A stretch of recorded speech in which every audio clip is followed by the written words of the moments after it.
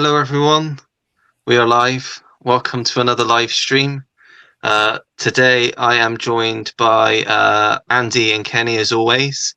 We also have Sam returning after a week hiatus. And Nigel will be joining us later after coming back from last week. And a very special welcome to our first-time guest, Carlos. All right, Welcome, Carlos. Cheers for having us, Ollie. You're welcome. How are you doing? Everything good with you?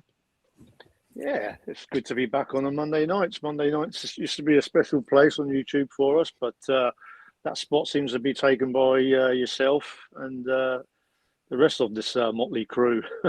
Yeah, I hope we're doing you justice on Monday nights. No, you're doing well. You're doing well. You get some great guests. Yeah. I don't always get a chance to kind of tune in because Monday nights is a pretty bad one for me. I don't get in late, so yeah, first time on yours today. Yeah, well, good to have you on. Cheers. Let's look and see who has sent in some comments so far. We've got Alan here. Hello, Alan. Hi, y'all. Good Hi there, evening. Alan. Ollie, I've gotten a fantastic reaction to my top 10 21st century list. Jim gave me a lovely compliment. Fantastic idea on your part and tagged 3 others. I had a blast doing it. Well, I'm shocked that it's got as far as it has. It seems most people have done it now, and it's great to see the whole community sort of taking part in something. I know it goes around every so often, a tag video, but yes, had a really good response. I'm yet to see your video yet, Alan, but I will. I've got quite a few people's to catch up on their lists, but I need to take some time out and give yours a watch along with some others. But yeah, thanks for doing it. Yeah, it was fun to start that off. We have got Sai here. Hello, Sai. Hi, buddy. Cheers for tuning in. And we've also got Giz. Hello, Giz. Hello. Very good. And we have Stacey with the first question of the evening. Hello, Stacey. Hope you're all having a nice day. Yeah. What's your favorite adventure scenes in a movie you didn't expect to have scenes like that? Mm. Oh, interesting question, Stacey. Okay. Might take some time to think of that. Yeah. I've got one. If you've got one, go for it, Carlos. If you've got one, you can go first. Well, I wouldn't say unexpected, but Indiana Jones: The Temple of Doom. Obviously, I'd seen Raiders of the Lost Ark, and that's kind of more family-orientated action and adventure. But the Temple of Doom, I didn't realise how dark that was going to go. I mean, that was really, really dark. I mean, I would have said that was like a 15 rating back in the day, but you know, they gave it the usual PG. But yeah, that was really, really dark for me. Definitely the darkest one out of the franchise. Yeah, I'd agree with you there, definitely. Has anyone else got any that they want to mention? I'm struggling to think of some, to be honest. That was literally the first one that popped in my head. Yeah, it's a good question. Yeah, I think probably the one that kind of sprung to mind, because obviously I knew the iconic scene with Cary Grant, and then there's obviously the plane at the cornfield, the iconic scene. I just didn't really know too much about the adventure he had to go for, because it was a bit of a life or death scenario.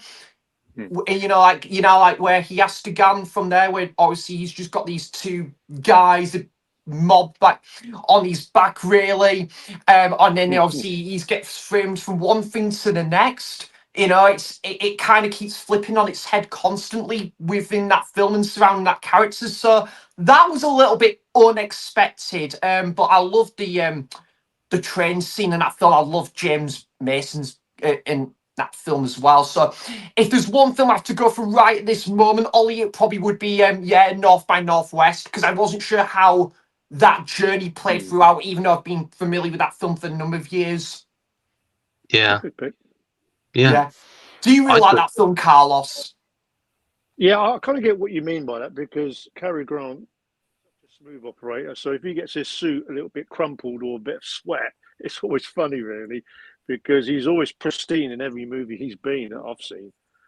So Yeah. obviously the chase scene with the plane, he's like sweating buckets and dust everywhere. His suit's getting dirty. I kind of laugh at that scene. So yeah, it was a good pick. Yeah, great movie. Yeah. It was probably, I think, my second or third best first time watch of last year. Good pick. Nice.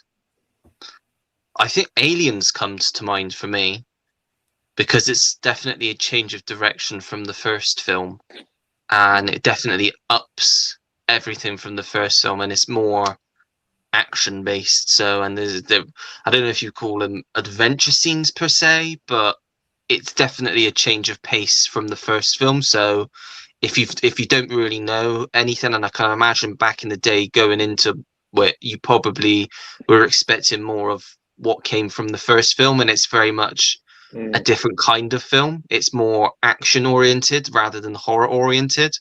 So Yeah, I I'll would go say, along with that. yeah, I'll go along with it. I always have Alien as sci-fi horror, where Aliens is sci-fi action. You yeah. guys might be a bit different. I don't know. Andy? No, I agree Kenny? with you there. Yeah. Andy or Kenny, have you got any picks there? I've been trying to think. The one that I would go to is Sam. Have you seen Rope? With Jimmy Stewart. Yes. Oh, it's fantastic. I love that film. That's my favorite Hitchcock movie, Rope.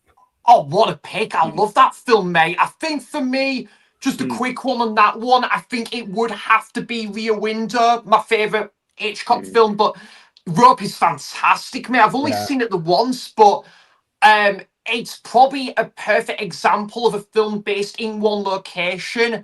I would love to do a video about that at some point, like when I want to watch, more films that takes place in like one location, kind of to give a recommended list. So yeah, that's a great shout, Kenny, because I love that film. Yeah, I just love it because if you watch it again, you'll pick out certain other things in it, even just around the room. You know, so nice choice there, Kenny. Thanks. Andy, do you have one? Yeah, I'll go with the movie that I knew it was an adventure film, but I didn't expect it to be as good as it was. And that's The Adventures of Tintin, Secret of the Unicorn. I love that film. Great. That's a fun movie. Like that, some of the sequences on that, particularly when he's on the motorbike. Yeah, really good. Really good. Bit of a pity. Sorry to interrupt you, Andy. I was going to quickly say it was a pity we never got a sequel to that because I loved that film. Yeah, it was. Yeah, it was, but I just think it didn't draw in the box office it was supposed to. But yeah, it's a shame because it is a really good movie. Yeah, that's what it comes down to. Box office, really. Precisely. Yeah. Spectre's here. Good evening, Spectre. Hey, Spectre. Cheers for tuning in. Stacey with another question. What movie that is released in the next year or so do you want to know more about? Digger. Because there's virtually nothing about the plot of Digger except that Tom Cruise is in it and it's a meta comedy. So in a way, I'm kind of glad that it's kind of left that way and it's not all been spoiled what it's about. But I'm intrigued. I'd say it's this year's one battle after another for me because I didn't know what that film was going to be until they released like the first proper trailer. Yeah. I don't know because I don't usually watch new movies because I watched a lot of the old stuff. Yeah. So it's like really hard for me. I'll see something and I'll go, oh, that looks pretty interesting, you know, and it's like it's been out already, you know, and I'm just like, okay, you know. But like a lot of the stuff that I watch, like I really like action, western, and a lot of film noir movies. So Yeah. I get that genre, boy, and it's like I don't want to come out, and especially if like one of my friends go, "Hey, have you seen this one?" And I'll just start going down a rabbit hole with actors, you know. Kenny, I'll pick for you if you want. Practical Magic 2. There you go. There you go. That's Kenny's choice. I didn't even need to. That's my choice. You had to twist my arm. Yeah, that's what we have to do. Because don't know what it's about. All we know is that it's a sequel. Don't know what it's going to be about. So there you go. Care. An hour and a half with her gorgeous face on the screen. I don't care. Make it 2 hours. 2 hours. Make it 3. Make it Larry of Arabia. You know, just just have her do the phone book. You know, hey. There you go. Anyone else got an answer for this one? We're talking about last year or this year. I think he's saying she's saying sort of the next year or so. So coming up. I don't think it's going to be coming out this year, but there is going to be the continuation of the Planet of the Apes series because I think that'll probably be next year. Because the way it ended, there's kind of questions that need to be answered. Really, obviously, obviously they had that new trilogy of movies, and I thought it ended really, really good with what happened to Caesar. And obviously, the new movie that we had a couple of years ago was like the entry for the new characters. Yeah. And just the way it ended, I mean, I really enjoyed it. It's not as good as the previous 3, but it's a setup movie. And I'm pretty curious to know what angle they're going to go next with it. So that probably, I don't think that'll be out this year because they normally would say a movie of that sort of big blockbuster tends to come out in the summer. So probably that will probably be next summer. Well, that's the one I'm more curious about.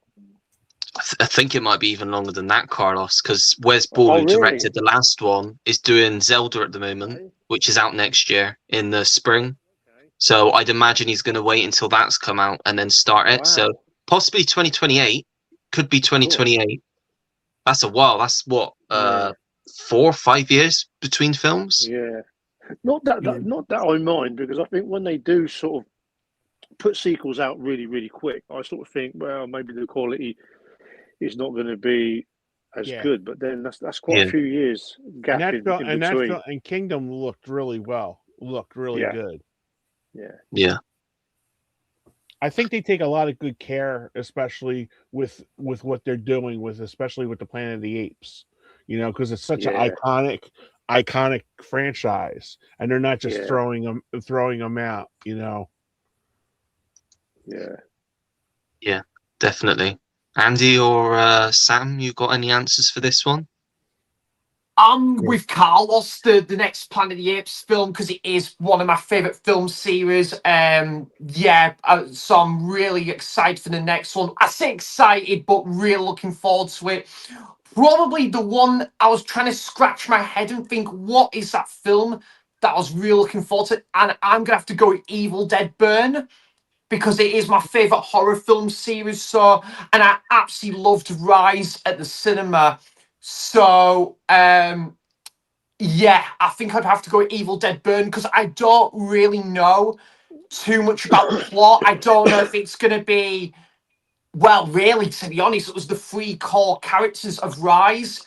So I don't know if any of the previous cast, because it was quite a small cast, not that that's a bad thing, from Rise into Evil Dead Burn. But Evil Dead Burn, really curious to see how that's going to go. We're just gonna have to see how we go with that one. I still, I've watched what was it, Ash versus Evil Dead season 2, like getting on 3 years ago, and I still haven't gotten to season 3. What a lazy sod I am sometimes. Lol. Lol. I'll tell you what as well, Ollie, on that similar subject, I need to get caught up with Peaky Blinders before the film comes out as well. Yeah, I've not seen any of that yet. I need to go back up. I think it's all on Netflix, so I definitely need to dedicate some time, because it looks awesome, the film. Have you watched that, Carlos? Because I know you're a big fan of The Sopranos. Nowhere as good as The Sopranos, by the way, but that is very solid stuff. I have got the first couple of seasons. I picked them up on Blu-ray really, really cheap. Everyone tells me how good it is. I just not had a chance. There's just so much great TV series. You know what I mean? I like to finish series that's have a conclusion rather than sort of start a series that's like something like Mobland, which is only a season in. I like to kind of crash through it and get a finish on it rather than wait for the following year or so. So I'll eventually watch Peaky Blinders because it's got a big reputation. Yeah. Yeah. Really solid. I really enjoyed it where I got to. I think it was the finale of season 5. So I've got time, to be fair, to get caught before the film The Immortal Man comes out. I think it's next Friday or the week after. 20th. Isn't it, 20th. Ollie? Yeah. 20th of March, yeah, a couple of weeks. Oh, I've got time then, to be fair, to get caught up. As Andy, TV series go, I don't think nothing beats The Sopranos. I mean, you guys might be a bit different. I'm with you, Carlos. I absolutely love that show. I put Breaking Bad in the mix as well because because these TV series, they had like 5 or 6 seasons, and you can tell that they had a planned finish. Yeah. Rather than some other series where they sort of like we messed up that ending. We'll return sort of 5 or 6 a couple of years later. And I think The Sopranos and The Wire, Breaking Bad, 5 seasons, they done it perfect. I think the longer a TV series goes, something like The Walking Dead, which I got to season 10, it's just like, oh man, they just can't finish the series. And it just like they stretch the storylines. And I'm not a fan of TV series that go sort of past 5 or 6 seasons because it's just too much. There's got to be an ending. Carlos, what was your thoughts on my favorite series is The Shield? Love The Shield. Michael Chiklis. I thought that was... put the Shield in the mix because if anyone loves Training Day with Denzel Washington, Michael Chiklis as Vic Mackey, that was a really great sort of grimy, well-shot series. I love The Shield. And especially the first 3 seasons, what a dick he was. I mean, just like, oh, man. I mean, when you can get people like Glenn Close and Forrest Whitaker in a TV series, that's how good the series is going to sort of elevate. Yeah. Yeah. You're right. That's very good. That's my favorite series. And the ending was just absolutely perfect. Yeah, if you guys have never seen The Shield, I think it's on Blu-ray in the UK. It was on Channel 5, I think. Great series. If you like Dirty Harry, Training Day, kind of like a big sort of strong lead as a cop who bends the rules to get some results. Walter Goggins, he's in the series. That was the first time I ever seen him as Shane. Yeah, me too. He was great. amazing. That guy was an absolute fucker. Yes. He really was. Excuse my French, but like seriously, that's when I realized how good he could be. Get that guy in movies. Obviously, he's in The Hateful Eight and other movies. One of the Predator movies. Yeah, highly recommended TV series, The Shield. I need to, and I need to as well, Carlos. I've heard so many fantastic things about this as well. The Shield you mentioned, but also The Wire. I've been recommended that as well. Yeah. That's there's like so many. really. That one. It's just so. It kind of looked like it looks like a documentary because even some of the back sort of extras, they're actually real people from the streets of Baltimore, and it gives that real authentic sort of look of how it is. And that's a tough series to watch. I mean, you see like Dominic West, Idris Elba playing. They're playing American cops. You get a young Michael B. Jordan in that. I think he's got to be like 12. Yeah. Amazing cast. I mean, if you want to see something really gritty, The Wire. Wow, that's a powerful series, and it's kind of a series when you see there are some kind of pretty disturbing scenes because it's basically about the street drug runners the street life, politicians, the docs, newspaper journalists, all rolled into one. Great stuff. There comes Nigel. Yeah. He's got the profile pic. It's always different every week. It's always it's that fucking condom space at the top.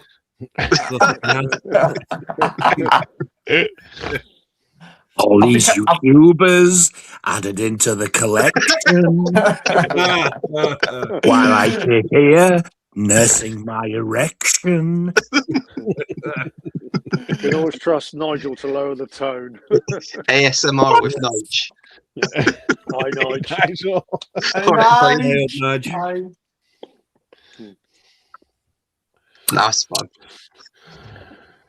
I'm having a cup of I'm having a piss pot full of Earl Grey tea. Oh, that's like dishwater. You like Earl Grey tea? You're a fucking southerner. You have no right to have an opinion on it. Stick to your watered down fucking beer. You know what? I have Yorkshire tea, so. Oh, what a man, Carlos. Yes, but Rington's is better. Really? It is. Rington's is the only tea that's better than Yorkshire. It's so Earl Grey, you will get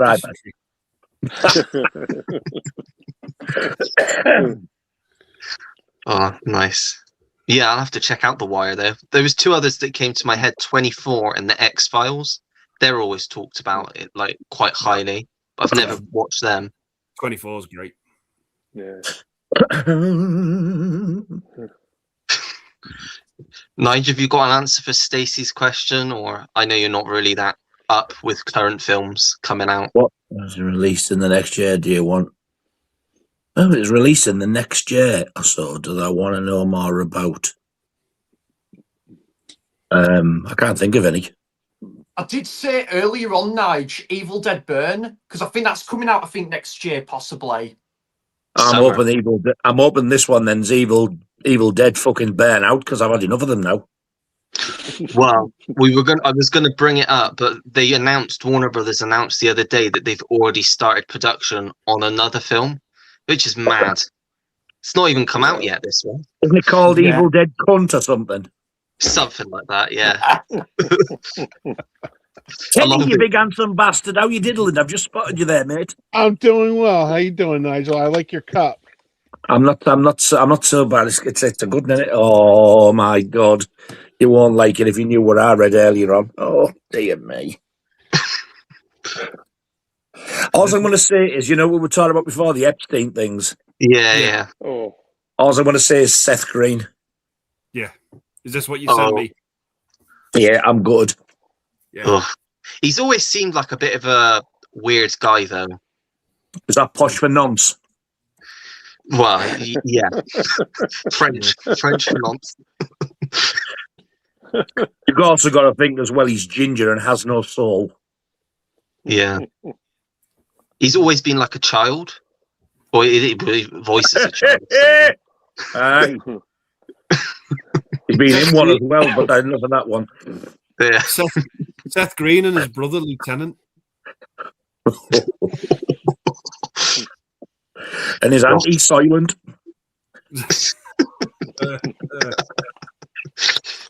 Oh, God. Andy, I thought of two LPs together today, Andy. Never mind the heroes and no more bollocks. That was Sex Pistols and Stranglers. The Pistols and Sex Stranglers. Wait, I'm going to get the fucking blame of being on for 65 days here and backlogging the comments. They'll be all calling me Western shit. Nothing fucking new there then. I'm going to be really boring and say Avengers Doomsday. I was thinking that. Don't worry. I was going to bring that up after because don't know anything about that at all. They kept that so locked up. It's going to be like until that first proper trailer comes out.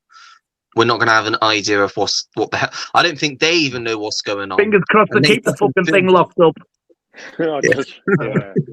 They can't. They haven't even read a full script, so I don't think the fucking actors know what's going on. There's a good reason for that. They're that fucking thick they can't read. I mean, Yeah. do you really want to? Do you really want to see like a full trailer of it?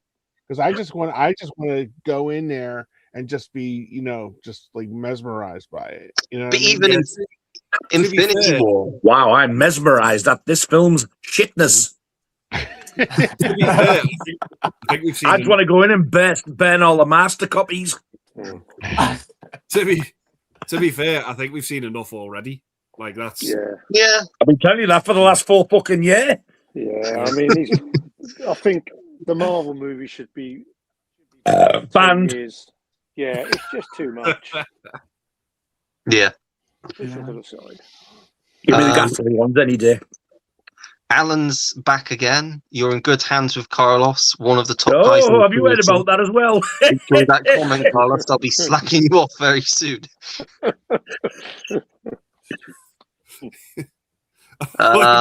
Sucking instead of slagging. Sucking you. Sucking you off very soon. Oh, fuck. Site says, "Who's seen Good Luck, Have Fun, Don't Die? I've absolutely fallen in love with it. Yes, my favorite film of the year so far. I've never heard of it. So fucking weird. If you want to watch a weird ass film, No, it's, I don't. It's so fucking. We just sat there and you're like, what the fuck am I watching? Oh, God. But yeah, it's just Yeah, I'll like avoid that fucker. there's like weird Toy Story shit going on at the end with baby toys stabbing people, and it's such a weird film. Someone gets stabbed to death with a thermometer.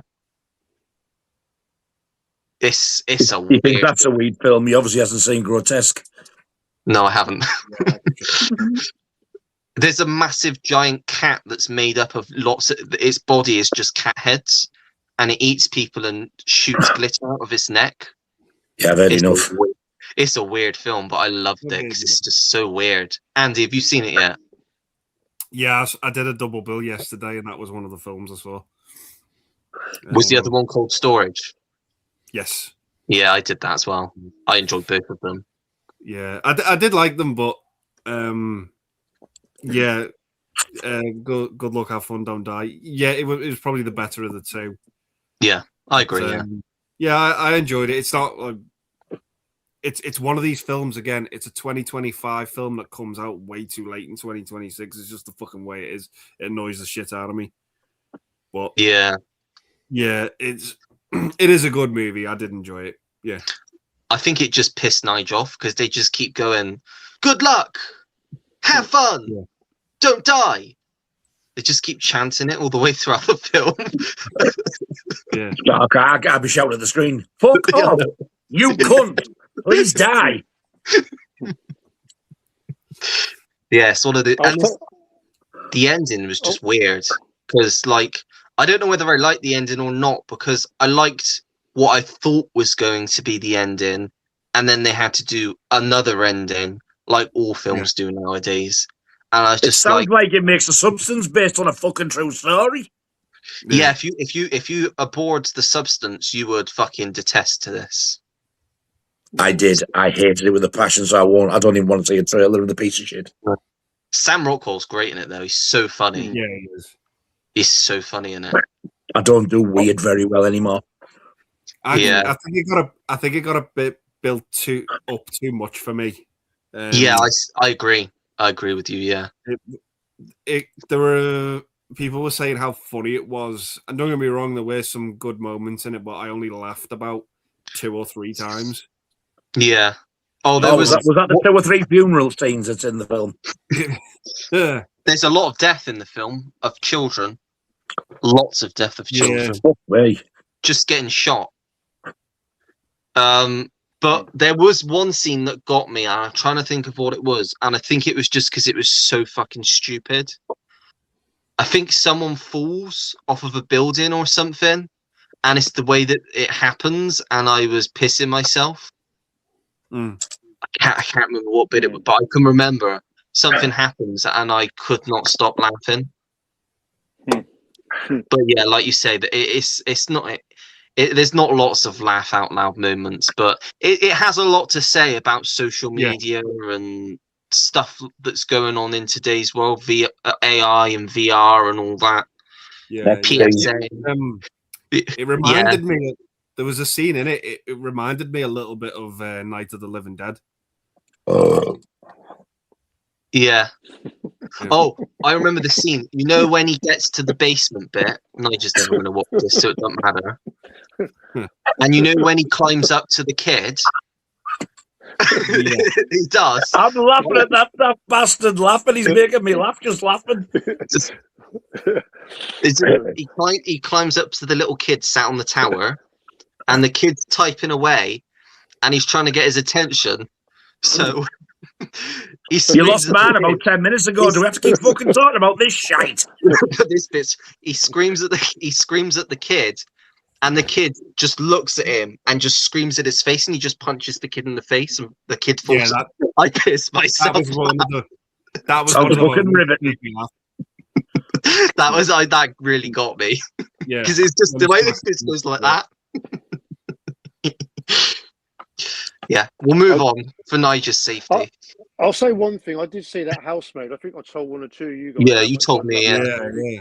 And what he makes her do in that room, Jesus, what an evil fucking hell, oh yeah. That movie close. That movie is dark. I mean, the movie The Housemaid. I mean, no, they don't remaster them how they should now. There's quite a few that are dark now, I think. This one, I mean, if you love. That went way above his bald head. That didn't it?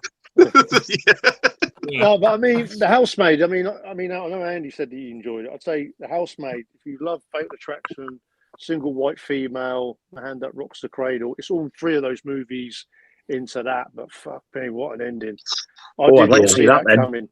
Yeah. I did not see that coming. Just when I thought I was going to go down this route, it's a big twist. Yeah. I was like, what the fuck is going on now? Where are they going with this? Is that actually on the cinema now? Still on the cinema now, The Housemaid. Yeah. It got released a couple of days before Christmas. And it's still on my cinema now. And I thought, well, maybe the cinema's just got a bad choice of movies. No, it's because it's that good. I really rated it. Yeah. Sequel's already starting up next month. They're filming it next month. Really? That's a really quick turnaround, that is, though. Is the script going to be any good? Because that's like a 2-month turnaround. Unless they had... I'm guessing they probably did have the script written before. But to greenlight a sequel that quick, literally a week after it came out, they greenlit it. It's based on a series of books, I think. Yeah. Yeah. So that's why they're doing the next one. Yeah. Yeah. Nigel, take that over. Good luck. Have fun. Don't die, though.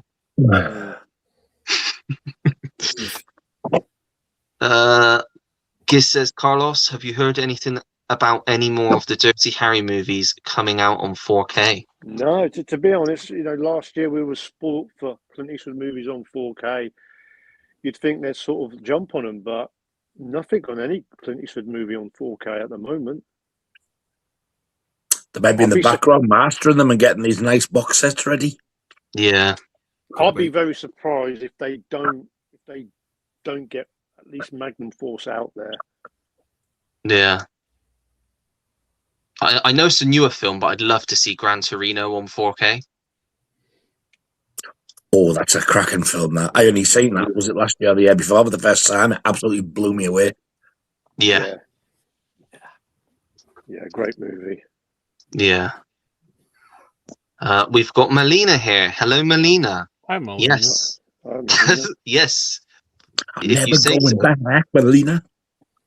If you say so, Melina.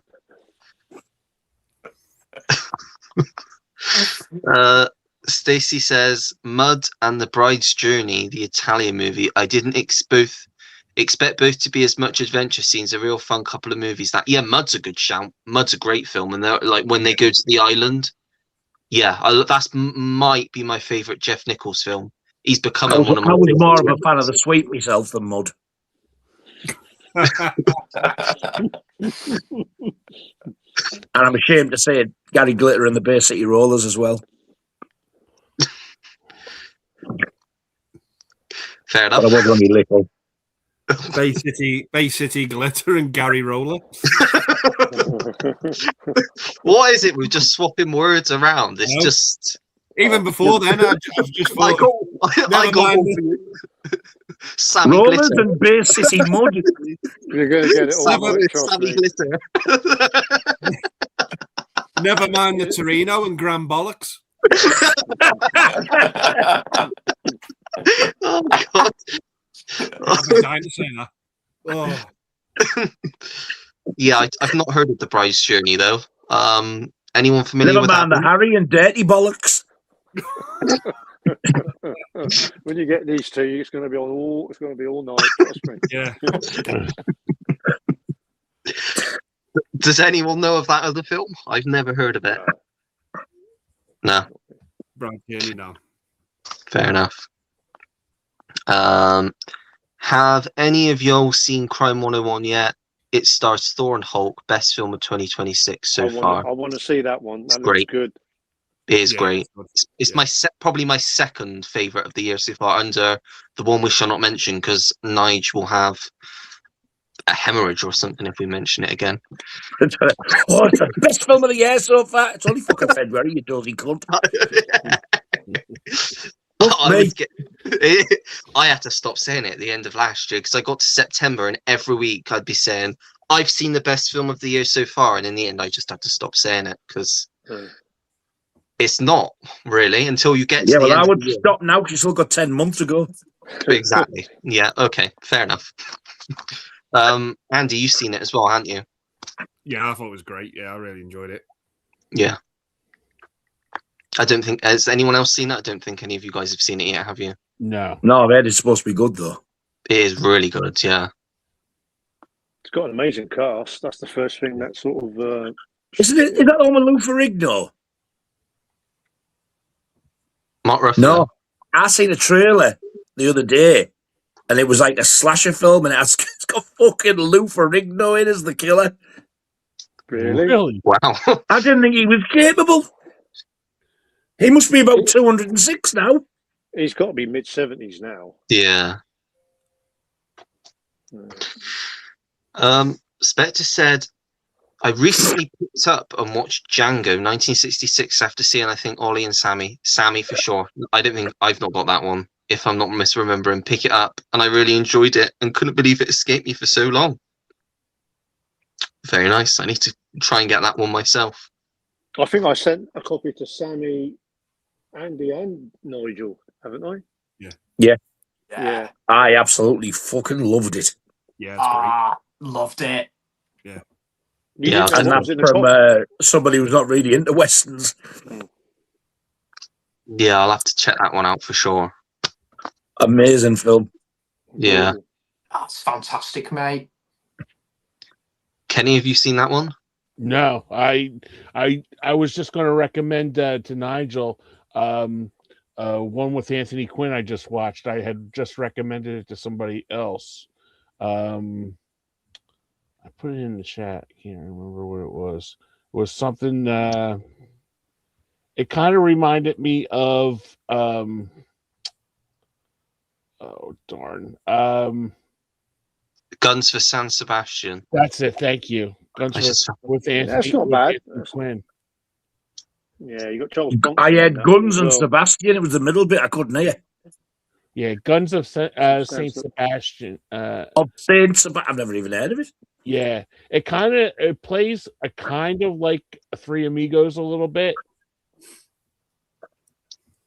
because he is a Anthony Quinn plays a bad guy who just happens among a priest.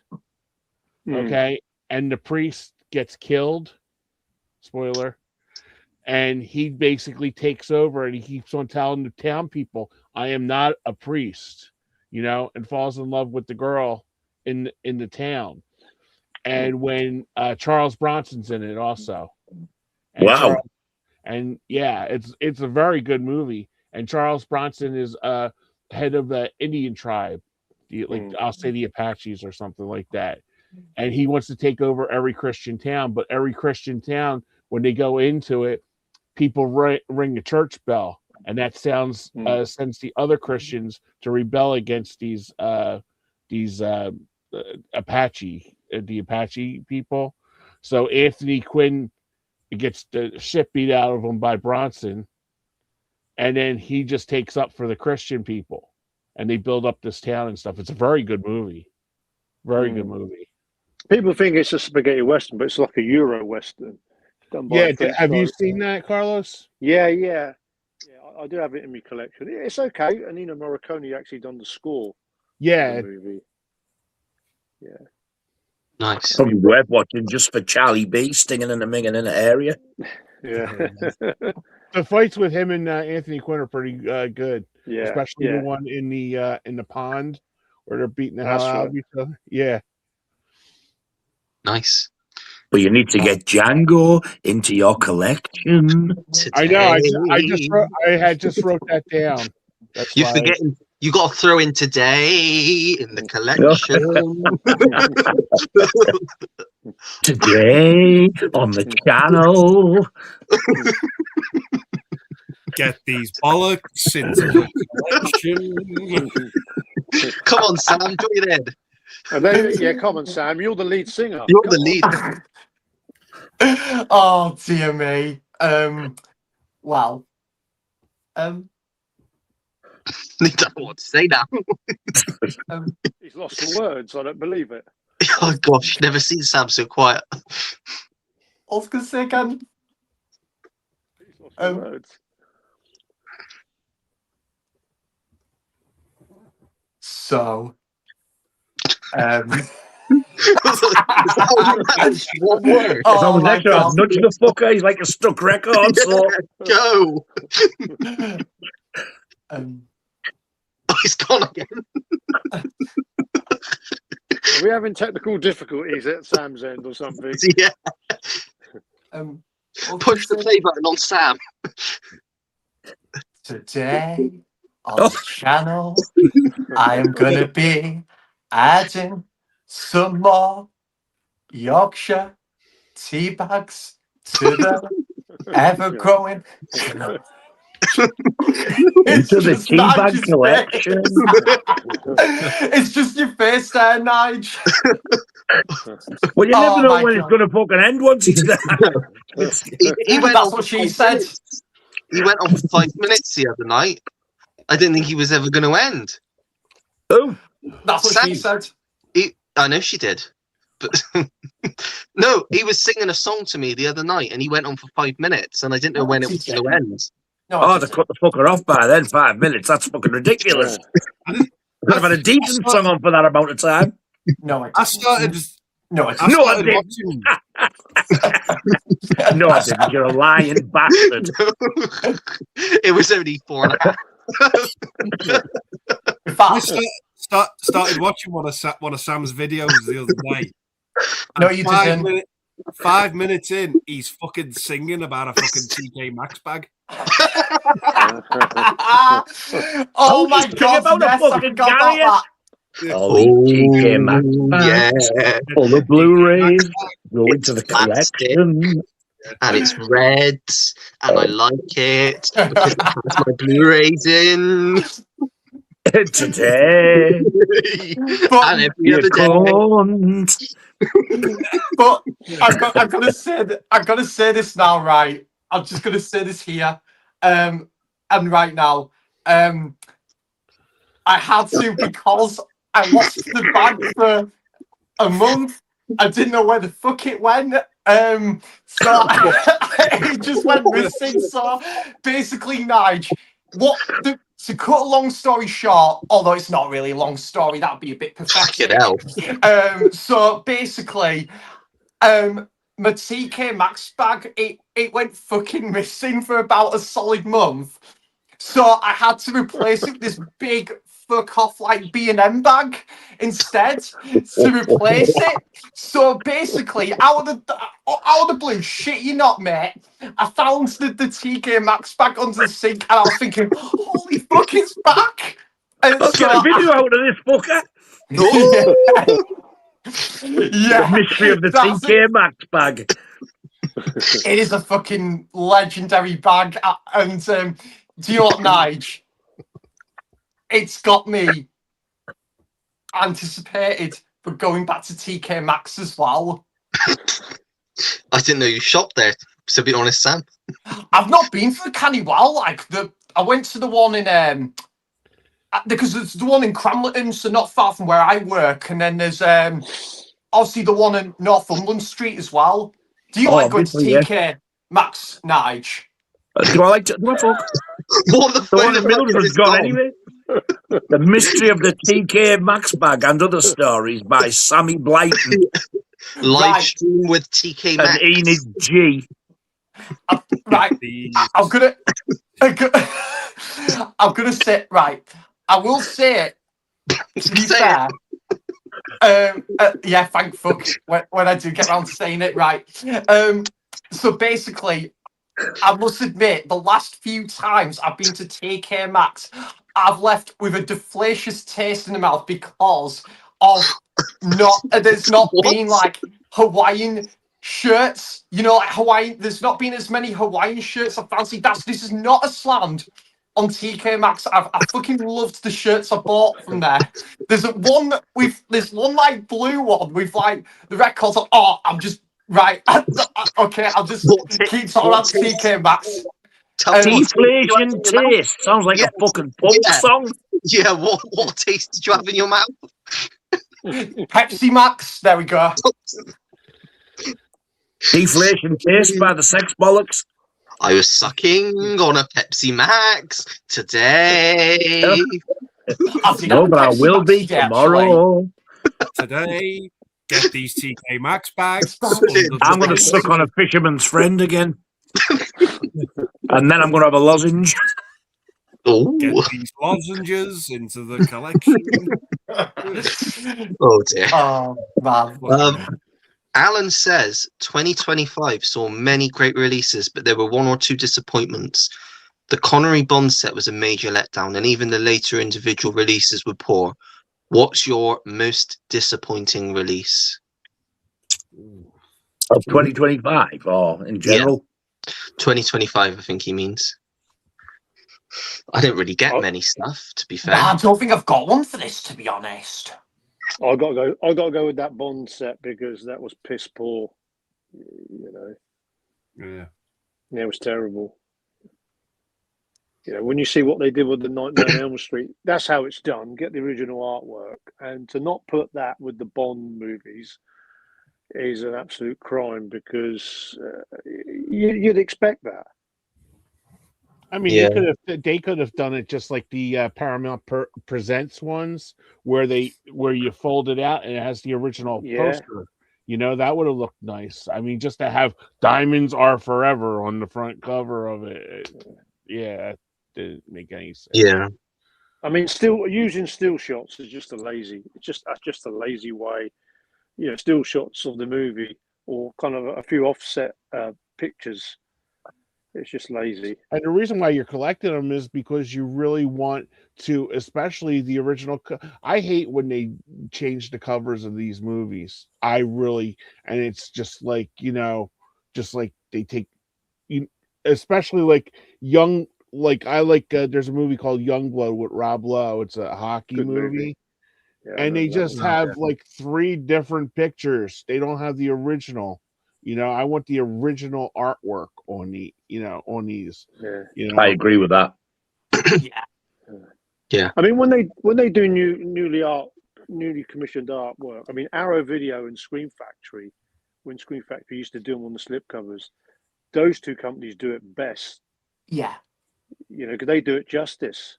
Yeah. And then obviously, you know, away from the slipcover, slipbox, then you'd have the original artwork. Yeah. If we were flipping that question on its head and saying the best release, everyone's going to have the same answer, but I'm going to say it, Dirty Harry. That's just phenomenal transfer. Yeah. I didn't get the 4K of that. Oh, Sam, do yourself a favour and get it. I got It is the best looking 4K I've seen for a long time. Yeah. I've still, excuse me, I've still been meaning to go back and rewatch the original Dirty Harry because I haven't seen it for over was it 10 years or something now. But I've never seen the Dirty Harry sequels. But Wow. yeah, They're great, sounds like Sam. I've heard they're absolutely fucking great though, to be fair. Like, but yeah, I think best physical release of 2025. Oh God, I've messed it up now. I say best, and now the question's turned. Well, I'll be quick on mine then. The Dollars trilogy on Arrow Video. You didn't like it? No, I mean the best release. Oh, Yes, for the best release. No. That's just me answering because I don't genuinely get new releases. So I was saying the best because I can't really say most disappointing because I don't really get new releases like that. Well, I didn't last year. I'm starting to now. Fucking hell, I was bald and clean shaven when this question was asked. Yeah. 20 hours ago. Jesus. I can't think of one. There's my answer. Yeah. That's a good answer. Same as Nige. Kenny, are you going to go with the same? Because I know you don't get as many new releases. Yeah. Andy? You do. My worst, disappointing of last year was probably the last two Film Vault editions, The Shining and Poltergeist. I was really disappointed with those, to be honest, because we already got them on 4K, and they did them anyway. It just felt a bit pointless. Yeah. Could you say, Andy, it was all their fault? Oh, Jesus. Fuck No. me. God. Where'd you pull that one from, Sam? Sam's in full flow now. Yeah. He's going to keep them rolling. It's going to be a long night here, Carlos. Fuck me, raw. Yeah, well, you wasted on these streams, Sam. Yeah. I'm not drunk, though. He fucking is. Look at him. I think, what I was going to say again? Oh, here we go. Next question. We're getting ready. Yes, the next question is for Carlos specifically. We're going to ask. Yeah, move on to Do you have any anyway. spaghetti westerns you'd recommend besides the well-known ones? Death Rides a Horse always gets kind of that's a good one. forgotten about. You'd see that. Yeah. What's that one with Klaus Kinski in with the foreign name, but it's got an English title as well, a nice box one that you give me? The Great Silence. That's a fucking cracker. Yeah, it just come out in 4K. Vinegar Syndrome put it out, which I picked up. It looks great. I mean, there's a Eureka release on that. I think people missed out on that. I think Eureka eventually upgrade to that on 4K. The Great Silence with Klaus Kinski. Great Western. Nice. Does anyone else have any they want to recommend? I think that's Carlos's Field House. Yeah. Django as well, if you hadn't thought that one. Django, Death Rides the Horse with Lee Van Cleef. It's out in the UK. With Lee Van Cleef, that's a good one. Nice. Another weird Stacey question. Do we bother answering that? Would you cast as Carlos? These are the sorts of questions Stacey. She asks some fiery questions sometimes. Go on, what's the questions? She's asked, who would you cast if Carlos and Kenny were in a film of Harry Potter, but there was no adults in it? Those are the sorts of questions she actually asks. Yeah. Is that what the question is, Harry Potter? No, she has asked questions like that before. I would say Carlos would be fucking Voldemort. He'd have to be. That's rude.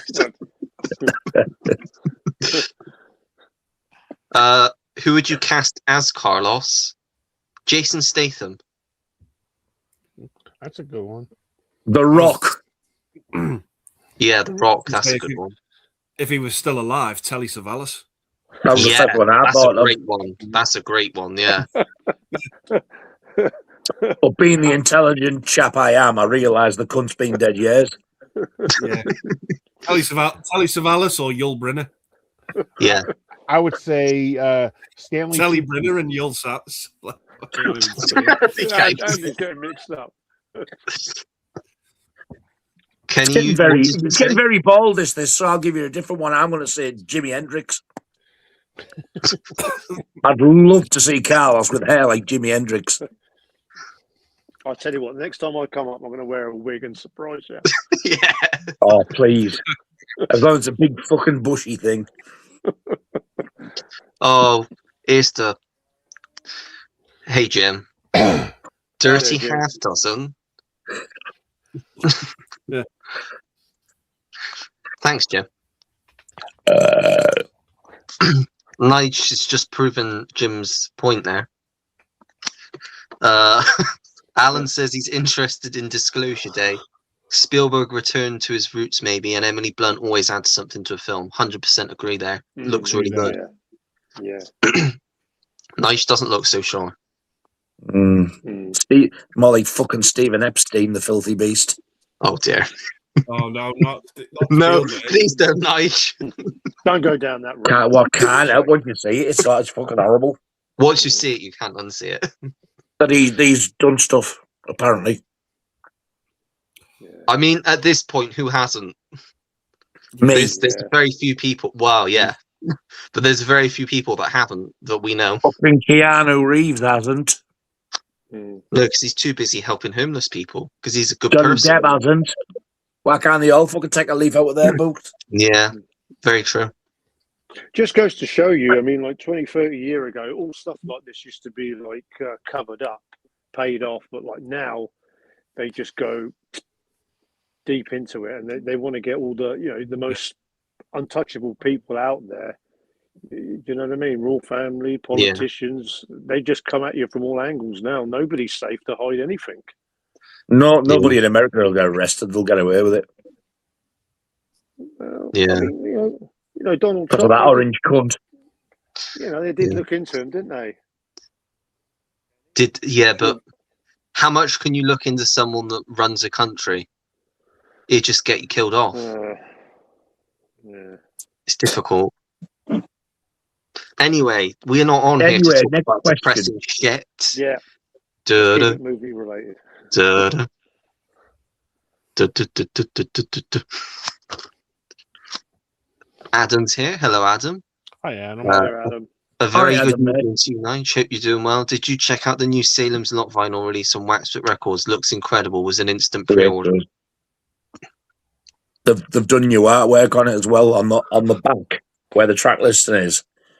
There's like a square, and it's like 4 pieces of see-through plastic, and they've made it look like a window, and there's one of the fucking Glick boys on the back. It's fucking horrible, but in a good way. They've done an amazing job with it. I really, really want it. Nice. I tell you what, guys, late March can't be any quicker for me when that Salem's Lot 4K from Arrow video comes out. I can't wait to see what that looks like. Could you imagine the tapping on the window? I'm so excited. In 4K, that's going to be. Yeah. The fact that they're doing a collector's edition as well, I'm really excited to see what the extras are, the special features. Because every release of Salem's Lot from Warner Brothers have been bare bones. You get the film and a trailer. That's it. Yeah. No documentaries, no interviews. Yeah. I'm surprised it's not sold out. I would have had money on that one getting sold out. I thought the same. Yeah. We have Mr. Dan here. Hello, Mr. Dan. Hey, Dan. Question for Carlos. Favorite Western that Robert Duvall appeared in? Open Range with Kevin Costner. Loved him in that one. Yep. How funny is that? Picked it up as you said it. Yeah. I agree. Yeah. The good thing about that, I mean, Kevin Costner, even though he directed it, big star, he could have put his name on the top, but he showed respect and put Robert Duvall as the main lead. And that just, pays respect and how good an actor he is. Great movie. Yeah, I love it. Michael Gambon as the villain. Oh, he's such a great villain in it. It's a good one. He was good in another one, Secondhand Lions with Michael Caine. Did you guys see that one? Not seen that one. I ain't seen that. Yeah, I watched that yesterday for the first time. Oh, did you like it? Yeah, I thought it was really good. Yeah. Nice. Oh, me sound like a lamb. We're back to the undertones. Jimmy. As long as we're not, I'm back not to Louis joking. Armstrong. When Nige burped, a picture fell off my wall.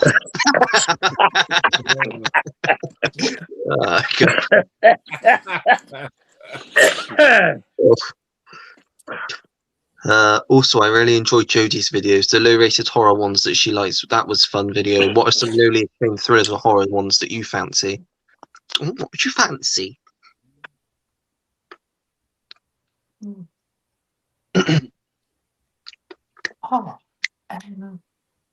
Oh, Acclaimed? I don't know. Tale of Two Sisters, would you say that's lowly acclaimed? I don't know. Maybe for us, but not for them over there, because it is a foreign language film for us. There's one that I wish everybody would see. It's called Lantana. It's a Anthony LaPaglia. I love that movie. It's really good.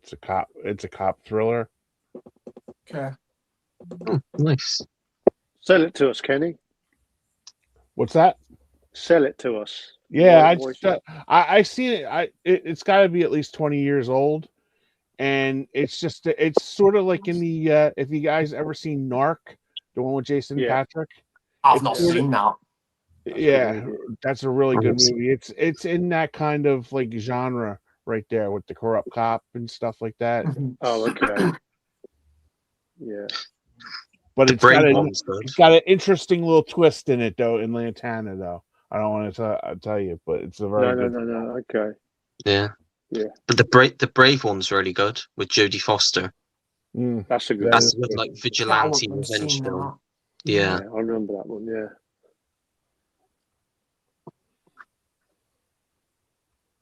Anyone else got any? Walk like an Egyptian.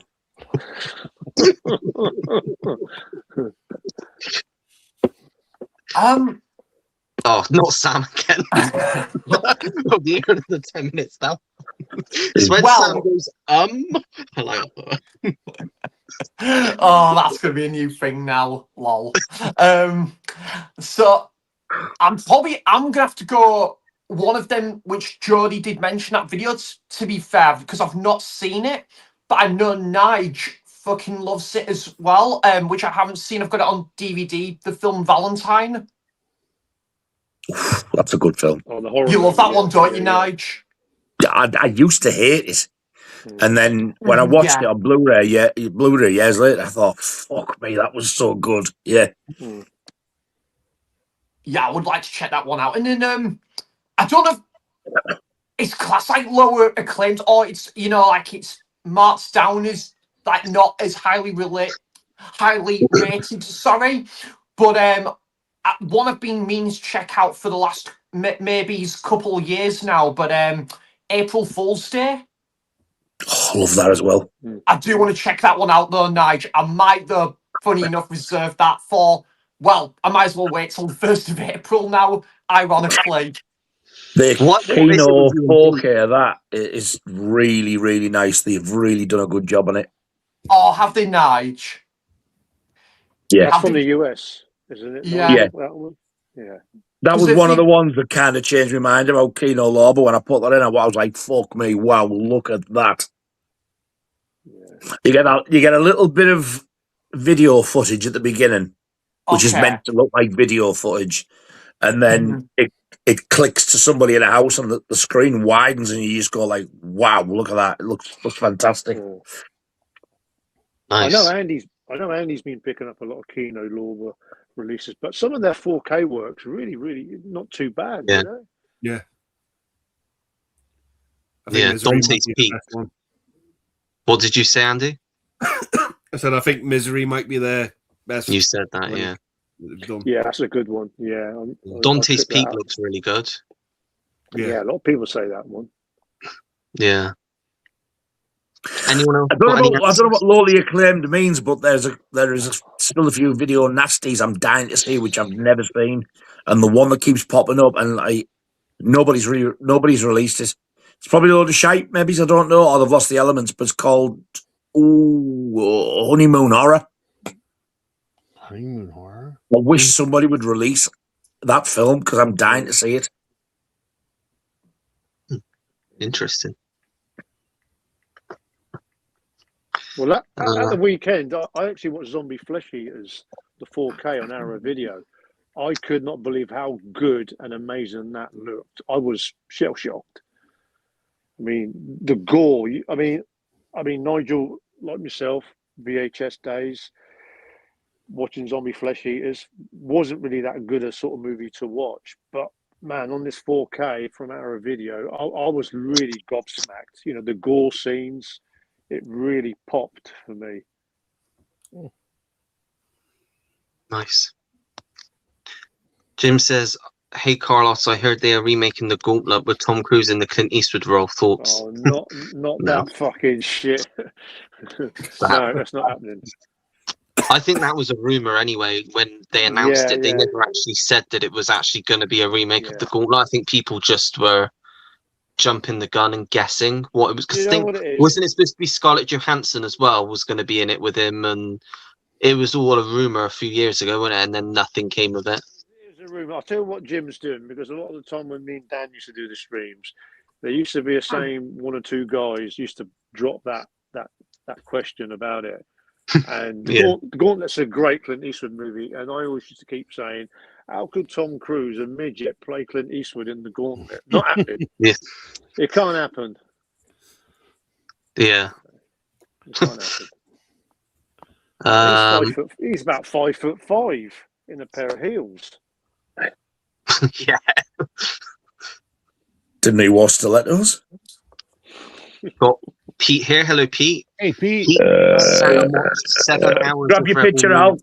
Director's cut. What an absolute waste of 7 hours. Why did I do that? Gosh. I only got through the first film, and that was just the standard release, and then I thought, fuck this bollocks. Never mind the moon and rebel bollocks. Bollocks. Oh, God. Andy, you saw all of them, didn't you? No, I've not watched 1 second of it because I've heard No. it was terrible. I don't. If anyone hasn't seen it, don't. That's the advice that I think Pete could also give you. But I would also advise, just don't. Just don't. Just if you're thinking about it, just don't. Never mind the list and Schindler's bollocks. Oh, God. Jesus. Kenny, have you been to any of the filming locations from Trading Places? Yep. Yeah. Nice. Same with Mannequin. Have you been in the World Trade Center? No. Never went there. I know, because like some of it was filmed around. I don't know when they're doing that scene where they're buying at the end. I'm sure it's inside one of them towers. Yeah, a lot of the exteriors for that was filmed in Philadelphia, and a lot of those places, like when you go in town and stuff, they'll have like a little plaque on there, you know, like they do for like Rocky, and you know, it's like if you guys ever seen Mannequin, the movie Mannequin. Oh, I love that film. Yeah, The eagle in there was the John Wanamaker retail store. And it was 4 floors, and they used to have a big Christmas like light show there and they have a big steam organ and all that. But yeah, it's a beautiful place, and Dan Aykroyd's place was the law firm that they hooked up in Eddie Murphy and Dan Aykroyd. That's not a residence. It's a law firm. It's their attorneys. Interesting. Jim goes, "What in the actual fuck is Sammy singing? I'm really confused." Well, I'm usually confused anyway, but I'm really confused now. We're I all, think we're we're all all getting. I can confused. tell you We what it don't know what isn't, and that's a fucking song. Yeah, it's just words put together with some sort of melody. It was. I think. I think it might. I think I know what you're on about, Jim. I think it was probably when I was singing about Yorkshire tea earlier. Yep, it was. Yeah, All of these tea bags in the collection. we are gonna teabag the collection. I'm gonna teabag Sam with my erection. Collecting, Jim doesn't collecting want any bollocks. teabags. He don't want any. It's not. Collection bollocks and never mind the tea bags. I don't want nuts. Yorkshire bollocks. And never mind the tea. Alan says, like watching a live stream of One Flew Over the Cuckoo's Nest. Mad fuckers. It is, yeah. Well, yeah. Oh my. Oh, a sensible question from Stacey. What's better, Shoot to Kill or The Edge? Fuck knows, I don't know what either of them are. Shoot to kill for me. The Edge is good. The Edge, Nigel, is Alec Baldwin and Anthony Perkins. Not Perkins. Hopkins. Thank you. It's like one of those things. I was going to say Hannibal Lecter, but I'll say The Edge. Every time I think of Hannibal Lecter, I just think.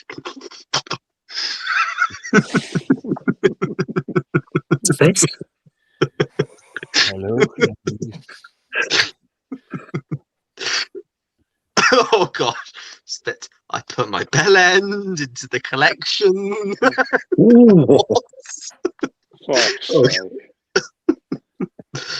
Gosh, and put my knob keys in the rancid selection.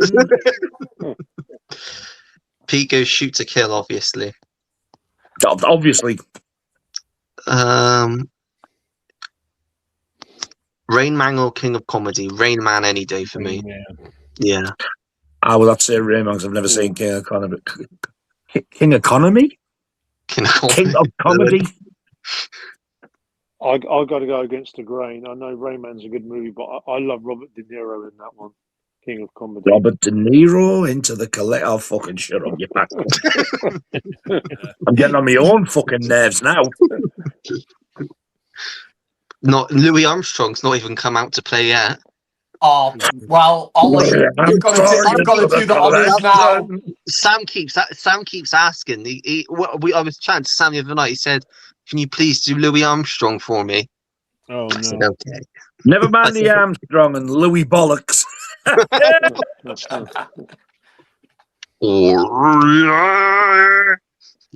Sounded more like fucking Miss Piggy with a sore throat. Cammy, let me suck your locket. Oh yeah! That sounded like Fozzie Bear fucking burping. Each of you are going to watch a movie at the cinema for the first time. Which movie do you choose? Forrest Gump. Yeah, it's a good shout. Like as in first time, one you've seen and like, but you want the reaction then. No, like going to the cinema to see a film for the first time. Yeah. It's like could be one we've seen, but you want to go and see it for the first time experience again. No, like you're in. If you've never been to the cinema before, watch a movie at the cinema for the first time. Like the first time if you had the choice to go back and go to the cinema for the first time ever, what film would you choose to go and see? Star Wars. So I was correct. So you go in there for the first time to watch a film you've never seen, but you may have seen that film now, but what do you want to go back in time and watch That's it? right. Yes, fucking hell, man. It's not fucking rocket science. It's not. That cunt. Jaws. Nice. Scream as well, to be honest, because that fucking blew me away. Yeah, it's a good shout. Yeah, I'm going to say Dirty Harry for me. Dirty bollocks. bollocks. Never mind the Harry. Harry bollocks. Sam's going to say Spice World. Oh, yeah, Sam's got a look on his face. He's going to come out with something ludicrous. Never mind the fire and St. Elmo's bollocks.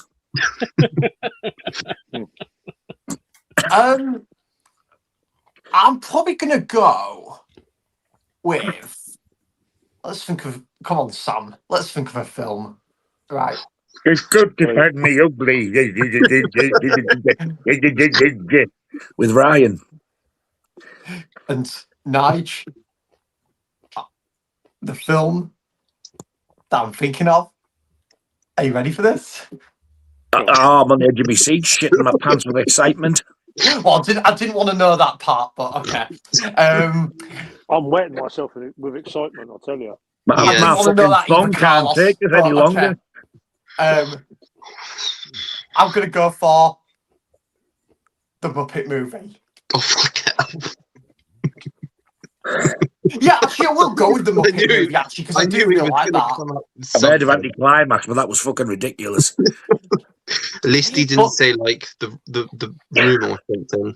You gotta think though, Nige. Sometimes in our lives, we've all got to just process and think long and hard about what movie we're going to watch for the first time. And speaking of that, Nige, I'm going to see that on Saturday at Tyneside Cinema. Eraserhead. Yeah. Have you ever seen it before? Oh, I fucking love it, mate. Wow. Really? Oh my god. I love it. Absolutely love it. It is messed up and it's an How can you acquired say- taste. But there's how just something about that film. I don't know what it is, Nige, and I get it. I'm not arguing. Obviously, I wouldn't argue if someone said they didn't like that film because I can get it. But I respect anyone's opinion on that one. But it is a mind fuck of a movie. But it's like no other film else on the planet. Have you seen it, Carlos? Sorry. I stopped after about 30 minutes. It's Oh, wow. fantastic. In all seriousness, that could be a strong contender for me for the worst fucking film ever made. Here's a question Sam, for you now, Nige. Absolute shit. And Nige has seen the ghastly ones. Yeah. And here's a question for you now, Nige. A serious question. What would you rather rewatch again? The Substance or Eraserhead? The Substance. Wow. Yeah. Easily. Sam loves both of those films. I'd rather watch I fucking do. Alien again than Eraserhead. Did he erase I'd rather his watch head Alien down? and No, Aliens as a actually. double bill than Eraserhead. Do you know what, Ollie? The day when I'll tell you what we need to do, Ollie, right? We need Do to we? do what we need to do a watch. Oh my god. We need to do a watch along of Eraserhead because Ollie, No. I want to see your reaction when we're watching that film. I don't want to have a reaction to that film. I don't think you're gonna you like watch it, that mate, film, you to will be have a honest. fucking reaction. You'll be going to the Yeah. doctor. Yeah, an allergic reaction. Did Laura watch that, Nige? No, I don't Eraserhead? think so. I don't think so. Yeah. No, I watched it in the 80s, like when video was Oh, out, God, and I think really? it was on the telly, and like me and my dad were like, "What the actual fuck is this Still- all about?" Turn it off. Is there Spud Babies in it? Yeah. What's sorry, Ollie? Spud What? Babies. Yeah. There's like there's As in a baby Spud potatoes. baby in the film. Yeah, babies that look like a potato. I Yeah. heard that from somewhere. Yeah. Fuck me. I can't remember that much, to be honest. That's What all did I've you- heard. What did you think to Eraserhead, Andy? I didn't mind it. Wow, really? Yeah, I didn't mind it. I thought it was okay. At least he's These not have like all Sam. clearly been fucking Fucking paid loved to it. play this. Fucked up. It's fucked up. Don't get me wrong, and it's not a movie I'm going to rewatch a hell of a lot. But I didn't mind it. Yeah, I just thought it was. The whole movie feels like a fucking fever dream. It Okay. feels like you're ill and you're hallucinating at the same time. It just. It's I know a lot of people praise it. I mean, I was watching it, and after about 25 minutes, I was thinking, well, what's supposed to be happening? And maybe I didn't give it a little bit longer, but fuck me, it was boring the fuck out of me. It's meant to be one of these arty-farty things for people who think they know everything. Oh no! When it boils down, they know fuck all. It's One of these. It's one of these movies where they've made it, shown it to people, and it's like, if you don't get it, you're a fucking idiot. Yeah, you're right. Oh, okay. I will gladly wear "I'm a fucking idiot" T-shirt then, if that's the case. no, I've got one. I'm thick as fuck because I don't like your razor head. Get me a T-shirt and I'll wear the cunt. I've got one. I've got a good one. A razor bollocks and never mind the head. Oh.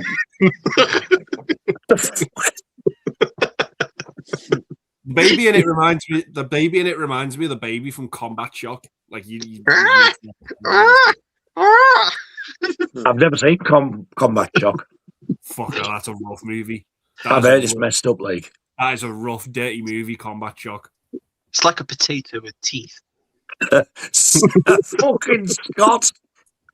Combat Shock. Baby, where? Shut up, you little cunt.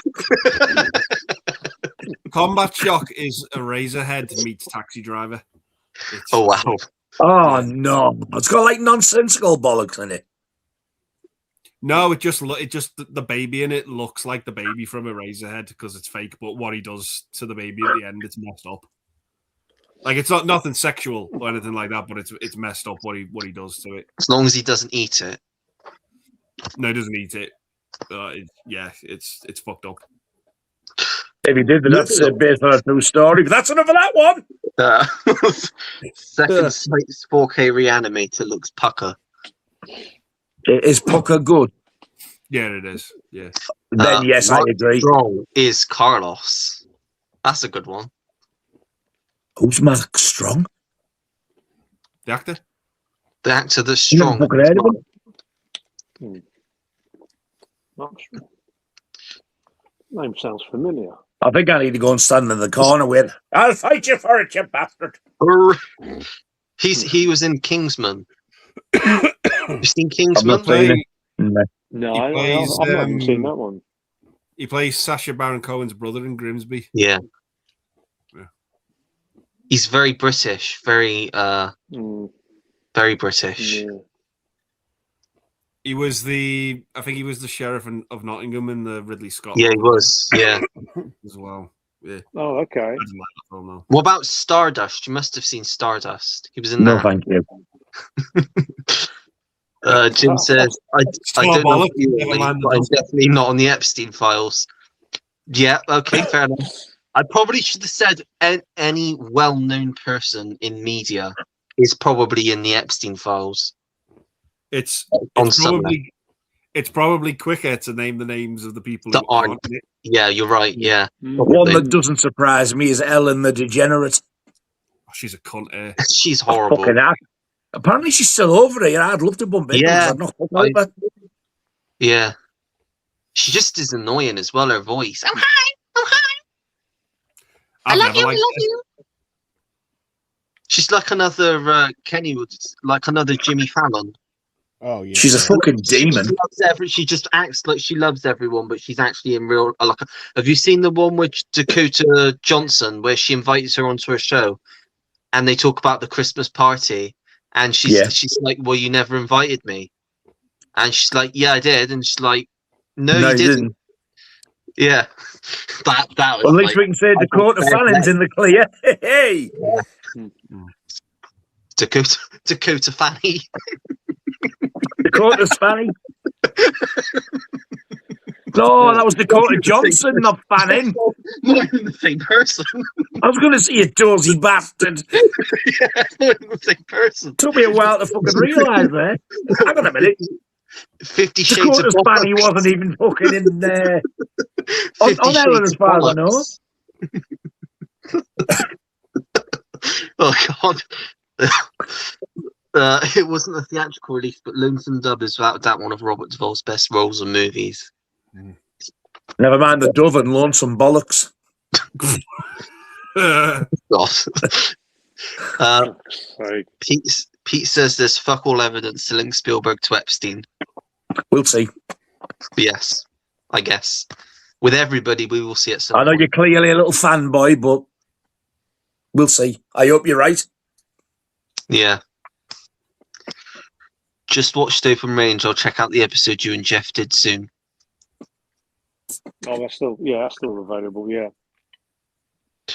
Um, I've never heard of any of these films you've mentioned. I don't know why the fuck I've come Michael, do on. yourself a favor. Watch Open Range. It's a really yeah, it's good one. great. Yeah. Yeah. Duvall, Costner, and Annette Bening. Mm. It's Yes, really very good. A great little horror movie that no one ever talks about is called The Midnight Meat Train, based on a Clive Barker short story. Vinnie Jones in it. That's a Vinnie Jones one. I've never seen it, but No, I've not seen it, yeah. I fucking despise Clive Barker. What an asshole. Yeah. He's Wasn't on a fan some of list. Hellraiser. He wasn't a fan of Creaky Hellraiser. voice, cigar smoking cunt. You didn't like Hellraiser then, Nige? Well, that explains it, doesn't it? Because that's shit. I didn't mind. I didn't mind the first one. I've only ever seen the first one. That will be enough. Yeah, I gave I up just after the second one.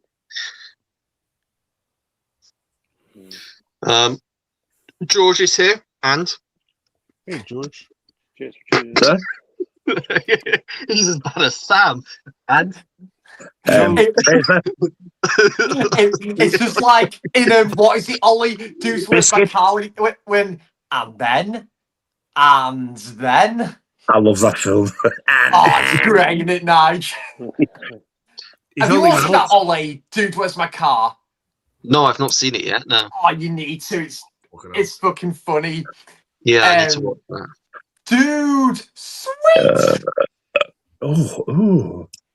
Never mind the Schindler's List in bollocks. Nigel is definitely going to burn in hell. I'll be waiting for you there, mate.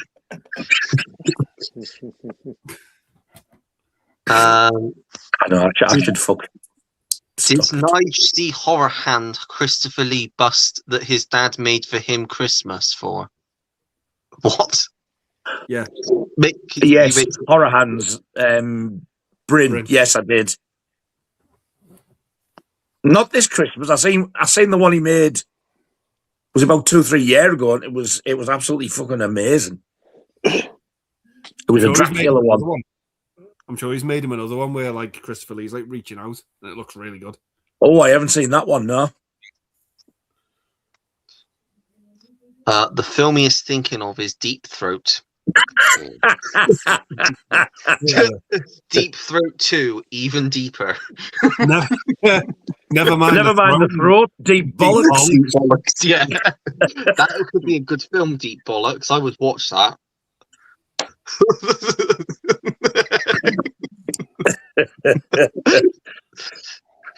Nine Lives of a Wet Throat and Deep Bollocks. I'd love to go way back and see the original King Kong in 1933 at the cinema. Jim was working it then. I know he's so old.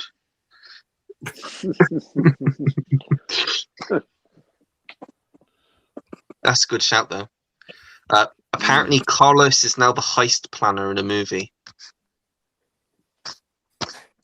Am I? Okay. I'm glad you let us know. Yeah. He was definitely thinking long and hard about Deep Throat. I mean, we try with you. Spectre wants to know why you hate Alien, Nige. In 3 words. Oh, God. How can I say it in 3 words? It's fucking shit. Boring shit wank. There you go. I am not, this is putting it very mildly, I am not the world's biggest science fiction fan to begin with, but it was just so mind-numbingly boring and slow. And for me, not even the chest burst scene could make it, and I just hated it. I hated every minute of it. Fair enough. However, I hated Blade Runner even fucking more. Yeah. Each to But I do have a few sci-fi films that I love into the collection. Ooh, for the collection today. I want a couple of what he's had. Thinks he's fucking Neil. Finding things in my collection. Sam dancing to it. Oh, we're going through the collection. I imagine Sammy juggling all these movies in midair into the collection. And Carlos. Is it just and me, all boys these- and girls, or has he lost the fucking plot?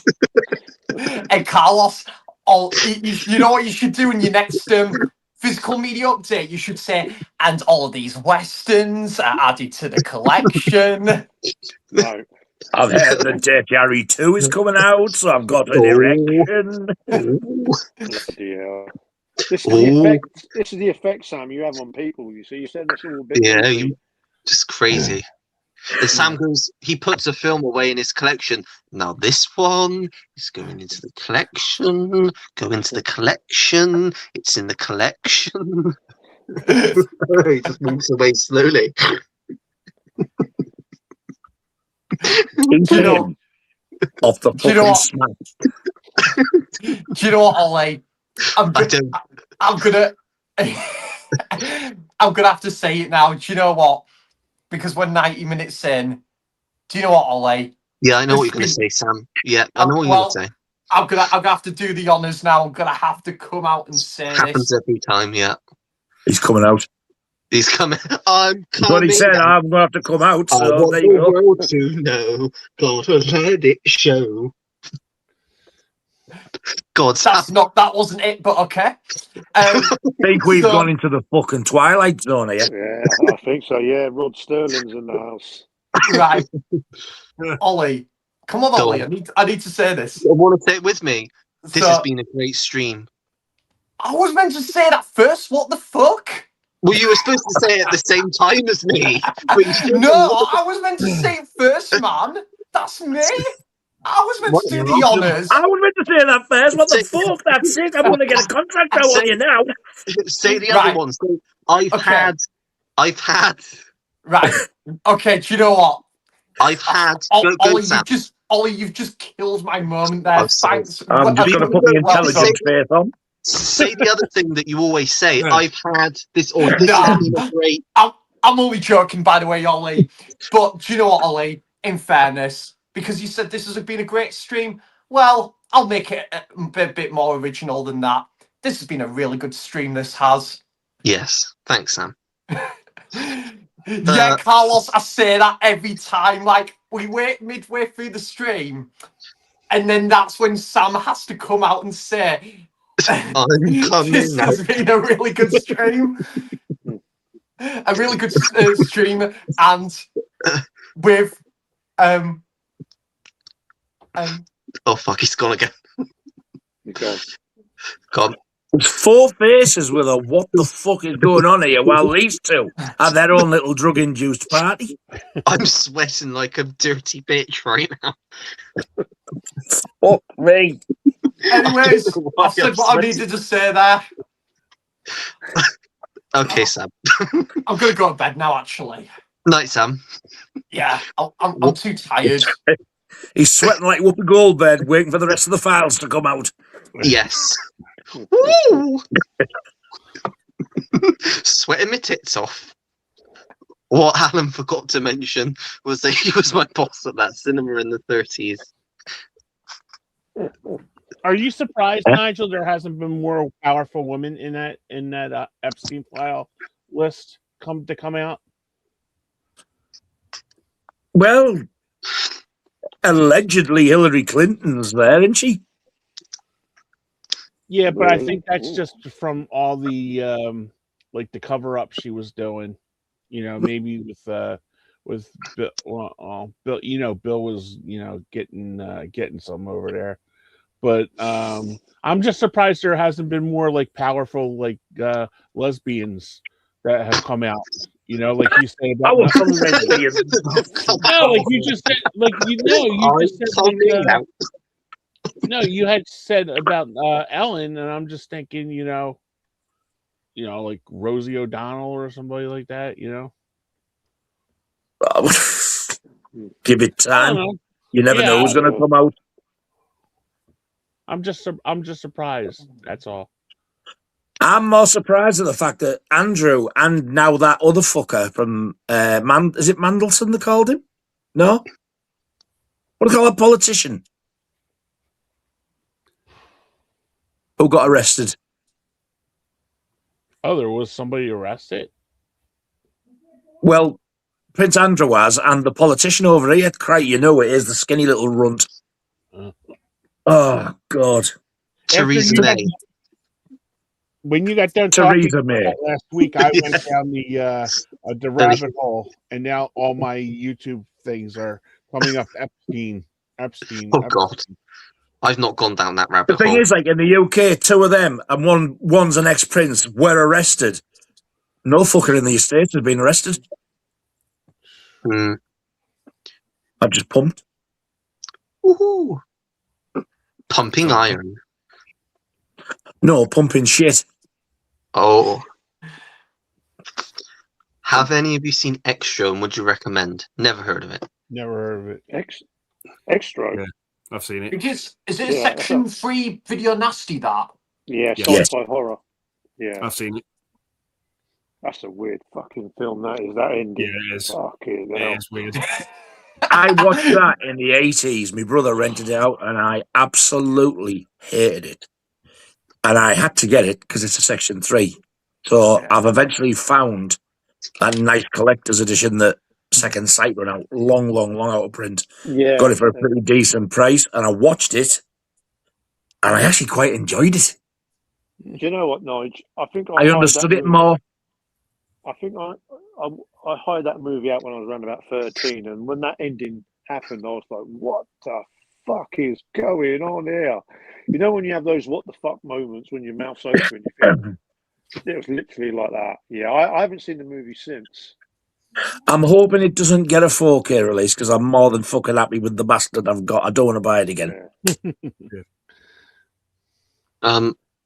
The answer to this question I can already say is fuck no, but we'll put it up anyway. Would Sammy be a good Jedi? He couldn't sit still long enough to be a good Jedi in the nicest way. All of these Jedis. He'd be imagine Sam in the forest. I don't know. He'd be doing a Clint Eastwood. I talk to the trees. Yeah, I think he would. That's why they love to be away. Yoda would just come out of his hoof and just say, "Just here you go. You be one. Just I've not got time. Just go. You have all the powers." What's a Jedi without a big fucking stupid explanation? Because I'm not really that interested. But a Jedi is not one of them white things with the guns, is it? A Jedi. Oh, you've not. Of course, you're not Star Wars. It's basically the good guys that can use the Force. That can use the Force. What do you call them? White things? It's like a white plastic suit and a bell end. Yeah, dead. That's them. I think Sam may not make a good Jedi, but I think he'd make a cracking Ewok. Yes, Sam. Telling bullshit stories and smoking Endor weed. Yeah. Yes. Making, and I could join him. Ewok, as you know, is an anagram of walk. Yeah. Yes. I would just make weird noises, so that's fine. You fucking do anyway. Exactly. So I'd fit in so well. I have one with the Ewoks.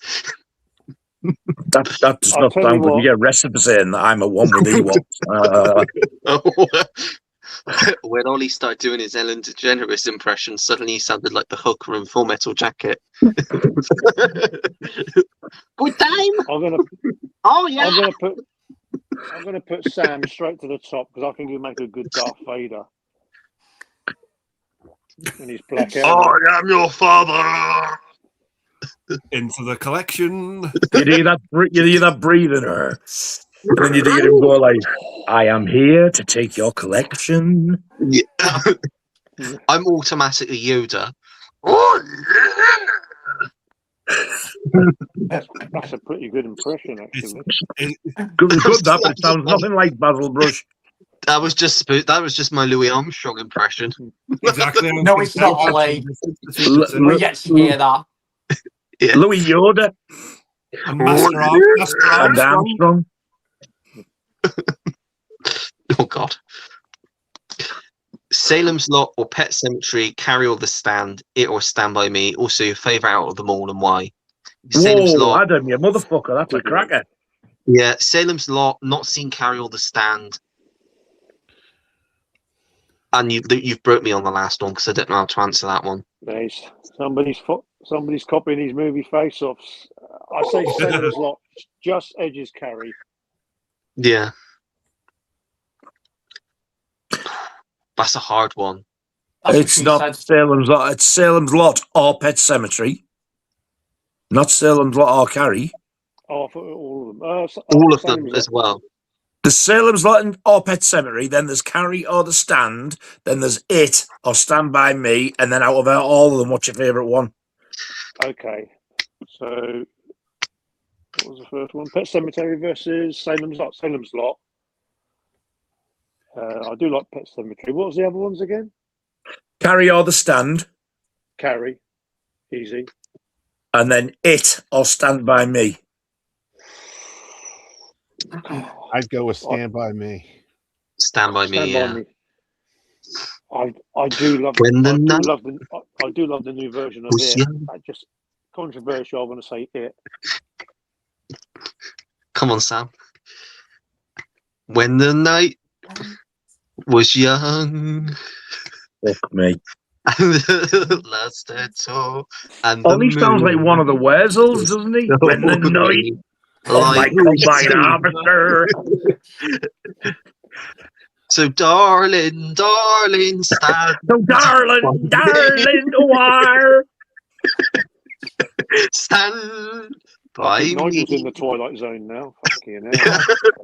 You have entered. It's them two fuckers that drove me up the wall. I've lost the fucking plot. Does anyone have any more answers they want to give? Yes, I do. Do. I'm going to go with Salem's Lot, absolutely by a million miles, and then Carrie by a million miles, and I've got to say Stand By Me. Asked me years ago, I probably would have said It, but Stand By Me is just an amazing film, and it's more rewatchable, even though I love them both. And my favourite out of all of them, oof.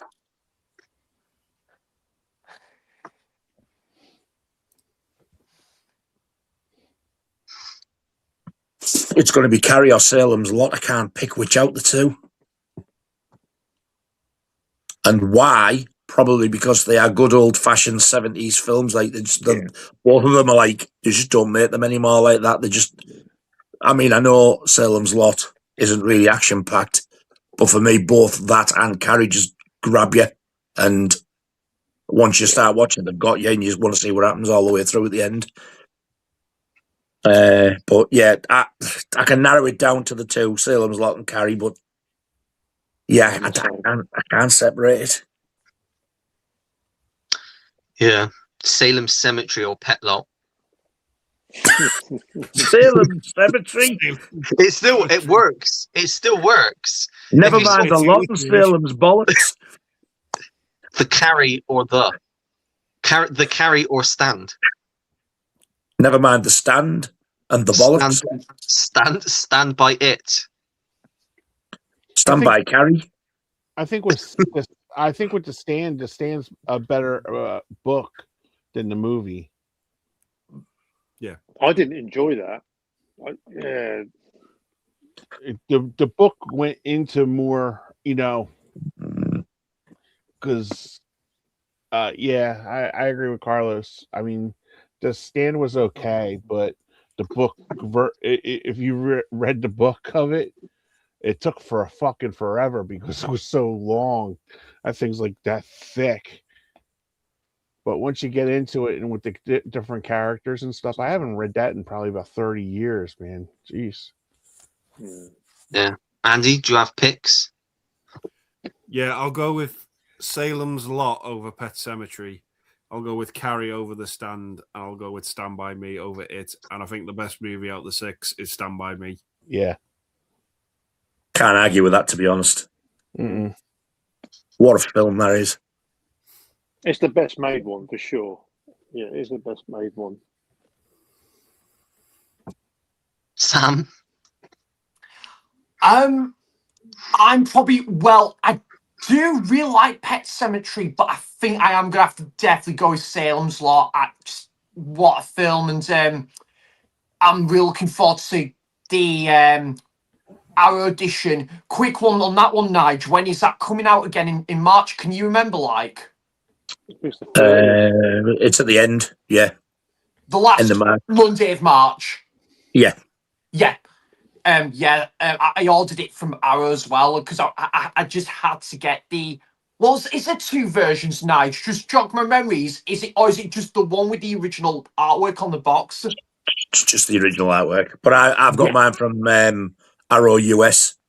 Okay, yeah. So that it doesn't have that stupid big daft fucking certificate 15 on the artwork, and it's all the American one. It'll either be R or unrated, but I'm pretty sure you are getting both cuts. You're getting the full All right. 2-part TV one, and then you're getting the cut down one that they released for the theatre, which was about 1 hour and 40 minutes. Yeah. Which version do you normally watch, Nigel? Because I don't mind watching the 3-hour one by miles. Yeah, same. That's the one I've watched. I remember when they released it on VHS in the 80s, like sell-through, I bought it and I played it and I was like, what the fuck is this? I couldn't believe how much was cut out. Yeah. But then again, there was 2 things I noticed were different. You know, the bit with where he's got the gun to after his wife's been cheating. Yeah. In the TV one, I think he holds the gun up to his face. In the film version, he actually puts the barrel of the gun in his mouth. And when somebody's killed in the house, I won't say who, in case anybody hasn't seen it, and all that, you see all the things come out the stomach, the horns and that. You don't actually see that shot in the TV one, but in the film one, you do. Yeah. You see him get impaled like that, but then you don't get the shot of them all sticking out of him. You do in the film one. Yeah. These little subtle differences, like why they aren't in the TV one, pisses me off because it's the better version. Yeah. I tell you what would be cool as well, because I didn't get round to watching excuse me, I didn't get round to watching the remake from 2024, but I've heard that was actually maybe one of the better remakes in recent times. But it was a bit of a pity. I thought it was great. I loved it. Yeah. Yes, of course. Nige, you went with Carlos Scott, didn't you? That was the famous 3s, like, whoa, all jumped together at once. Yeah. Yeah. And I don't think that ever saw the light of day on Blu-ray over here as well, because I would have loved to check that out. I kind of sort of regret not going to see that cinema when I did I didn't, sorry, because yeah. Have you seen those Chinese bootleg ones? Me and Andy have got of like the Fear Street and the Netflix Texas Chainsaw, where they got like gatefold sleeves. I haven't, mate. No. We didn't get that. Salem's Lot on one of them. Oh, cool. Yeah, because I might need to stream it first, see how I think about the movie. But yeah, I do really want to check that remix. It'll be on HBO Max when it launches next month. Okay. So it'll guaranteed to be on their streaming next month. I would have thought. I really thought that 3-hour cut would come out. It still might. They throw everything. They throw everything out eventually in weird times. You know what I mean? Arrow should have grabbed the fucker and put it in with this one. That would have been. I was open for that. Look at the Snyder Cut. Look how long that took to be released. If a director wants to, if it gets enough traction and enough people want to see it, then, well, I think the Snyder Cut was also a mix of it being COVID and there wasn't a lot of releases. And the Snyder Cut of what? Justice League. Oh, suck my fucking stump. Because that was the start of all of these director's cuts, letting them like really release them. Like, well, I suppose there has been others. I mean, I watched one today. I watched Pat Garrett and Billy the Kid. and they've done quite a few versions of that over the years, like improving it. The longer cut's better. Yeah. I watched the 83 cut. Was it 85 or 83? 88. The one that they did for Turner Movies in the 80s. That's the cut that I watched. I don't know if that's the longer one or not. There is a longer one on the Criterion label. What did you think of it, Ollie? Oh, I loved it. That ending as well, with James Coburn after he kills him. The line that he says, it's the delivery of that line. Bob Dylan's actually, I don't really like his music, but Bob Dylan was actually pretty decent. He's good in it. He doesn't do much. He doesn't have a lot to do. Doesn't really say much, but he's got a presence in the film. Oh, Bob Dylan. Blown in the Wind. Oh my God. Put up your hands or I will shoot you. Yeah, he does the soundtrack as well, so there's a lot of Bob Dylan stuff in the film. Yeah, not for Nigel then. I think Nigel would enjoy that Western. It's a good Western. It's a really good Western. Yeah, really good. Underrated. The scene, I thought the scene where... he doesn't fucking sing in it, doesn't Yeah, no. Not actually in the background. It's only a little bit. Yeah, just fucking have to have it in, don't you? I'm sure you were knocking on Evan's door at some point. You do. You hear. You don't hear him actually sing it, but you hear the notes, and oh, that's it, because it was made for the film, but it never actually is. It's not in the film. But the scene where they're at the little house, I think it's him and one of his mates from another town and his wife or someone, they go to try and find Billy the Kid at this house where his like outlaw friends are. And spoiler, but it's like over 50 years old now. The sheriff gets shot, and you just see him, or not the sheriff, the guy that his helper. You just see him walk out, and it's like the sun, and he just sits on a rock. I thought that was gorgeous. It is a great film. I'd recommend that. Definitely recommend that one. Oh, no, the end. We don't need to. Anyone else seen it? Sammy? Kenny? I haven't, but I don't know if I want to now. Now Ollie spoiled the ending. Well done, Ollie. That's not the ending. That's not the ending. It's not even a main character. It's just a small character, and lots of people get killed in it. Yeah, but I was only messing, by the way, mate. Yeah. And it's based on a true story, so you know how it's going to end. Okay, the history. Right, Ollie. I need to just do some more warming up here, and I've got to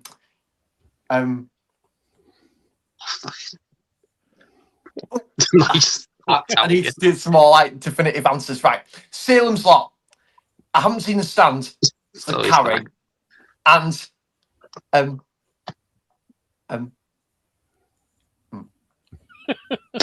Nigel just came back. Stand By Me by Country Mile. And my favourite out of all of them, Stand By Me, because it's just a fucking great film, isn't it, man? I mean, it's going to be like turning 40 this year. Yeah. And it's like a really great. You've never seen Carrie? I've not seen Carrie. Oh no, I've seen Carrie, Nige. Seen it. I thought you said I've never seen Carrie. I'm going to say you're fucking shitting me. I've not seen it. I've got the Arrow 4. I've got the Arrow 4K set over there, so I've not even got an excuse. I don't feel bad for saying all these films I've never heard of now, because all the ones that like everybody's seen, he hasn't. Yeah, I will watch it. I don't know when, but I'm in a after watching this, because I literally just finished it before we went live. I'm in like a real Western mood now.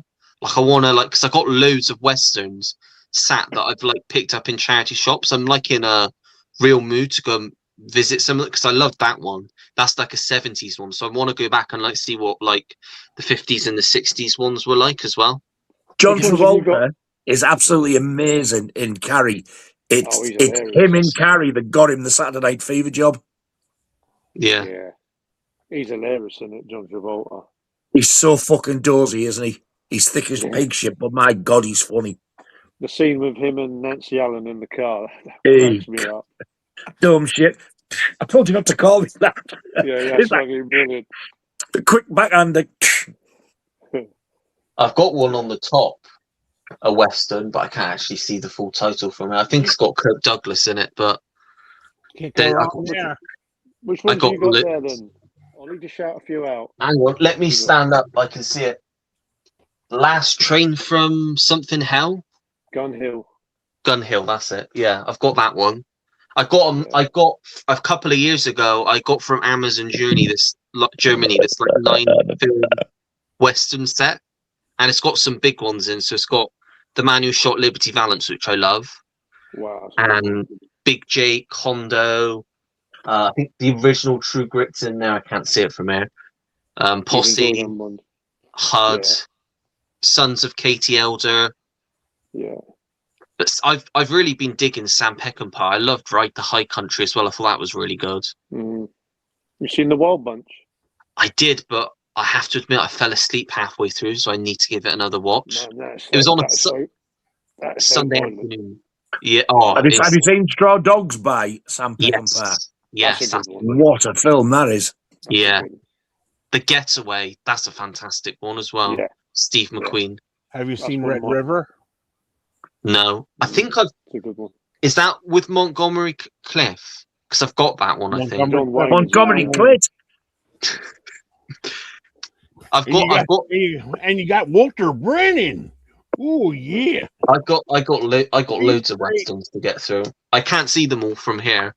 But that one was on. You've the also top got loads the of pile. fucking questions to get through. Come on, you cunt.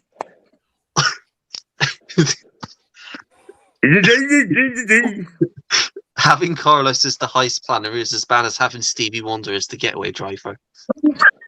Oh, God. I thought I was going to fucking hell. I'll save you the seat, Al. Ollie doing the jazz hand vogue dance is disturbing on several levels. Kinds of reminds me of I Dream of Jeannie. Yeah, Jim's That'd been be on one. jizz I've done hand it then. before. Yeah, Jim's been on one. I've done it before, and his face just says everything. Jim really enjoyed Primate. It had some awesome practical core effects. Yeah, that was a decent horror film, I thought.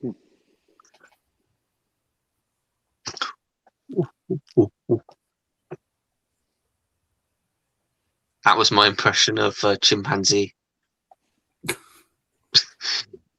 Okay. It took me right to the jungle. It got me through there 'cause he didn't do no fucking different. I felt like I was watching the film. Yeah, cast me in Primate 2. I can get on all fours for you.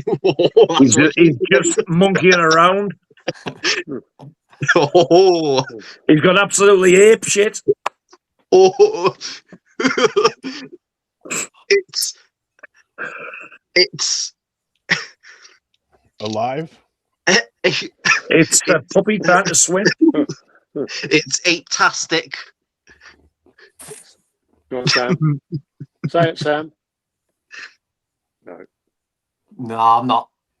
That's just shocking, Ollie. I picked up my 38th STD. I'll add it to the collection. Collection.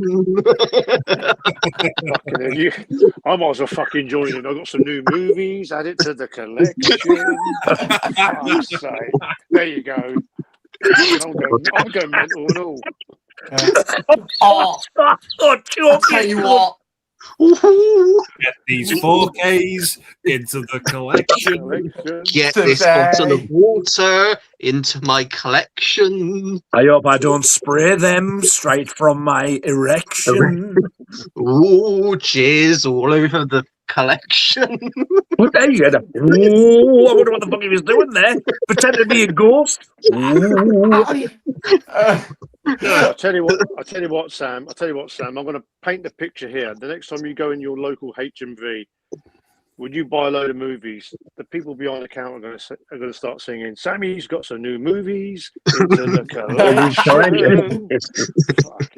I'll tell you what, Carlos, at work today, right, there was a customer that bought a magnifying glass today.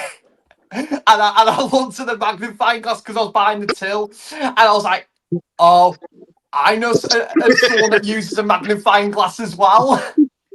I'd be more Yeah. concerned if he'd bought a pair when I of was at the tweezers till- with it. What was that? Where's my Sherlock? What was that? Sorry, Nige. I said I'd be more concerned if he'd bought a pair of tweezers with it. Ooh. It was so funny, Carlos. Like, I looked at, I just scanned the one item when I was buying a till, a magnifying glass. There's someone familiar that we all know uses a magnifying glass. And do you know what? Because Sherlock he Holmes. uses the magnifying glasses videos. I was like, do you know what? I need to get a magnifying glass as well at some point. Oh yeah. I know that. Yeah. I don't think Okay. Nige doesn't know what you're talking about. I don't think. He will if you tell him. But Yeah, if you tell him, he'll know what you're talking about. But I don't think he knows at the moment. Who? See, yes, Sam. Who? Is it? No. No, No. it's Stuart. Secret agent man. Secret. Stuart, as they say in Wales. I don't know Stuart. why they. Why did they never do a like a different version of Secret Agent Man? Secret Asian Man. Secret Asian Man. Oh my god, that's terrible. Jackie Chan. Oh, okay. I can't really see that catching on, to be honest. No. Well, they should have done it. They missed a trick because in the trailer for The Spy Next Door, great film, they used the song. And I'm like, you missed a trick by not doing Secret Asian Man in this. What? What? Sam? What? Did you not, what? I don't know I don't know what the fuck you're talking about, mate. I don't think any cook does. I don't even know, Nige. What the fuck? The Spy Next Door. I've never seen The Spy Next Door. Oh, what a Yeah, quality film. Great film. It's got 5.5 on IMDb. It's a fucking great film with Jackie Chan playing Secret Asian Man. I don't want to watch it, mate, to be honest. Oh, it's great. He's basically No. a No. stepdad to these young kids, and these people from his past come to get him. So he's got to save the family, and it's a family film, and he's got to be a secret Asian man. It's got Billy Ray Cyrus in, plays his friend. It's got to be good. Secret Asian man sounds like See My Baby Jive by Wizard. So, Nige, do you want to watch this film, The Spy Next Door? Oh man, that's a great movie. The Spy Next Door is great. No, fuck. No, I don't either. I want to watch that though, Nige. Bronx Tale, never seen that. Yeah, me too. You've never seen that? Wow. No, I think Nige would rather. Guys, you got to get on the good stuff and off the shit. I think Nige would rather. That's give a Razorhead great another movie. It's amazing. I've heard What it's you really saying, good Andy? because I think you'd rather give a Razorhead another crack. The way I've described it. I recommend Sibling Rivalry, Kirstie Alley, Sam Elliott comedy. Have you seen that? Was a different one for Carl Reiner. No, not seen that one. no, I've that only one. just noticed it. That looks like somebody has fucking lit his fart up. Look from behind. Jesus, that's one explosive fart. We've got Cat Meow here. Hello, Meow. Hey. What do you all think about this Silence of the Lambs bollocks about them apologising for Buffalo Bill prancing around with his knob between his legs? Why shouldn't he prance around with his knob between his legs if he wants to? We all do it. We've all got knobs. They all go between our legs. What's the problem? Apologising for what? For having a knob? Like For sticking it between his legs and pretending he's got a mangina. If that offends you, go and fuck your mum. Yeah. Nobody please gives a do. shit. Especially not here. Not in this space. That's shocking, that. I've never heard that one. They're apologising it now. I mean, that movie, they made that nearly 40 odd years ago. Yeah. Prince Francis apologised for fucking Bo Selector. Apologise for nothing. You don't need to. No, I wouldn't apologise for something that was made to be what it was back in the day. That's it. Yeah. People that, If people you're don't offended, like, don't fucking watch it. yeah, if you You don't don't need like to it, fucking switch moan it about off. it. It pisses me off to no end. All these These woke Gen cunts Z- don't apologise to me for hurting my eyesight, the ugly bastards. Yeah. Exactly. Oh, you offended me. Oh, I'm going to cancel you. Cancel away, you stupid cunt. That is annoying. Extra is one of the worst movies ever made, Jim Oh, says. he spelled it Razorhead wrong, look. Kenny, do you suspect Sarah Paulson was Oh, eating tacos Jesus on Christ. Epstein's Island? She's probably on the list, Kenny, unfortunately. No, oh, please let not. No. Oh, Sarah Paulson. An One of actress the- that Kenny likes Oh man, because of her lisp. she's got a beautiful lisp, and it just like it's really sexy as hell the way she talks. Would you Sarah like to eat her Paulson tuppence? eating tacos. She's a lesbian. She's a lesbian. He does Yeah. half of the other team, yeah. And she's with a woman that's in her 80s. Yeah, Oh, Oh, yeah. Did you guys ever? you like licking prunes? Dry minge. Yes, please. no. Did you guys ever see Bosom Buddies with Tom Hanks? I never seen that one. Bosom No, Buddies. Never heard of it that was, one. it was I a don't know, sitcom he did in the 80s. Yeah, what's And, the Really name? going out with somebody in their 80s?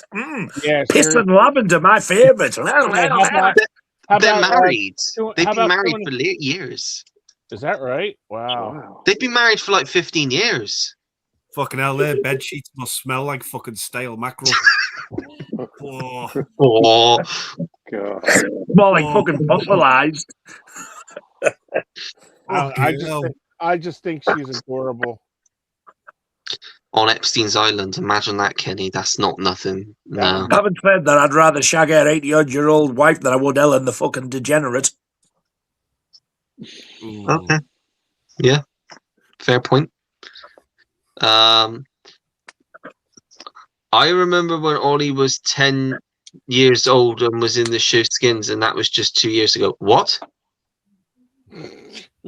Texas. Hey, buddy.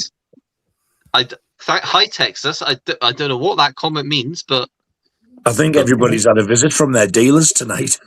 yeah, I'm not quite sure what that comment means, but You know thank what? you. I know as the stream's gone on, we've all fucking gone mental, but I think in the viewers No, have started everyone in going the mental comments. as well. Yeah. Count the skins. 1 skin, 2 skin, 3 skin, and the Remember, next one. do you remember the website Mr. Skin? Yeah. Can't say that I do. He used to be on Howard Stern. You know? Did he? Yeah. Oh, yeah. That's when he started out because he used to call in and say what was it? He fast forwards to the good parts. It's basically a website where you can basically find out if a certain actress has been nude in a film. Yeah, Oh, he's on Twitter too. He still is on. Oh wow! I didn't even know it was still going. To be fair. Oh yeah, he even put out. I'm not kidding you guys. He put in the 90s. He put out books about fast forwarding to the good stuff. I think that was his tagline. Jim says, as Ollie starts singing, the other 5 men realised in unison that they had fucked up. He's not fucking wrong. Yeah.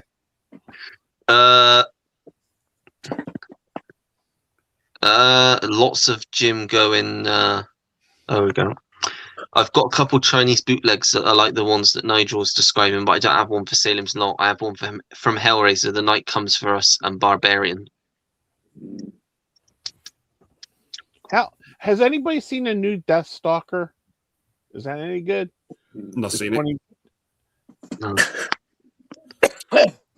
I like the one in the 80s that came out, but they just did a new one. Of all people, Patton Oswalt's in it.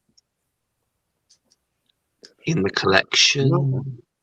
Is that in your collection, Sammy? Is it in your collection? No, it's Carlos. Ooh. No. No, it isn't. Was there less mumbling from Dylan? No, he still mumbles quite a bit in the film. Yeah. He does mumble. You're No, like, what that's he's saying. called singing when he does that. No, because they like talk to him and he'll turn around and he'll be like, oh yeah. They're like, what'd you He sounds say? like a really fucking old cast trying to start him on a winter morning. Yeah. I actually, Fucking shut up, you big nose cunt. I have to say, looking at him in that film at that age, I think they bang on with the casting of Timothée Chalamet. He looks a lot like him at that age. I do think. Mumble, mumble, mumble, mumble, mumble, mumble. How does it feel? Mumble, mumble on your own. Mumble, mumble, stone. Mumblestone. That sounds like a film title. Alan says director's cuts really annoy me. Should be no need for them. If you employ a director to make a movie, then let him do his job. If you don't trust them, don't employ them. Correct. Exactly. Yeah, good point. Good point. Yeah. They should. The director's cut should be the cut that is released in the cinemas that people see. The only cut that people see. Yeah. Perfect example, Doctor Sleep. Yeah. If you haven't seen the director's cut of that, you don't know what you're missing. It is fucking amazing. I love that film. Sorry, because you might have a hernia here, but I like it. I love it more than The Shining. Really? I've heard a few people say the same. Yeah. Each to their own. Each to their own. I've not seen Doctor Sleep yet. It's Sam, fucking amazing. What you a must sequel. watch it in the collection now. I do need to watch that. I actually do need it for the collection. I only see that in cinema. Fucking hell. Get Fucking got me. Get your got me maracas out. fucking singing it. There's his new album, Carlos Sings the Blues. In fact, Carlos, even better. Can you do a bit of rapping? No, don't fucking bother yourself. We'll leave that. Did you do any rapping, Carlos, on Scott's Christmas. stream with Bumper over a week ago? We'll leave No, but he all did the- some in December. No, Some we'll leave Christmas all the rapping. Christmas We'll leave rapping. Hey, just got We'll leave all it. the rapping to He does Scott. it for he does it for Christmas and birthdays. Only on special occasions. Alan says, Jesus, Britain's Got Talent really missed out with you lot. The new boy band, Sammy G and the Collection. Westlife is shitting themselves. Yeah, we're going on tour next year. Yeah. Yeah, Do you know what? coming soon to a cinema near you. If The I, Sammy G Collection. Ollie, please enlighten me. Please enlighten me, Ollie. Yes. Can I'll I like be? what? Can I be the lead singer? Can you? Fuck, I'm the lead singer. No, I'm the lead singer. Why can't we both be the lead singer? Okay. I think we've got Right, Nigel okay. we've got Nigel on the guitar. Yeah. Oh, I can't Carlos, play guitar. I hear you play bass. Carlos, you I'm could not do that some. fucking talented. You could do some rapping if you want. I don't fucking want. This is going fucking mental now. This is We are gonna be Britain's Got Talent 2027. Here we come. Can you imagine? We are all starting our collections today on the channel. We are starting a new collection. yeah. We The are going on tour. My And we're gonna be collection. for the collection. Yours. Oh, yeah. Oh 'Cause God. Hey, and guess what as well, Ollie? Stop or the I fat could- cunt gets it. I think if Fucking Simon hell, it Cowell worked. sees you two, I think if Simon Hey, Cowell sees do you you know coming, what? Sammy, he'll hide. Imagine Carlos if I did an unboxing video of Sales Lot. I'd be like, I can feel it coming. It's in the In your collection mouth. tonight. Oh, Lord. And I've been waiting for this moment all my life. Oh, Lord. Yeah. Oh, fucking Lord's the right word, you cunt. Nige, really though, have you missed the sound? There we go. Whoa. I haven't missed the fucking second. Secrets. Asian man, and someone will report you to the authorities for hate speech. You don't look like you do well in prison. Adding only to the collection. Oh, You can God. imagine singing that into the tune of Boney M's Painter Man, but singing that instead. Sammy Collins and Phil's World of Cinema. Oh, Oh man. Yeah. Ollie really wants to do a film version of The Lady Boys of Bangkok starring Jackie Chan. Not this again. We've had enough of that. Yeah. Never mind the G's World of Cinema and Sammy Bollocks.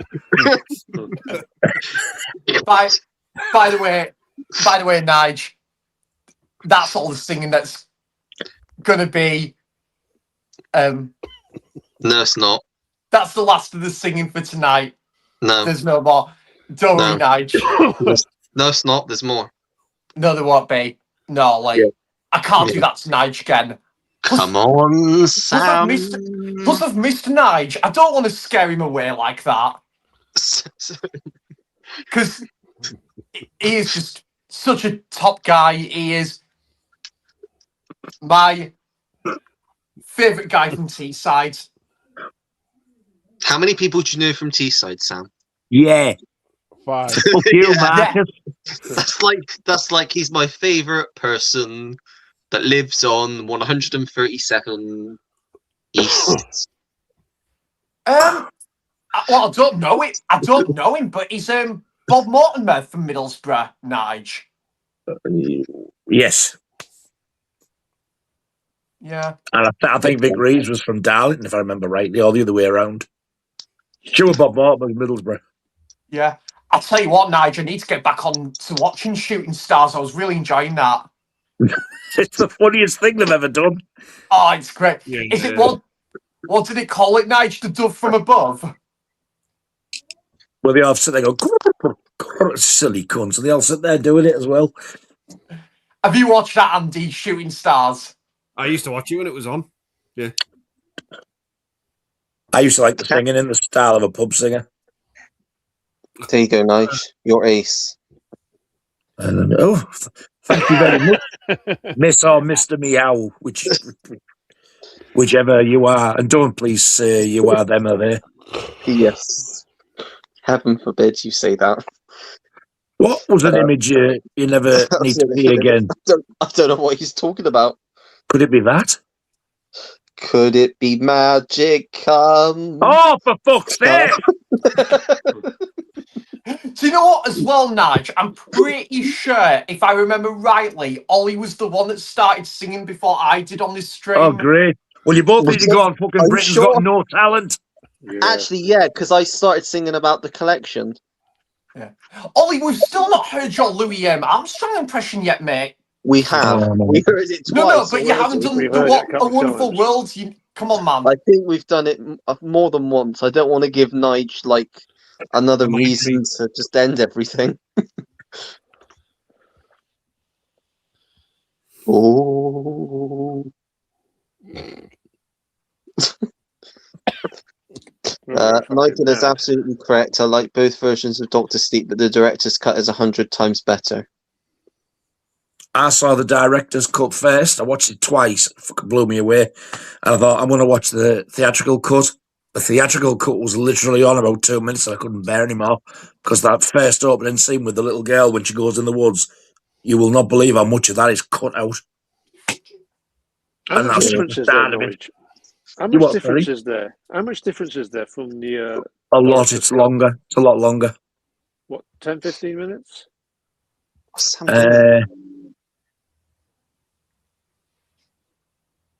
Could be a bit longer, you know. Okay, I didn't realise. I'll definitely have to pick one up to the collection. I was not expecting that. We just need Kenny to do it now. Kenny just needs to come out with it.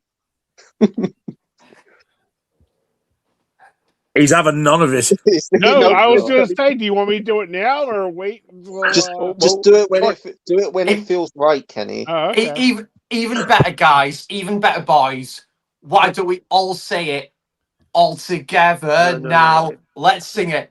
So, all together. Are you ready? For all of us to sing Added to the Collection Added to the today. collection Right. today. Right, okay. Have you gone down to one viewer yet? No, we're on 20 apparently. Oh, minus fucking Oh my 2. god, there's 20 people watching this? 21. Are you wish ready, they had. boys? Are you ready, boys? Come on. 3, 2, 1. Added to Added the to the collection today. Well done, lads. Well, I think we got the golden buzzer on that one. Yeah. Fucking are- golden buzzer. We are one Golden One bell bollocks. ends. One bollocks. We're one bollocks. Bollocks I just can't direction. fucking believe this car, eh? No, he fucking can't. So you're going to get people. You're going to get people saying, "Are those 6 guys tripping on something or what?" I'm not. I'm the only Oh. normal one. Can I be frank with you? My name's not Frank, but can I be I was going frank to say, with well, if you've changed your name by default, then I suppose you'd have to be. you? Well, yeah. This isn't actually the weirdest stream we've done before, to shock you. Which We've one talked was about eating wolves before. I got to ask, was Sammy on that one as well? Eating walls. I think he might have. Yeah, you were. No, weren't you? Weren't. No, it was the last quiz we did that went horribly wrong, and that's where Doug happened. And as soon as Doug happened, that was it. When was this, Ole? October, September, August. Who's Doug? We still don't know. Oh. We still don't know. That's the question. We still really don't. Or it's the newest one, which is my new favorite, is Don Johnson, which is Kenny's new one. Who's a better actress, Glenn Close or Susan Sarandon? Kenny goes, Don Johnson.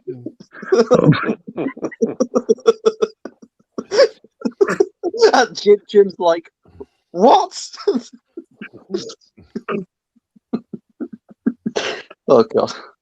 Carlos is going to do a rap collaboration called Adding to the Collection with his favourite Buster Rhymes. You know when Sammy asks people to do like a little intro, he's going to get people to bloody do say that now. Yeah. Yeah.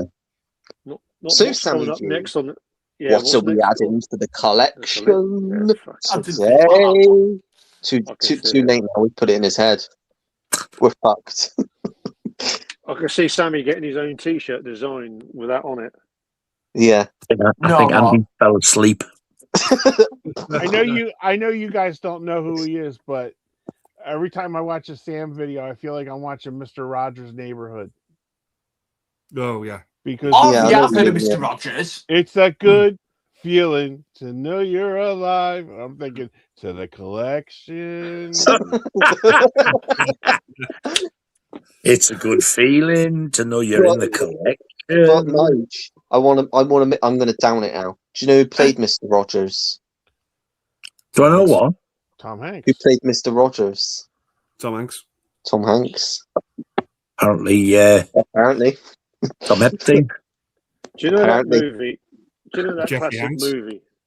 Do you know that classic movie? It's a Mad, Mad World. I think we're all fucking in it. Yeah. This is the reboot. This is the reboot. Yeah, it's a mad cunt. It's the reboot they all needed, but nobody wanted. Yeah, there's still 20 psychopaths fucking watching it for some what the fuck wrong with it all? I'd have been in fucking bed. Why can't we both be the lead singer? Yeah, because it's called lead singer's polite for because you're both shit. Well, thanks, Nigel. I'll take it as a compliment.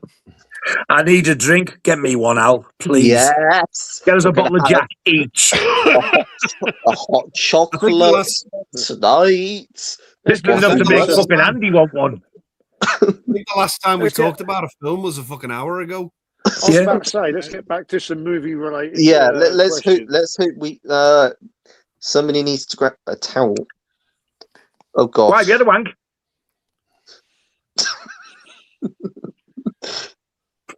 Nigel is number 1 of 1.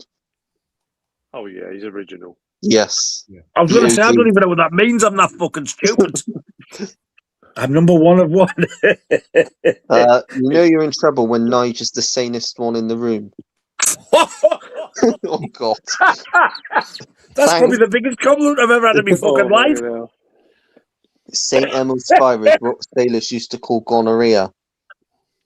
Do you know what? I'm going to go to the doctor. I've got to touch your St. Elmo's fire. I'll say one thing. Nigel. When people say to me, "What's Nigel Rock God? What's he really like?" I said, "How do you mean?" They say, "Is he really that sort of uncouth?" Yeah, and I said, "He's even worse when you see him in real life." Yeah, I say stuff I wouldn't get a fucking way with on here. Yeah, I mean, like, we wouldn't expect you otherwise, really. No, I can. Well, I'm not on here. I can tell them all who I fucking hate. Yeah. Yes, I do talk about you cunt. If you're thinking it. Put it like this: if you're going in the shopping centre with Nigel, you know what I mean. He does. You know what I mean? You need a peg for your nose. Expect the worst. He does not care. Yeah. It's almost 40 minutes longer. There you go. That's movie related. That's there how you much go. longer it is. Director's cut. That's Doctor Sleep. Yeah.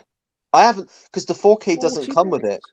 And I only ever watched it at the cinema. I've not seen it since. The 4K does come with it, but it's only on Blu-ray. Right.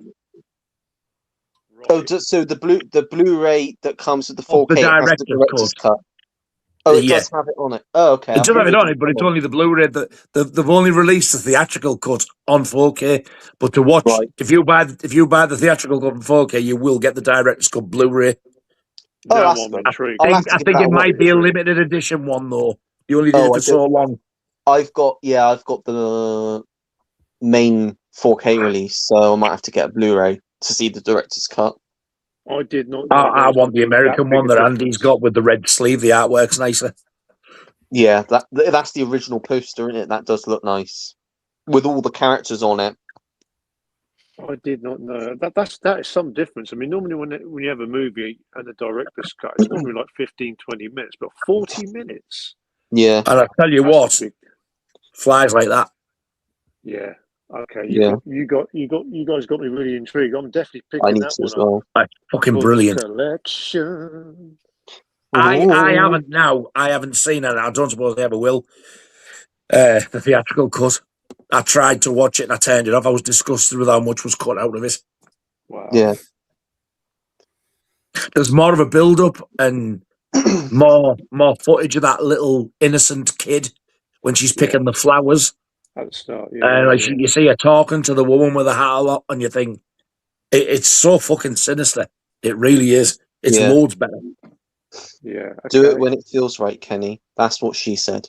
That's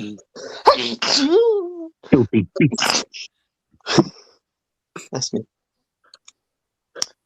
This live stream is brilliant.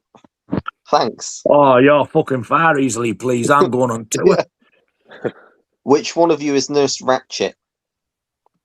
Me, because I've got this to slice your clit open with. Yeah, that's true. And that's just the men. Jim says the director's cut of Doctor Sleep is almost 3 hours long and it feels like it's 2 hours long. It moves. Wow. Yeah, I'll have to try and get a copy of that. I can't fucking stress to you how amazing it is. Yeah.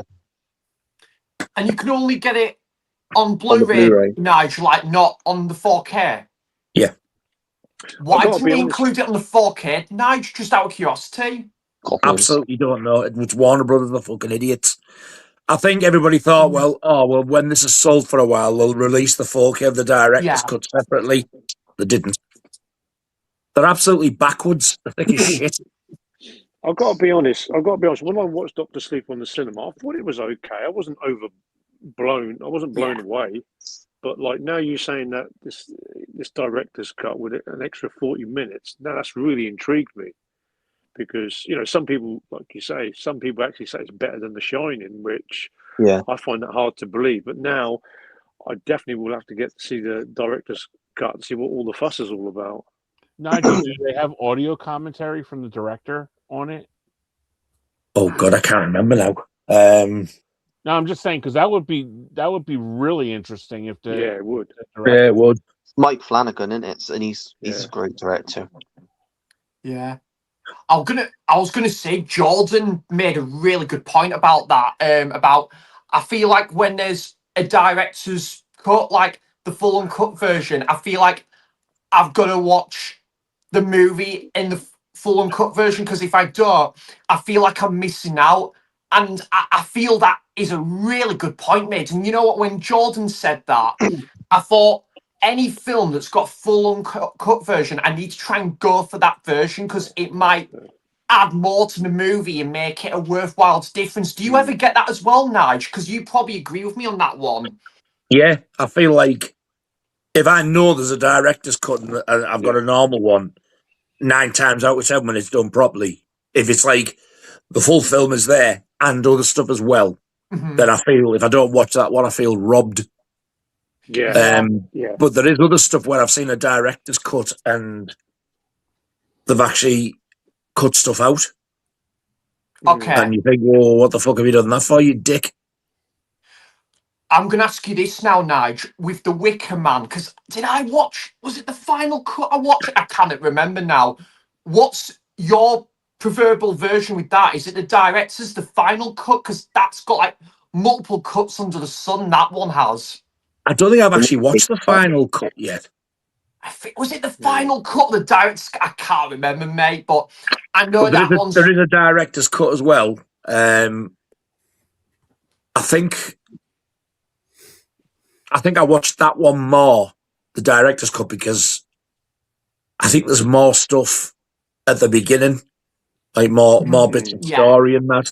But then again, it's one of them where you can see where they're being added in because the quality doesn't match quite up. I don't know about the 4K. My friend Kelly got me the 4K on Christmas. I still haven't watched the fucking thing. I need to get it watched. Yeah, it was a good transfer. I love the original Wicker Man. It's fantastic. Yeah, I do. Oh, it's great. It is probably, I would say, probably the definition of how you make, would you say, like a folk horror movie. That was kind of like an early example of that at the time. Yeah, it Absolutely brilliant in it. Have you seen that and one? On that tree, there was a branch, and on that branch, there was a clit. I've got to be honest, when it comes to like movies, I always watch the longer version, always. And most of the time, the longer version would always be better. But I'll give you an example. Apocalypse Now, the longer version, I mean, that's a great movie, but the longer version was too drawn out for me. That's what I said about The Good, the Bad, and the Ugly. Oh, no, I loved it. I loved the extended one. So much of that war shit going on. Because there was more scenes of Eastwood and Eli Wallach in the desert. They cut a fair few scenes out of that from the theatrical one. But then a movie like Midsummer, I went into that totally blind and I watched the longer version. Fuck me, why did I do that? I'll never get those hours back because that was fucking bad. I didn't even realise there was 2 versions of that. I don't wonder which one it is I've watched. You don't want to watch the extended version of Midsummer. God, fuck it now. I really enjoyed the one I watched. What, Midsummer? You enjoyed that? Yeah. I didn't like it. It felt like a sort of a modern take of The Wicker Man to me. Yeah, it was. Yeah. Not as good, but I did really enjoy it. I can't believe the hate that gets and the love that Hereditary gets. Yeah. Because it's so opposite for me. You haven't? I haven't seen Hereditary, Nige. I've got to be honest, I prefer Hereditary. Hereditary is a creepier movie, in my opinion. Great now. Yeah. But I say one thing, when I first watched Hereditary, it was really good. And I watched it recently, it kind of dropped a little bit for me.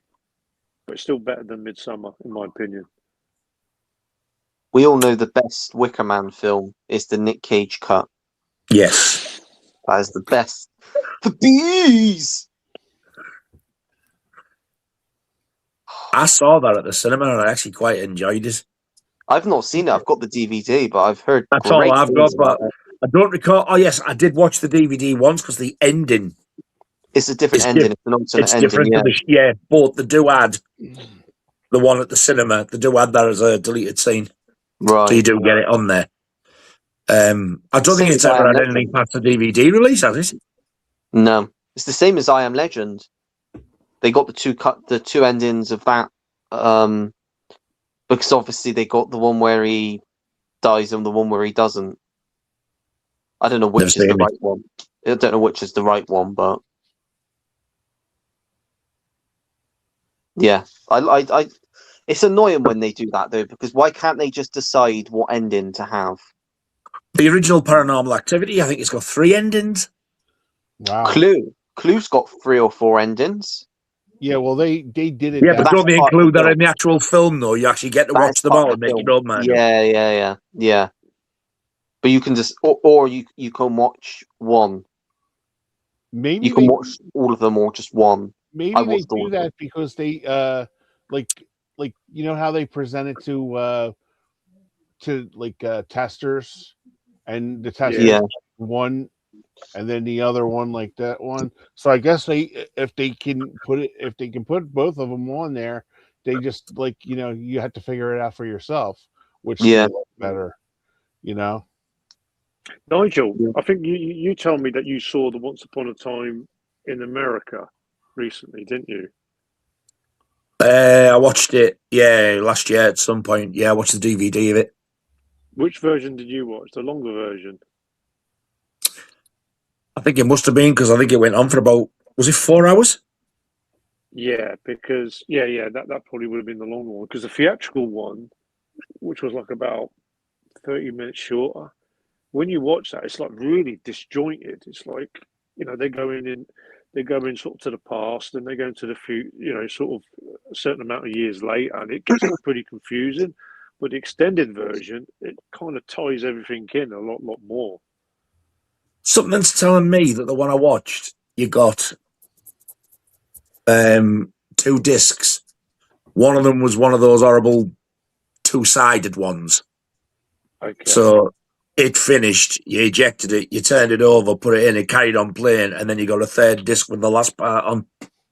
I'm sure that's what it was. So there was a scene in there where Robert De Niro, the girl Elizabeth McGovern, he kind of I don't like saying the word online, but he has his way with her forcefully Yeah, in the taxi.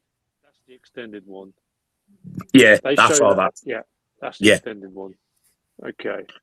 Did you think it was you'd only seen it the extended version once? Yeah. The movie once. Oh, okay. Yeah, and I really enjoyed it. Yeah. If you would have seen 2 versions, it's like completely two different movies. I know people say, oh, yeah, the 4K is out, and I think, yeah, but it's fucking Italian, it's foreign, we want it over here. Or America. I just picked it up. I picked it up. I got it for about, I think, €55, which ain't too bad.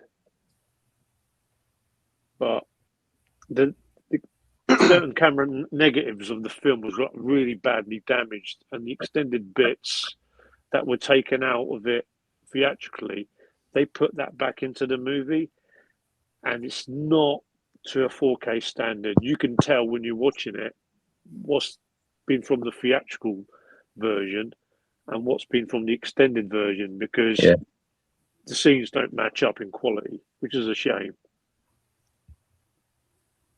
Doctor Sleep and Psycho 2 are 2 of the most underrated sequels of all time. Never seen Psycho 2. Psycho Need to 2 watch is really good. Yeah. Really Psycho good. 2 is my favourite one. Oh, wow. I actually Same, like it better. I like it better than the original. Oh, Yeah, I've definitely got to check same. that out then, yeah. But Yeah. I've got to say as well, if we talk about underrated sequels as well with that one, Psycho 3 and Psycho 4, well, it is technically, marked down as a sequel, but I class it more as a prequel. We'd just be like called Psycho at the beginning, but that is such a great, consistent film series right there. Yeah. Do you know what as well, Nigel? We were talking about TV shows earlier on. There's one other one I want to put on my radar as well, because I've heard it's just fantastic. Bates Motel. I've never seen it. I've not seen it either. I'm with you. Have you seen it, Carlos? I've always wanted to check that one out. Quite a few people rate that. My mum loved it. Yeah, my mum said it was great. because it was on Netflix a few years ago. I don't know if it still is. That's right. I think they had what three or four seasons of it. Something. Yeah. There's so much good TV out there right now, like Carlos said earlier in the show. It's like it's really hard to count, because my uncle keeps on like telling me you got because I'm a big fan of John Barenthal, and I thought the Punisher was like one of the greatest series. He was great. Yeah. And I said, and my uncle keeps on going, Kenny, you got to watch American Gods. You got to watch American Gods. I've heard about that one. Yeah, and it's Ian McShane's in it with John Barenthal, and he keeps on telling me about it. But it's like you get involved with other stuff, It's like you hear about, and it's like, oh, like you got to watch because like one of my favorites, I love Usual Suspects, so I put on the audio commentary of Singer, like going over everything, and that's one I recommend getting if you guys don't have it on the Blu-ray. He has the audio commentary on there, and he did like the scene where they're all like lined up.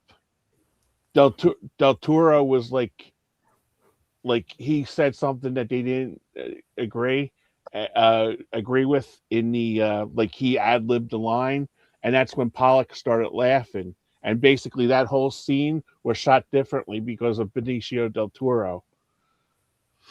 So it's kind of like the little Easter eggs that they put in there. That's why I like listening to the audio commentaries if I can, how they shoot the scenes and stuff like that. And nobody knew about the ending either. It was only in Spacey's script. Wow. So when they went to see the final, nobody knew what was happening at the end of it. I thought that was pretty cool too, because nobody knew who the killer was, because he added stuff to each character's end to it. Yeah, I got to be honest. I mean, I'm always a fan of watching features on movie releases, but commentaries I tend not to do really. I must really. Yeah, I had a friend to tell me about that because he knew how much I liked Usual Suspects, and when I listened to that, it shows you a different way, like even how he shot it and all that stuff. Yeah, it was really cool. So if you guys don't have that, I highly recommend the commentary by Singer in that. Yeah. Jim says there's a scene in Doctor Sleep with Jacob Tremblay, who plays the baseball kid. It's one of the most harrowing scenes I've seen in any film ever. Oh, it is. God, yeah, it is. Oh, awful, God, yeah. It is. Is that not in the theatrical cut? Yeah. It is. Yeah. It's rough. It is, yeah. For 15 as well. Yeah. For stuff, considering the whole film is like kids basically getting. Yeah. I'm surprised. It made my jaw drop. I was not expecting it. I was fucking absolutely gutted. Yeah. I'm surprised that they actually stopped after Doctor Sleep, because they were hoping it was going to be more of a bigger hit, and that's the reason why they cancelled a third movie, because it didn't really hit the box office numbers that they were expecting. Which is weird when you get sort of like two movies, because normally these days it's normally 3 or 5 or 7. So why stop at 2 movies? It's like the story's it's unfinished. The thing is, really. Doctor Sleep is a book, as is The Shining. Yeah. They were going to do a TV series. I don't know. Stephen King did a third book, did he? They were going to do a series about the hotel and the origins of the hotel. I think that would work.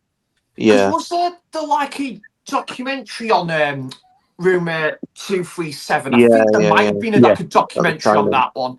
Yeah, but I think, to be honest, it's probably perfect for me, because in my opinion, anyway, I think because a bit like with Clockwork Orange, when I didn't obviously never saw the film, but I knew the book was like. Maybe it's about 140 pages, which is mad to think that there's still a fair chunk of that book which wasn't rendered on into the film that's like 2 hours and 10. The film is still fantastic as well, but I do prefer the book because there's still a lot more in there. But I think, yeah, that's what I was going to say. Sorry. Doctor Sleep, though, yeah, I think because I've never seen the film, I'm actually debating with that one as well. Ollie, should I probably read the book first? I probably would, but it just depends maybe how many pages the book is in there. I do want to actually read Salem's Lot, though, because I've heard it's a fantastic read. Alan Scouser is a big fan of, well, I think he's a big Stephen King fan, like my brother is as well. Well, Sam, with Yeah. anything with Stephen King, read the book first Mm. because Yeah, good shout. It's so detailed. Yeah. My brother used to read his books, and it was Okay. like it's the same with like I love Tom Clancy books, and Mhm. those are so detailed. With with military lingo and all this kind of shit, and it just that doesn't resonate to the movies, like Yeah. Horn President, and stuff like that. So read the books first, and Mhm. then watch the movie. I would say because there might be added, like I don't know because I never read Stephen King books. My brother did, but there might be added characters in there that didn't make the movie. Yeah. You know what I mean? So The only Stephen King novel I've read is The Shining, which I think the book is flipping amazing. One of the best Totally books I've different. ever read. I absolutely Totally love the book for The Shining. The film is my favorite horror film ever. I absolutely love the film too. But I was quite, without spoiling it, Kenny, but sorry, did you say you read the book for The Shining, Kenny? no, I was I trying to didn't. remember.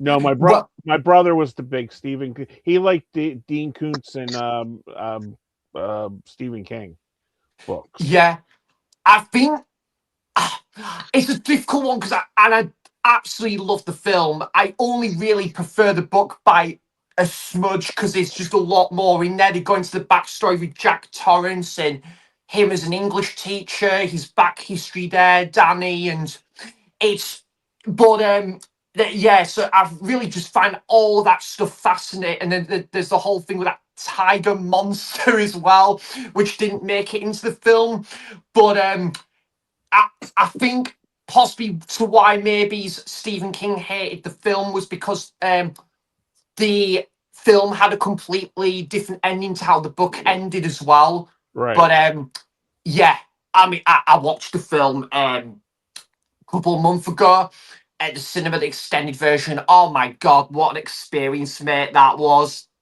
probably my best viewing yet of that film. Like you guys have you all seen The Firm?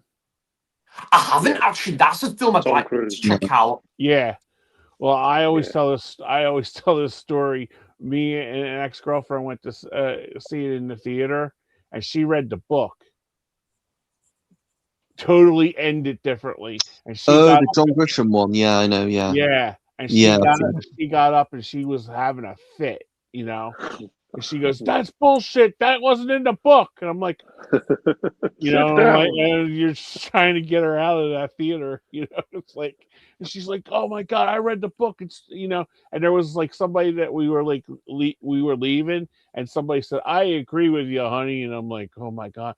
The whole ride home was like uncomfortable. It's like, she's like, "Why did they change it?" I said, "Here, they had to have a happy ending. They couldn't, And Yeah. oh, she was like fit to be tied. But there's like stuff like that happens, Yeah. Yeah. So sometimes they've got the bees. Sometimes they might have to do so. I don't know if they have to slightly change things rendered onto the book to make it work as a film and have to leave stuff out that sometimes works better in a book opposed to film. And I think at the end of the day, you're just not going to get every single detail Yeah. rendered on from the film Yeah. to the book. Even The Graduate, Carlos, the book for The Graduate is so like a lot there. A big chunk of that book wasn't rendered in the film, and I love both the film and the book of The Graduate, both fantastic. So yeah, it just does make for a bit of an interesting like discussion theory of that. Have you ever felt that though, Carlos? With like, have you read a book and then you watched the film, and you can see there's a lot of stuff that didn't make the cut for the film, but you can see why as well. Yeah, I mean, even it's like true stories on true events. You just know that they're going to slightly alter things. You know, like they say, like I mean, there's a lot of people out there that love Brian De Palma's The Untouchables, and they say with that gangster movie, a lot of that was kind of just spiced up for the movie. But I don't hear many people kind of really over complaining about it. I mean, it's Hollywood. Of course, they're going to change it a little bit, you know, based on true events.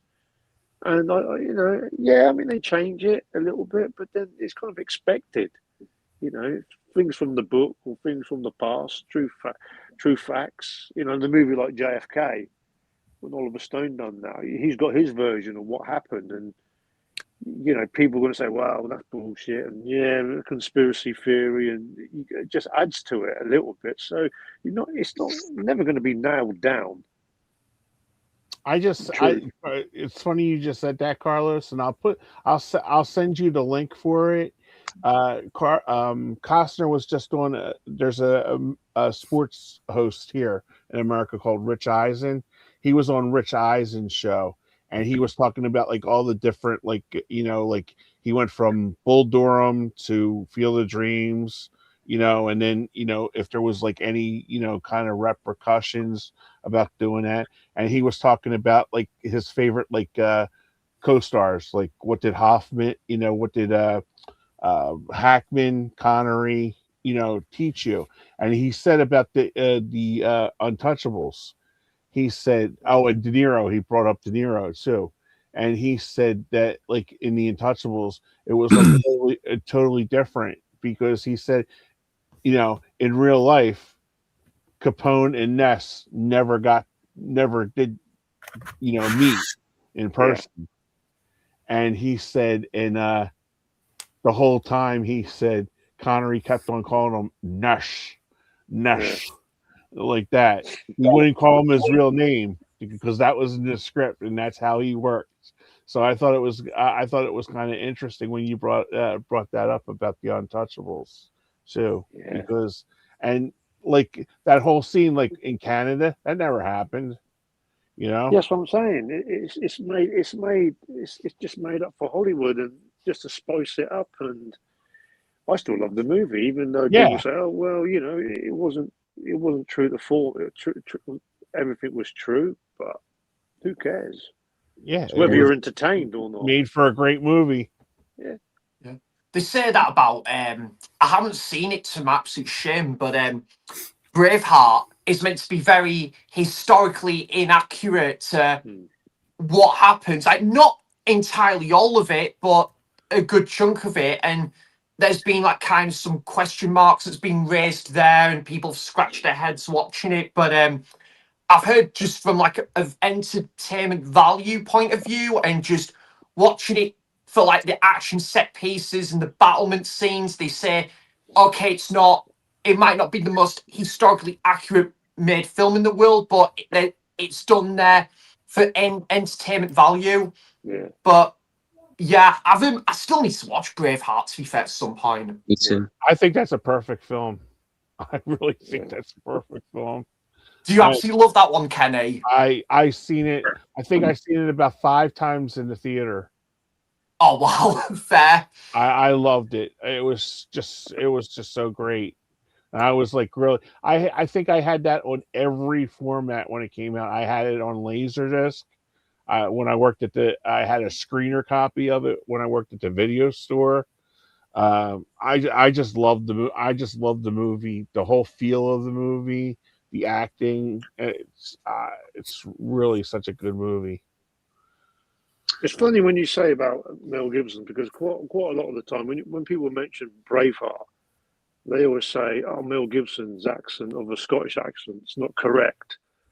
Also, when he done the war movie, We Were Soldiers, he's trying to be an American accent, and people say, "Oh, it's not an American accent," but he's an actor. It's not supposed to be spot on. It's just what it is. You know, people get sometimes a little bit too critical and to the point. It's like, it's just a movie. Yeah, I agree with you with that. Yeah. Alan says, I never understand why they remake classic movies. Better to remake films that weren't done the first time round. Because the people not like us that are just people that just go to the cinema will pay to go and see anything. And if they see something that they're familiar with, they're gonna go and you give their money to that. If they went and remade, say, Goodfellas tomorrow, you'll get idiots that will just go and see it just because they know the name, they know what it is. But people like us that adore that original film, we have no interest in seeing stuff like that because it's already been done perfectly. Why ruin something that's perfect? But they'll redo it for a different audience. You know, like you'll have like a black version of Goodfellas. You know, or you know, because it's like the Burb. Jim was telling me the Burbs. They just made a. Oh, they've remade that. Yeah, it's an urban. You know, Kiki Palmer's the star of the Jack Whitehall.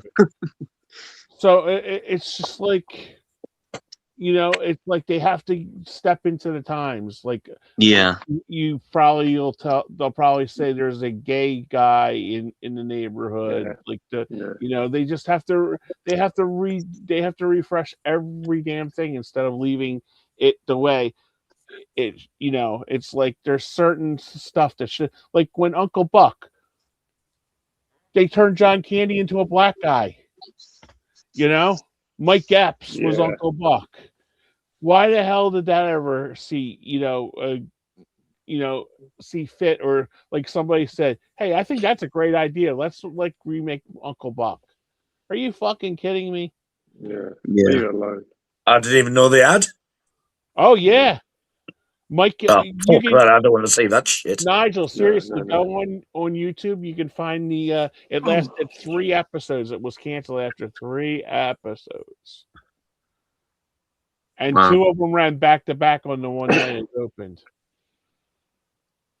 I mean, when they remade The Magnificent Seven, obviously you got Denzel Washington. He's supposed to be the leading actor. Obviously, Yul Brynner was the leading actor in the original Magnificent Seven, and it didn't really need to sort of have that to kind of sideshow that you got the main lead of the gang should be a black man. Do you know what I mean? As much as I love Denzel Washington, and it's not a bad Western, but for me, it would have done better if they hadn't called it the Magnificent Seven and just called it something else. Yeah, and they didn't have. They wasn't battling out for the Mexicans. It was, you know, they didn't want to include that because in the original, they thought that the Mexicans they stereotyped them, so they didn't put that idea in the new movie, which is it would have been better just calling it a completely different movie, and it probably would have been a better movie, known as a better movie, and probably would have earned more at the box office, rather than just calling it the Magnificent Seven again. Like another remake, 310 to Yuma. That's a great remake, though. That's a great film. Yeah. You know, Russell Crowe is great in that movie. Yeah. Do you know what, Carlos? You kindly sent me the Blu-ray of that. Still need to see that, to be fair. You'll enjoy that one. Yeah, I did really enjoy the original. I watched the original for the first time last year, I think it was. Yeah. Funny enough, I watched the original. I say the original Magnificent Seven, but you could say that's the Seven Samurai. But it, like the sort of like original retelling of the Magnificent Seven, I watched this first time last year and stuff. I think I appreciate remakes though sometimes when you do something different, when it's, you know, like not a complete copy and paste of the original, because at least they're using the same premise pretty much, but they're wanting to do something different with it. And I think I can sort of respect that, because same with Evil Dead. Evil Dead, the 2013 reboot, has got a completely different feel to the original, but they're kind of handling some different themes in there. It's got a completely different opening scene to how the original version did. completely different set of characters as well with different names. So I can somewhat respect that as well. Yeah, I mean, I'm not saying that they're as good as some like the original versions, but I think as a remake goes, they're going to do something different with that premise. I'm kind of up for a remake sometimes as well. And also, I think did I tell you this, by the way, Nigel? I watched. Sorry, I did finish watching it, the Friday the 13th remake, and I loved it. Not as nowhere sorry as the original. I think the original's still my favorite Friday film, but as remakes go, I thought they did a pretty solid effort because you quite liked it as well, didn't you, Buds? I was disappointed with it, but I do like it. I think it could have been better. Yeah. It's definitely not my favourite remake. Yeah, I personally, yeah, I really enjoyed it. There was a couple of dipshit characters in there that I didn't really care for. Nice. There was one scene, by the way, that cracked me up in that film. There's this guy, right? Because he Not him knows with a mannequin. yeah, there was that, and then there's the guy, and he's just like browsing through the kitchen. He's in the fridge, and he just browses through the fridge, and then he's got this basketball. What he decides, he's fucking bored, and then he plays that basketball, and then it hits the glass of thing, doesn't it? And he's like, oh shit. I can't remember that bit. I think, didn't he have a basketball when he was in the kitchen or something, and then I can remember vaguely glass breaking. I think there was one scene with the greenhouse? There was a greenhouse scene. The guy was sat in the armchair with a newspaper. There's I a think it was shed. Scar. The Chinese fella goes in, doesn't he? Yes, that's who I was thinking of. Yeah, but I really enjoyed that as a remake. As say, no as much as the original. I thought the original's fantastic. I love the original, and of I course, think I like the Friday remake more now than when I first seen it in the cinema. okay. It's grown me more, but even so, I just think it could have been so much better. Yeah, It was good, but it could have been better. Oh yeah, I totally get that. I can see your point of view with that one, Nigel. And as I say, in one way, I actually do agree with you this one, Nigel, because it's not as good as the original. So yeah, in a way, I definitely agree with you what you're saying because it could be better. But I think as well, we will agree on this one as well, Nigel. The Evil Dead reboot. I wasn't going into that knowing it was going to rival the original, but do something different with that premise and have a different set of characters with different profiles to what you see in the original. And I kind of really admired that. I think, so you know what? I think more about it now, and I think I probably did prefer the Evil Dead 2013 reboot than Rise, to be honest. Oh, I did.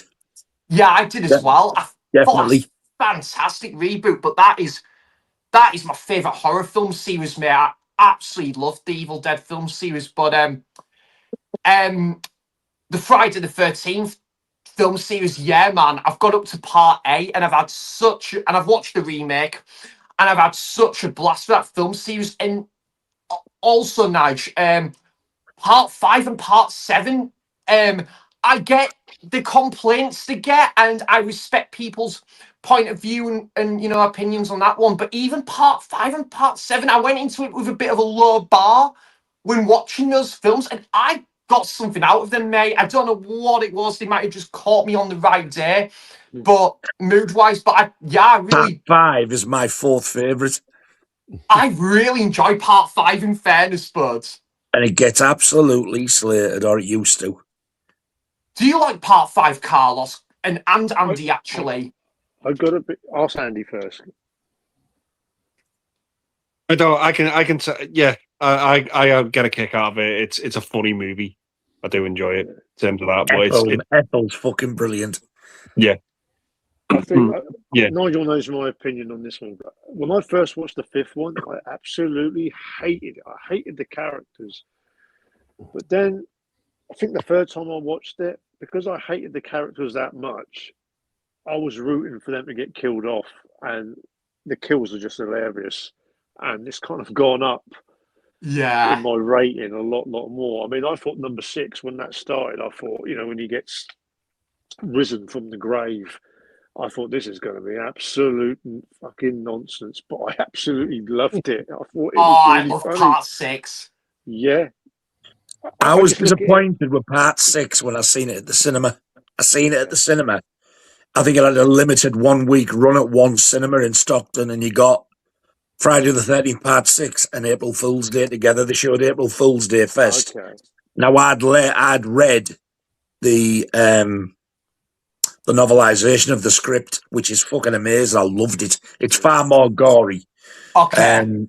So I was really looking forward to seeing the film. And because I'd read that book, I was a bit disappointed with the film, but I love it now. But when I saw Friday the 13th Part 6, I was expecting so much more. But it's now my third favourite. As I've watched it more over the years, I fucking love it. It's it's that music as well, and that guy just battling against Jason near the boat as well, and you've got that. It's just, and then obviously there's that. Well, I won't say what happens, but obviously you've got the scene. Was it Alice Cooper playing in the background by the Yeah. Oh, was it? What do you call it now? Is it the camper van? They call it. Yeah. That scene as well. Yeah, and then the scene by the car as well. But oh man, what I've had such a cracking time with that film series. Have you seen them, Ollie? Any of the Friday films? No. Yeah, I would definitely recommend the original. No. Are you gonna watch the original? I've tried. Not your cup of tea, mate. That's fair. No, I just never got through it. I would give them all a go. I don't own them, Okay. so, and they're not on any streaming, so I've just not had any means to watch them. But I tried the first one years ago, and I just, for some reason, never watched all of it all the way through. My favourite 4 in order are 1, 2, 6, 5.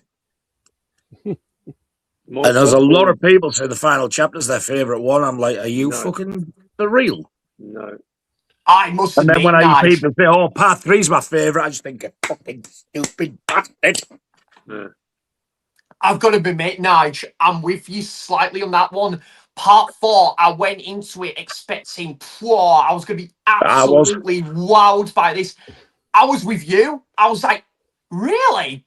Yeah. I liked it. I did really like it, but I was somewhat disappointed. And I think because I did the total opposite, I went into part 5 thinking, I'm going to be left feeling cold watching this film. And then part 5 actually really surprised me because I went into it with such a low bar, whereas part 4, I went into it with a bit of a high bar of expectations. So, yeah, that part 5 and part 7 probably has been the most surprising in that film series. Yeah. To be fair, I think I wasn't as struck on part 2. I think part 2 has so far been. I do quite like part 2, but I think I think so far it's been my least. No, it's not been my least favorite. Sorry, no, but it's. I think. Yeah, I thought it was just okay, but I say it's definitely better than part 5, part 7 for sure. But I think part 5 and part 7 are just so surprised, and because now I've enjoyed part 5 and part 7, bring it on with part 8, and then Jason Goes to Hell and Jason X. Jason Goes to Hell is fucking amazing. I know, I've heard, mate. I know you love that one. I don't understand why people hate that film so much because it's just so much fun. And it's got some amazing death scenes in it. I think what Ollie would get out of watching the Friday the 13th movie, whether you really love them or just think they're okay, they're just 90 minutes, just quick horror movies with tons and tons of kills. That's the good thing about those movies. You haven't got to absolutely love them, but you could just watch a couple. You could watch 3 or 4 of them in the weekend easy. I think the original is probably the most sinister and the most serious. And then after that, when Jason comes into it, they're just like pure escapism for me. Yeah. But that first one, I could like. I could kind of see that happening. Like, if somebody told me that was based on a true story, I wouldn't go, fuck off, it's too far-fetched. Unlike the sequels. So I think the first one is far more sinister and far more serious. But when you get to, like, parts 5, 6, 7, and 8, they're just a fucking hell of a good, fun time for me. Jason Goes to Hell. It's so entertaining. Part 2, you could easily tell that the movie was influenced by Burning. the town that dreaded sundown with yes. You can see that it was influenced by that, which is not a bad idea. I like the look of Jason, sackhead Jason. Obviously, he gets the full, the full range of his look in the third movie because it's going to sell, sold masks, figures, and machetes and everything, didn't it? If they'd have interpreted those lost gore scenes that were only on VHS and got them into the film, I don't care if it meant loss of picture quality. Get it in and have the sound in it to make it all match. True. Part 2 would have been even fucking better. It would have been brutal. Yeah. Because especially the couple in the bed scene where it shows you that fully uncut. It's absolutely brutal. I absolutely love the kill down the steps with the guy in the wheelchair. Fuck me, that is so good.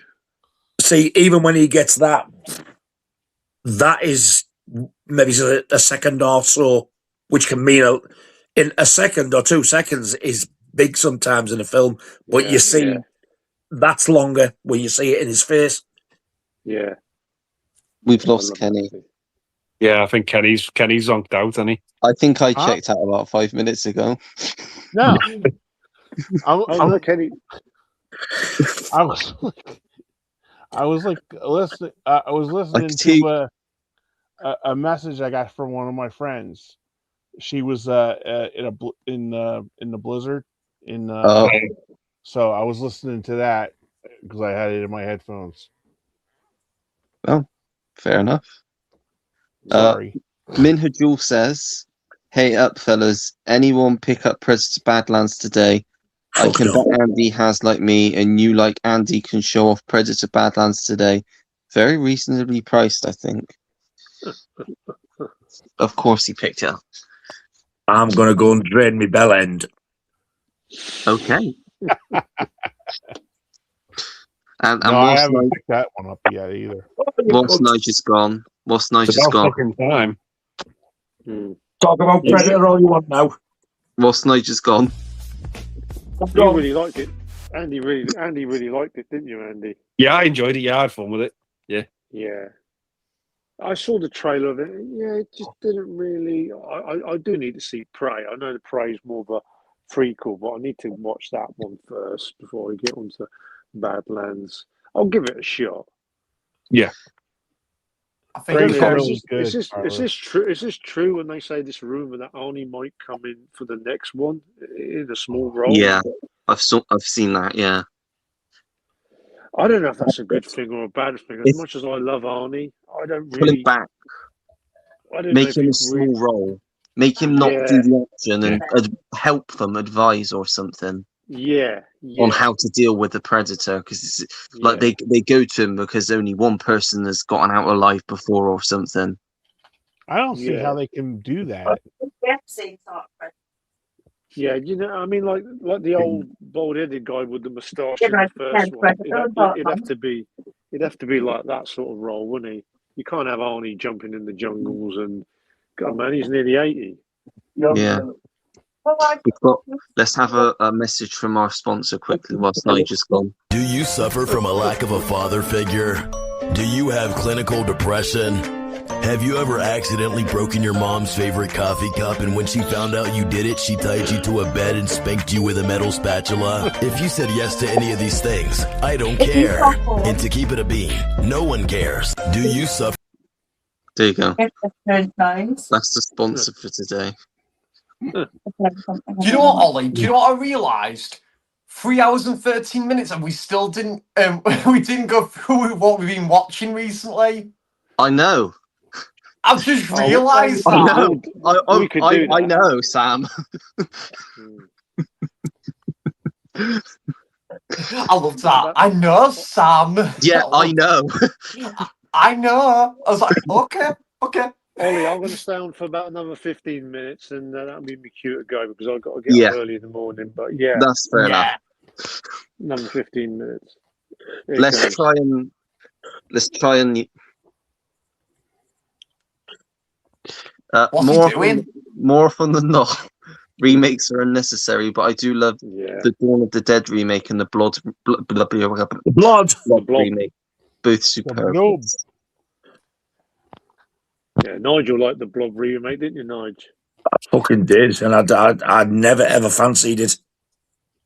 Yeah, but, I mean, the original was more kind of like a sci-fi, but the one I sent you, that was more like a horror movie. I love that one. I really enjoyed it. It was such a good film. I did watch the Dawn of the Dead remake the other day, and I really enjoyed that. I've seen it before, but I do think I like it. I think it's one of the good remakes. I need to rewatch that again because I didn't really think a lot of it, to be honest. But don't get me wrong; it's on a patch on the original for me. Nah, I just have the original right up there for me. I know people who think the remake's better.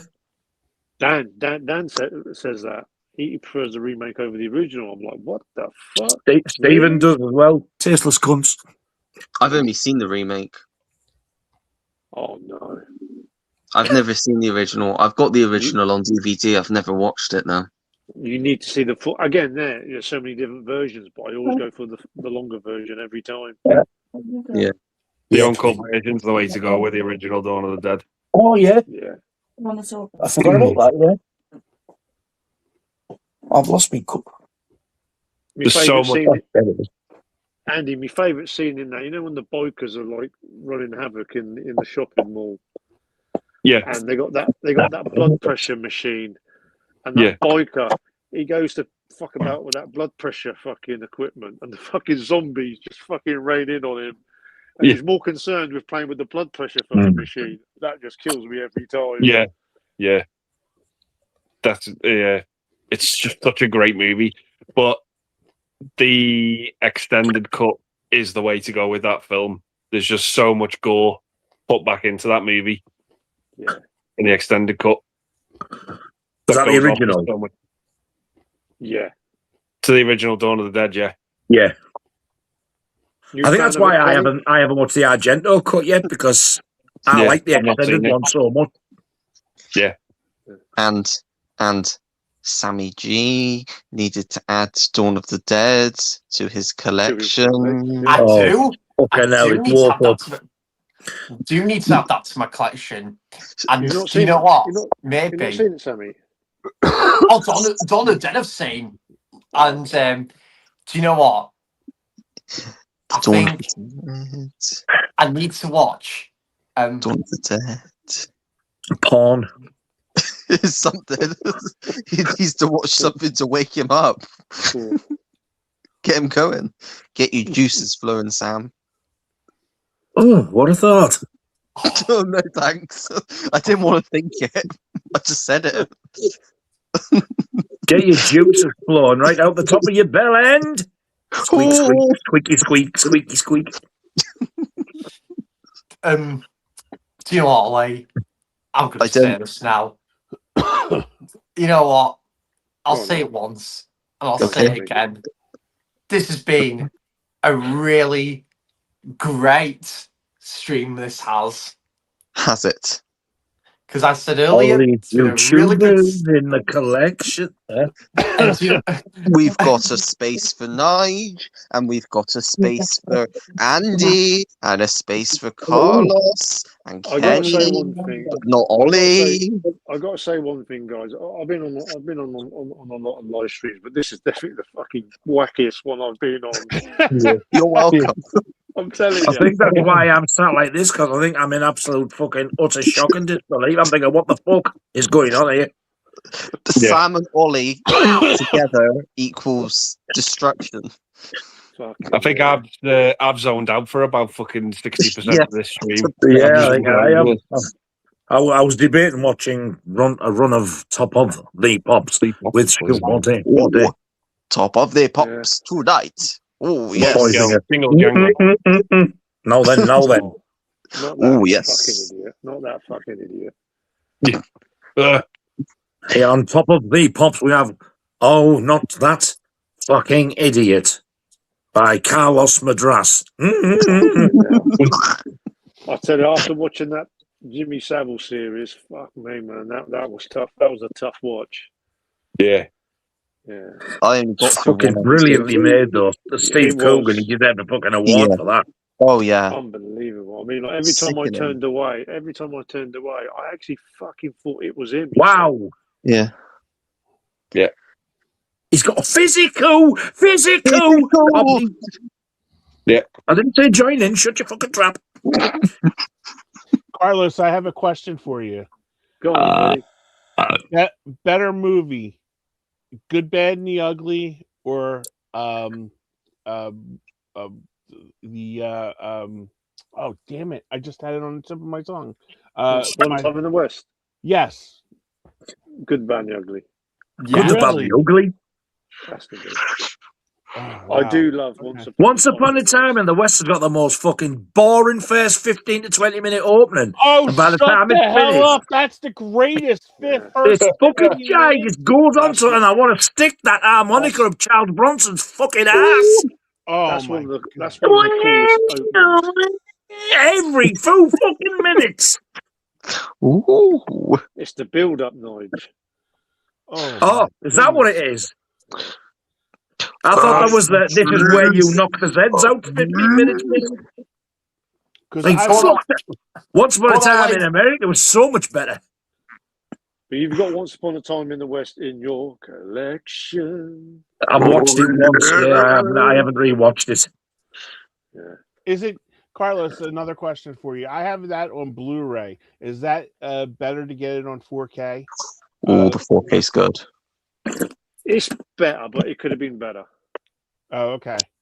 So there's not really missing anything on the 4 if I don't get the 4K. No, it was a missed opportunity. I mean, it's okay, but I mean, the Good, Bad, and Ugly 4K edition on Arrow Video is far better.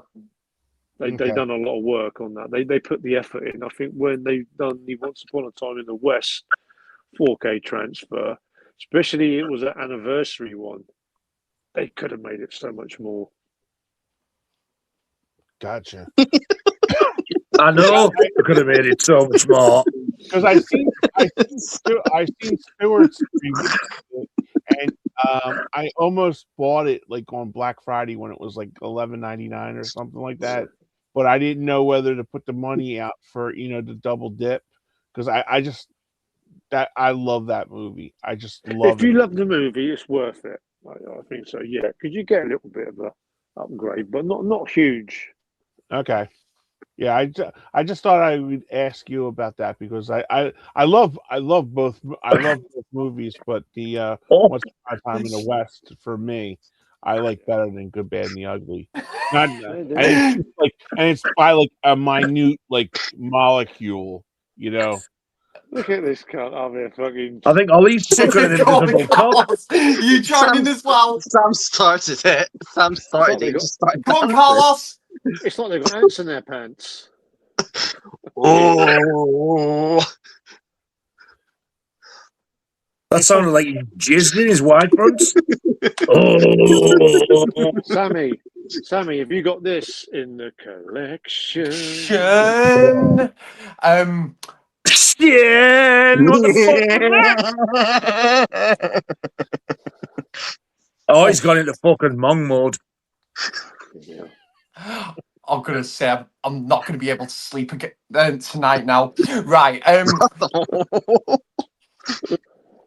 Only joking, by the way, Ollie. Oh my god. Zombie flesh eaters. Is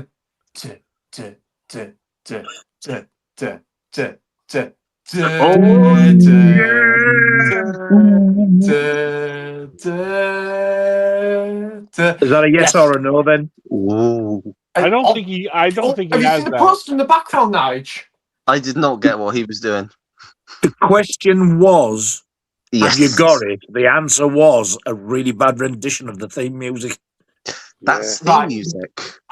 Okay. I do have that with Vodka Edition. That's all you wanted to know. Ooh. Do you know what though? I think Oh, tomorrow. God. Today's been Sam, a really good day.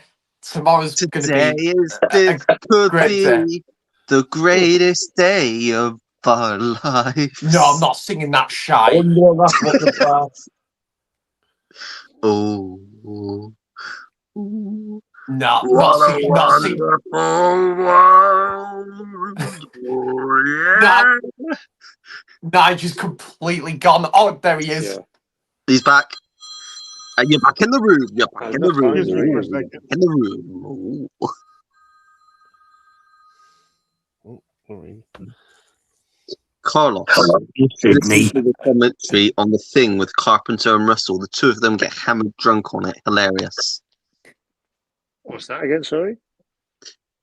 You should listen to the commentary on the thing with Carpenter and Russell. The two of them get Yeah. hammered drunk on it. Hilarious. I've heard about that one. Yeah, that would be. Yeah, I think that would be a good one. I mean, yeah, my favourite horror movie.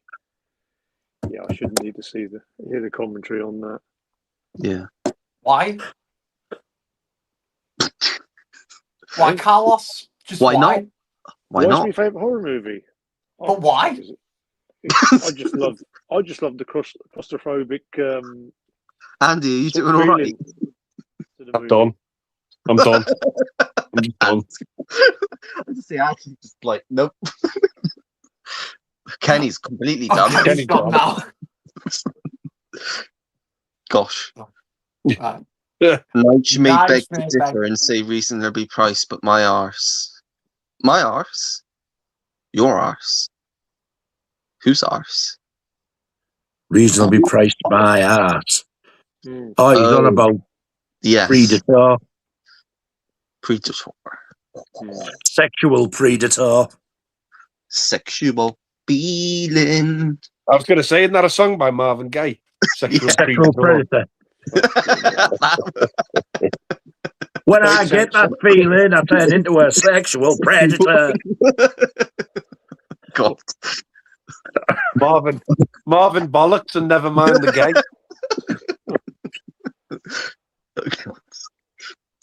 Never mind the predator and sexual bollocks.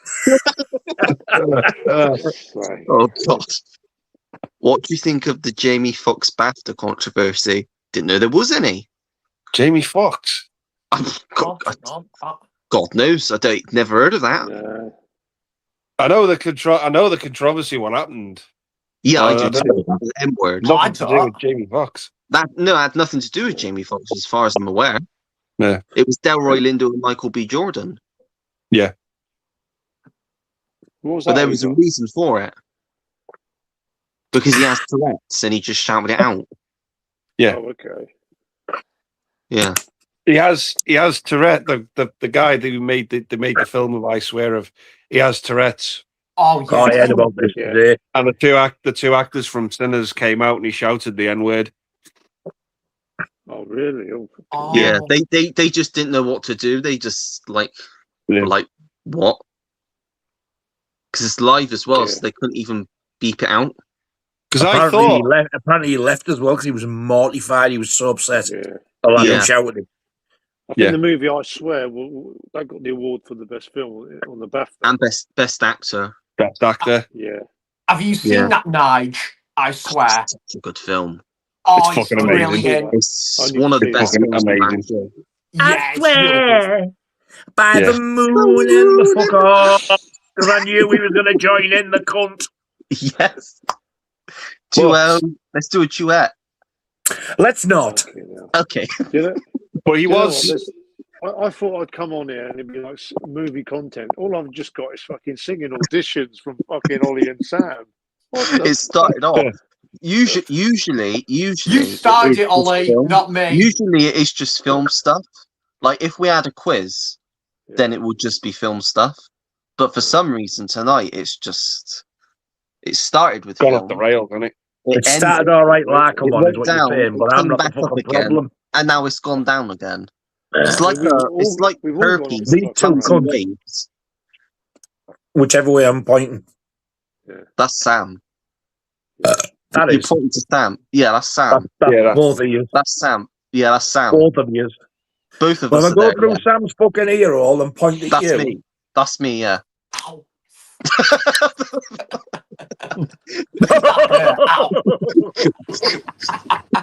Fuck all that was about, I don't know. Sam.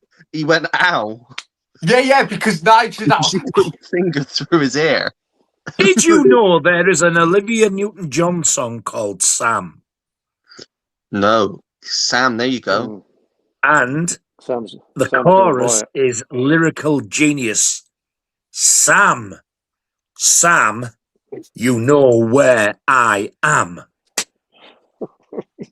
Sam, you know where she is. Do you know where she is, Sam? I do. Unfortunately, she's in a grave She's now. dead. Yeah. Put a little neutron bomb. Carlos. Next question. Next fucking question. Quick. Okay. Sorry. Did you any of you guys spot Mr. Negative in the Spider Noir trailer? No, I did You not. fucking think I spotted it?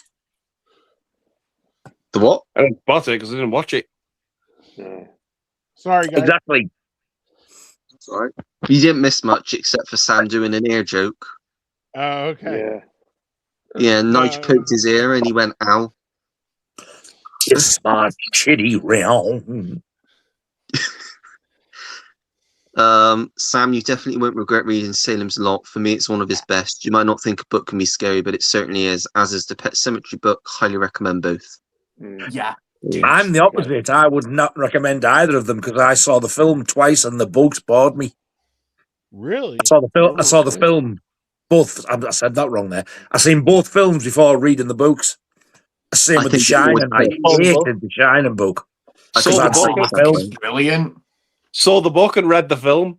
But so I do actually agree. If you're gonna do either, you should read the book first, so then you'll enjoy it more. Yeah. My two favourite Stephen King adaptations, like the original books, are probably Misery and Cujo. Cujo is amazing. Oh, is that a really good read, Nige? Yeah. Because I've not. Well, I'm glad you said that now because I've not seen the film for Cujo. So I'm glad you said that now. To be honest, because I would read the book. That was. Sorry, Nigel. Now sorry, that is you one said... as well. I did see the film first, but I did like the book better. So it can happen.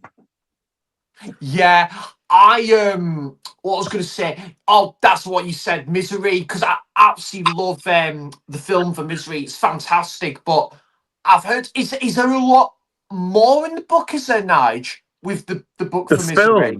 The film's actually very, very loyal to the book, especially the bit what do they call it? Hobbling, whatever they call it, when she does the thing with the hammer. That's all there. The only difference is I can't really say without spoiler. It's your own fault. It's been out fucking long enough. The only difference is I'm not the death of the sheriff. Yeah. In the film, she shoots him. In the book, she runs over his fucking face with a lawnmower. Oh, wow. Wow. I was reading thinking, fucking hell. And then when it wasn't in the film, I was like, well, you copped out there, you bastards, with a gun. But apart from that one little bit, I actually think the film's amazing. I love it. Oh, it's great. I'm going to be controversial here. I actually prefer Misery. I've always preferred Misery a lot more than The Shining, but since I watched The Shining twice in the last year or so, it's definitely closed the gap for me. I think The Shining is a better made film, but Misery is a movie I go to watch a lot more because James Caan and Kathy Bates, fuck me, they're just so good together. Yeah. Again, with The Shining, though, for me, it's got to be that. Well, I'm not saying it's not extended; it's the full version. Or in America, to them, that's just the normal cut. I don't think they realise that over here there was about. God, it must have been about 20, 25 minutes of The Shining was cut for the cinema and UK video release. The only way you could get the video over here was the original X certificate pre-cert VHS. I remember when I bought it, watching it, thinking, "Where's that fucking bit with the snowplow?" Because I remember the black fella out of Stir Crazy being in there, and that had gone. I was like, "Hang on a minute, what's happened there?" And there was a few other things. I was like, so when I bought the American DVD, I was like, "Oh, thank fuck, it's all back." Sorry, the original one I got the American Laserdisc first. But I'm glad now when the 4K come out that they've finally normalised it over here, that is the original version. Yeah. I'll tell you what, Nige. I went excuse me. I went and saw the extended version, like just before Christmas at the View Cinema in Cramlington, and my God, it's just. I think it's just because the way the film is shot and the cinematography is just next level stuff when you're watching it on the big screen, especially the opening scene with the hillside, the opening credits. It's just, it's just absolutely amazing. It's just, and I do absolutely love the book, Nigel. I mean, the film is my favorite horror film ever, is The Shining, but and I did notice some of the changes. Are you planning on reading The Shining, Ollie? I have got it. Yeah, I shall be reading it at some point. I didn't like all that shit with like when turn away and turn around and the fucking bushes moved and one was shaped like a lion, and as he turned away and looked again, it was closer, and I was like, wait, fuck off. That's why I didn't really like that remade for TV thing, which Stephen King actually had a lot to do with. It was utter fucking shit. Do you want them, Rebecca De Mornay and the fella who played Jack, they were nowhere near as good as Nicholson and Duvall. Yeah. That is kind of like maintained a bit of a cult following, that. I mean, obviously, when I watch it, Nigel, I'm going to be 9 times out of 10, 110%, I'll be with you. I'll prefer the Kubrick adaptation, but yeah, I was really surprised that it's got a bit of a cult following, because I know Mike Cinema Axman, he absolutely loves the 97, is it mini-series, like the TV movie of that. But he prefers it to the Kubrick film. Really? Sorry, Andy. Yeah. He prefers it to the Kubrick film. I do remember he's drawing his brain playing so much fucking guitar. No, he prefers it because it's more accurate to the book. It is, but that's why I don't like the book. That. Yeah. Stephen King criticizes the Kubrick film. He just doesn't like it at all. He fucking hates it, doesn't he? Yeah, and I think a lot of the time I actually disagree with Stephen King. I know he's a really fucking great writer and that, but when he criticizes these films, I'm thinking, better than your fucking book, I'm afraid. I think Stephen King I like the film better. I think Stephen King has great ideas, but I think his execution's quite poor when it comes to finishing his films as well. You just get into something, and then the next chapter, you'll fuck off. I think he's got, and you've got to read about 2 or 3 chapters for it to come back.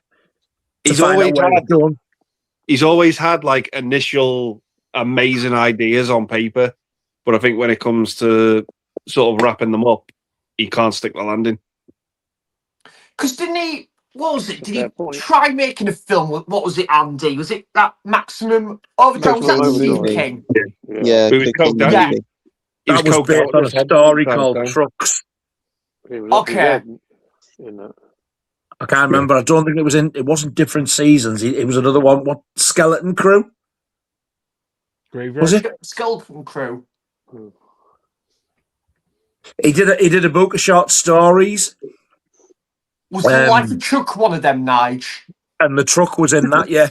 Sorry, Trucks it was called, which became Maximum Overdrive. It became Maximum Overdrive, and he did a book called Different Seasons, which was 4 stories, 1 for each season. Yeah, that had a story in called The Body, which became Stand By Me, and it had a story called Rita Hayworth and the Shawshank Redemption, which became Shawshank.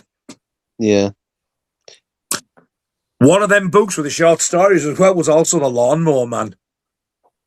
And the Lawnmower Man film, it says based on Stephen King. It's nothing to do with it. Absolutely fuck all. The film is terrible. I wasn't a fan of the movie at all. It was like a sci-fi thing, but the Yeah. Lawnmower Man story. It didn't do anything for me. Have you read the story? No. Basically, a fella goes round and like, you want your grass cutting type of thing, and he actually is cutting the grass. And they're looking out and think, my God, he's doing a brilliant job and all this. And then at the end of it, the woman goes out because he goes round when she's either nodding or he says, "Oh, you know, you just stay in, I'll do it." And this one day she goes out and there he is. The way he cuts the grass, he's stark bollock, fucking naked, and he's down running around the grass and he's chewing it and eating the grass. That's how he does it. Yeah. Which is a far better premise than a fucking shitty science fiction film. Yeah. I quite like the film. Him out with Psycho 3, isn't it? Isn't he, with the guitar? I thought they did a good job in that movie. It didn't do much for me, that one. I don't mind the first one, but the second one's terrible. Now, if they remade that based on the Stephen King story, that would be worth watching. Yeah, that'd be an idea. Somebody stacked on the naked running around the grass eating the cunt. They're doing another Mist. Oh, no. I saw that. They're doing the remake and the Mist. Yeah. God, it wasn't that long ago when that came out. I know. 2007. I've still not seen The Mist, funny enough. Oh, it's a great film. If you want to be 2007, Jesus Christ, that means it's only 20-year-old. Yeah. I was only a kid then. That was about. It's a good movie, but it's not a patch on the fog. I'm sorry. I mean, no, it's not. I probably agree with that, Carlos. I mean, it gets talked about mainly because of the ending, and the ending's pretty fucked up. It's grim. Yeah, it's fucked up. I mean, I wasn't expecting that, but yeah, I mean, it's good to go with something completely off the charts, like they did. Because I certainly wasn't expecting that. I was like, "Fuck it." No, I wasn't. I was fucking gutted. Yeah. I haven't seen The Mist in ages. I haven't. I've got the 4K there, and I haven't watched it. Which version? It's in black and white, isn't it? There's one in black and white, and one in colour. I watched mine in colour. Yeah, it's got both. It's got both in. Yeah, I've watched it in colour. Yeah. I've never watched the black and white one. It's bleak enough without watching it in fucking black and white. Yeah. I tell you what, Marcia Gay Harden is excellent in it, though. She's psychotic. Oh, God, she's one fucking arsehole in that film. She's crazy. She does it too well. You got half of the crew of The Walking Dead in that movie. Is she the one who's like the Bible basher woman? Yeah, I could actually punch her in the face and enjoy it as well. She's a right horrible bastard. Yeah, because obviously that came out a few years before The Walking Dead. So, like you say, there's like lots of actors that then went on to be in The Walking Dead to start with. Well, speaking of films with bleak endings, it's about time either Arrow or Second Sight brought Eden Lake out. Yeah, it's Frank Darabont, isn't it? Because you get a few actors from Shawshank that carry over to the Mist. Yeah, and The Green Mile. Yeah, even The Majestic. I think watched that for the first time last month. Ollie, did I tell you The Majestic? I enjoyed that. It's good. I love it. Guys, I'm gonna have to cut loose, buddy. It's nothing cut loose. I've got an early start tomorrow. Footloose. Yeah. Carlos, I hope you come on our show once. Yeah, we'll do. Ollie. Yeah. He's gonna lie. I said I'd love to say I've enjoyed it, but it's been fucking shit. Nice guy, Sammy, and Nutty Nige. We'll catch up. Don't blame me for all this bullshit. No. It's the madness. It sounds like the pet name for a squirrel. Nutty Nudge. You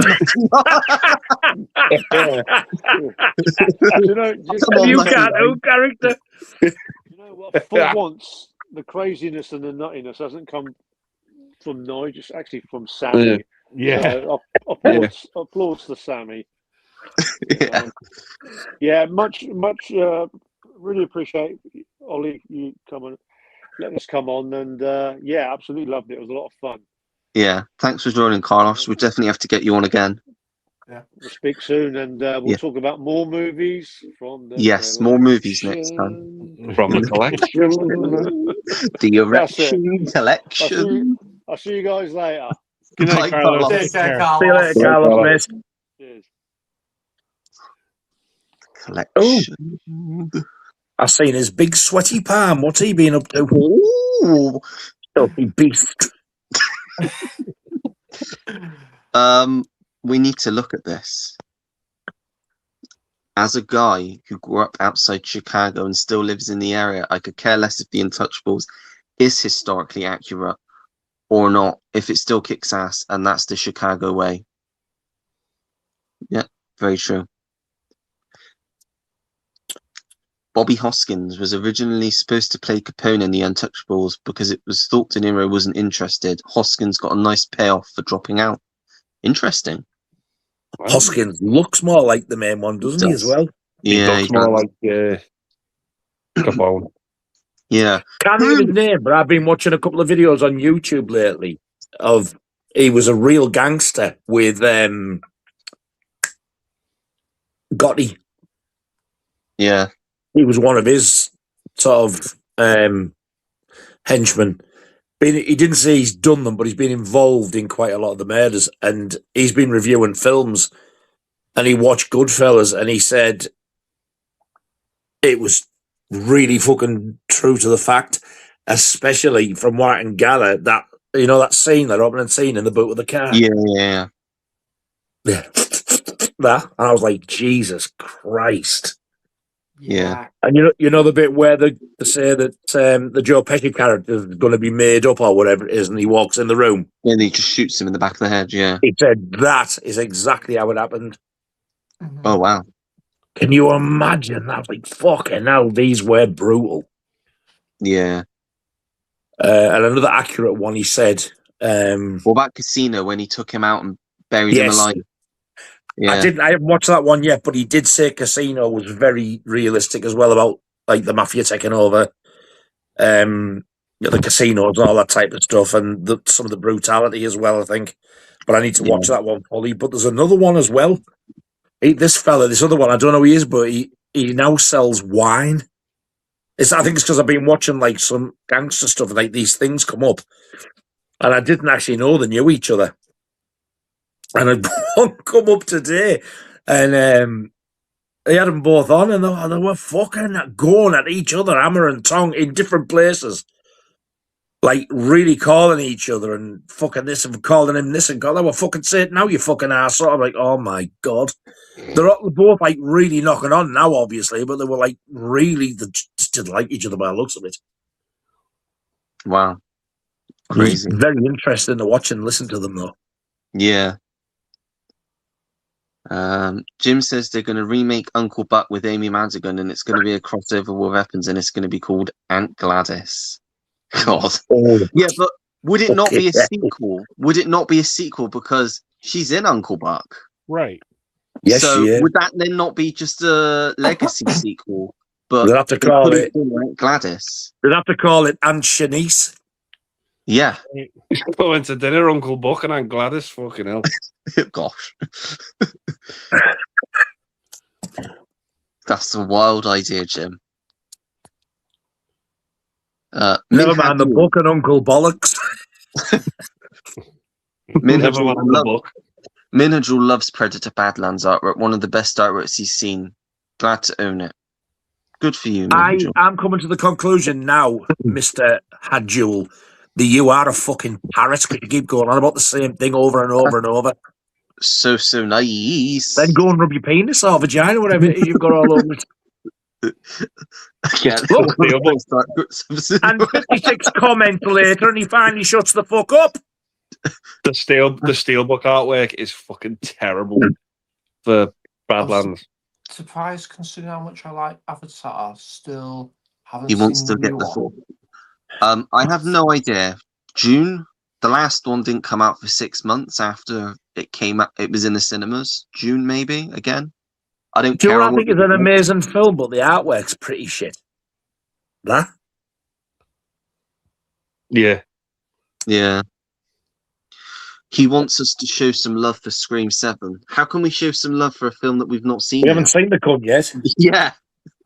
I'm seeing it on Thursday. I'm seeing Let's another film on Wednesday. For a Bronx Tale.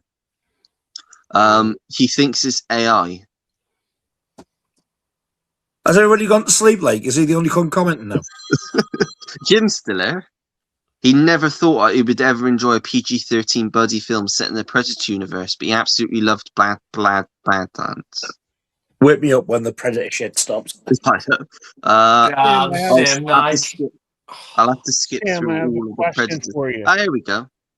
The remake of Dawn of the Dead is entertaining as hell, but Dawn of the Dead is the greatest horror film ever. Is that Scott? Oh, No, I was going to say, no, it's Jim.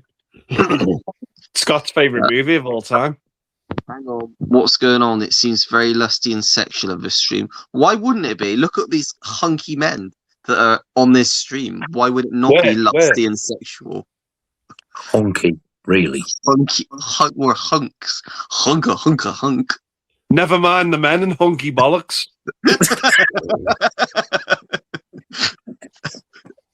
Sexy bollocks. God. Hunky bollocks. Hunky bollocks.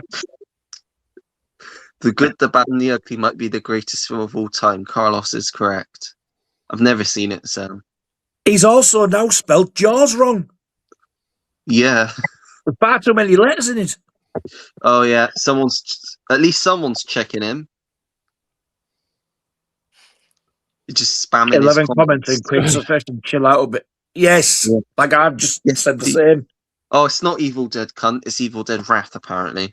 Didn't know that. Thought it was Evil Dead Cunt. Evil Dead Wrath. Still not convinced it is called that. I thought it was Evil Dead Burn. No, Sam, that's the new one. Yeah, sorry, he's Wrath is the one that's out after that. Yeah. The next planned one. I don't think they're ever going to fucking just stop. started filming. My best bet is they've shot these. Well, they've not shot them back to back because Evil Dead Burn was shot this time last year, and it's a completely different cast and crew, director, completely different. So, God knows what they're thinking.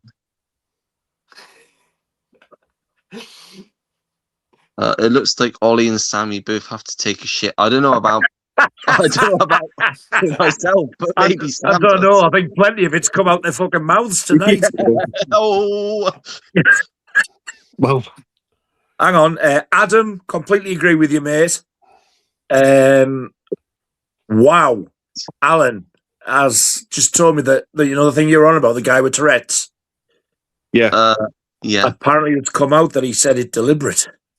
Really? Oh, wow. Don't know where he's got his... But yeah. Is that in the comments? No, he's messaged me. Oh, he's messaged you.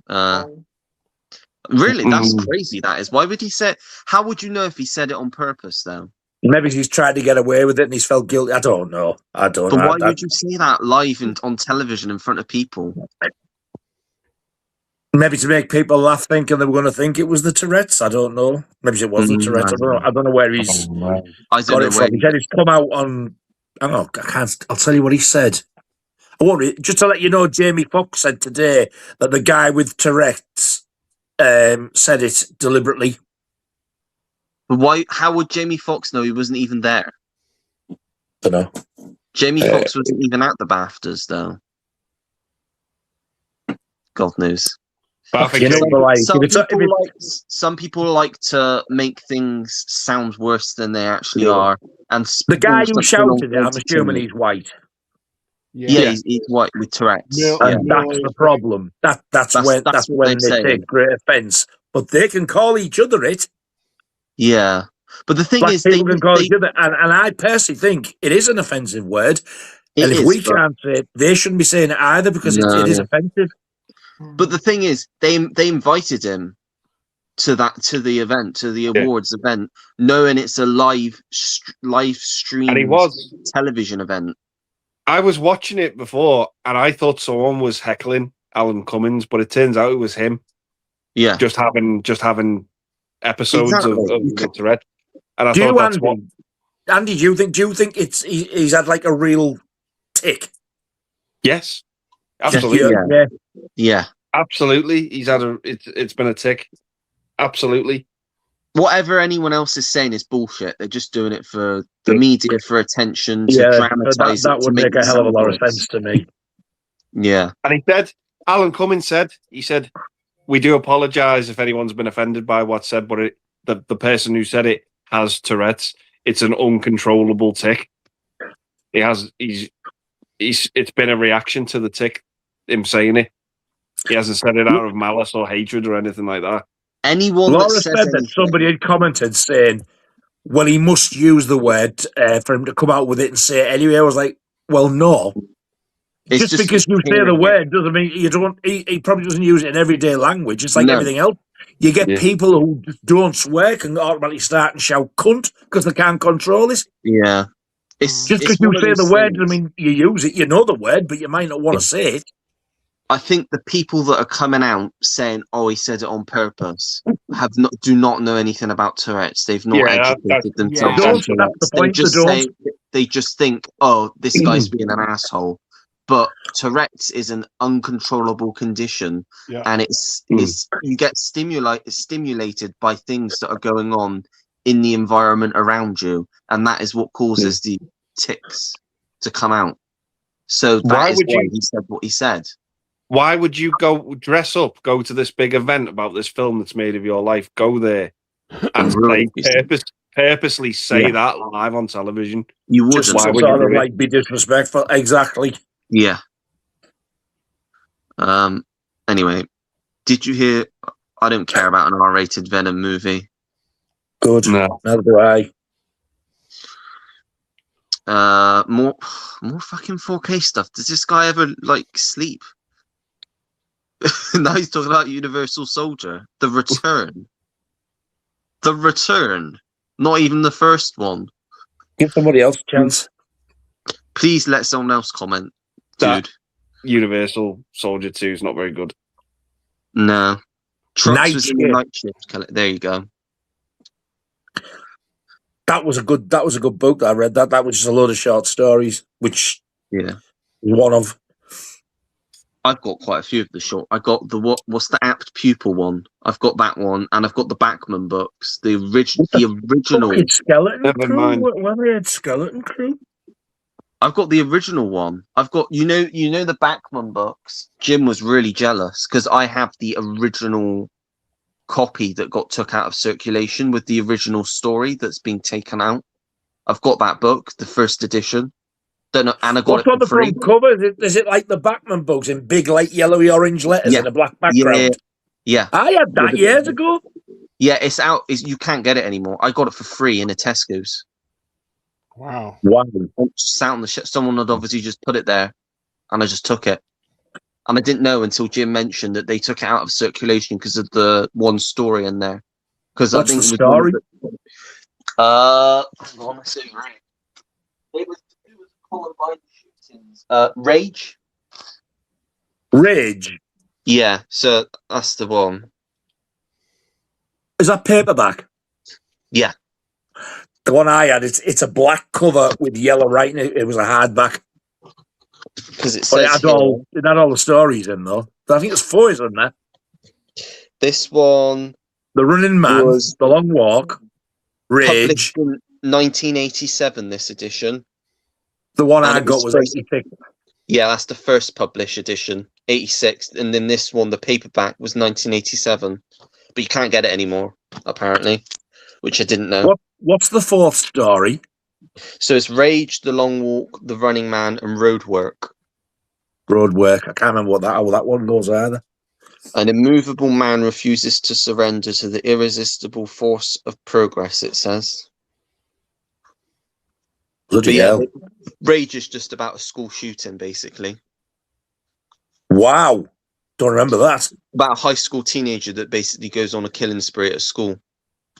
That's why it took, because I think it was the Columbine shootings, and Stephen King took them all off the shelves and got rid of them all. So you literally cannot get that story anywhere outside of from when this edition got taken, when this book got taken out. Did it get taken out over here as well, or just in the States? Everywhere. This whole Wow. the whole story just got erased. Well, other than obviously the editions that there already was, because he didn't want it out there. So that's a rare book that I didn't even know I had until Jim mentioned it. I wish I still had the fucking hardback one. Yeah, you'd have to look on eBay or somewhere. You might get lucky in like a secondhand bookshop, charity shop, something Maybe. like that. Yeah. Never mind the overdrive and maximum bollocks. Signing out. Thanks for a great stream, gents. Hope you have a great week. Thanks, Adam. Thanks for stopping by. Oh, yeah, I hope we haven't gone because you're pissed off. Shawshank Redemption, At Pupil, and Stand By Me are all in different seasons. Yeah, I've got that. I've got different seasons. And I've got, obviously, the Batman books. And I think there's another one I've got, a newer one, but I don't know what that one's called. Pupil, that sounds familiar. Shawshank. Yeah, it's the pedo one. I'm sure there's another one. Apt Pupil's the pedo one. Pedo? Well, the film was. Because it's Bryan Singer. Yeah. What do they call the film? Apt Pupil. Ian McKellen's I didn't even know there was one. Yeah, it was dodgy, apparently. I've never seen it, but Jim was telling us apparently it was really dodgy, the behind the scenes stuff. He didn't go into it in a lot of detail, but he said it was dodgy what went on. Wow. Because it's Bryan Singer directed it. And He died the main actor. He died. Yeah, he died not long after. I think I don't know, drugs or something. Yeah. Was Bryan Singer a bit of a noncy? Yes, that's why he's not in Hollywood anymore. Because he did all the X-Men films as well. Until fucking hell. He did the Usual Suspects and Bohemian Rhapsody. Yeah,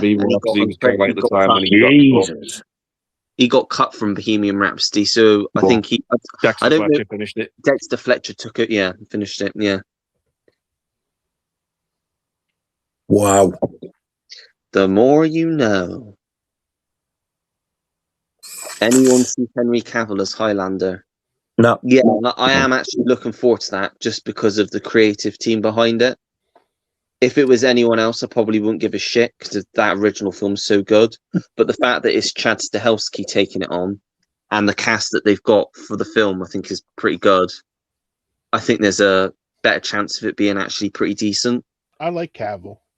Yeah, I think it's decent, yeah. And I they used him in The Witcher.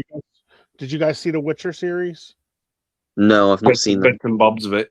That's very good. I really enjoy Cavill. I read apparently they're using the Queen soundtrack as well. Well, that's good. Yeah. Jim says the Lawnmower Man is also in the Night Shift collection. I think I've just got the wrong name, to be honest, Jim. I don't know what is Skeleton Crew. Was that a Stephen King book, or was that something else? Star Wars. That was a Star Wars series, Skeleton Crew. I don't know what else. Or is that a horror film of its own? Can't remember. The Skeleton Key. That's a horror film. I went to see that. So the when it came out, Skeleton Key. Did it shit? Is that the one with Goldie Hawn's daughter? Yeah. Jesus Christ, Barfest.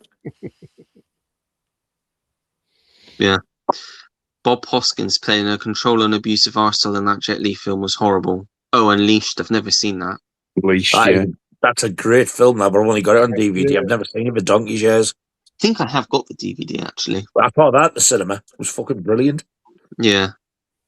Michael Franzese. Is that one of the mob guys you were talking about, Nige, maybe? Michael. Might have been, yes. Yeah. Awful That Goodfellas, one of the great gangster films.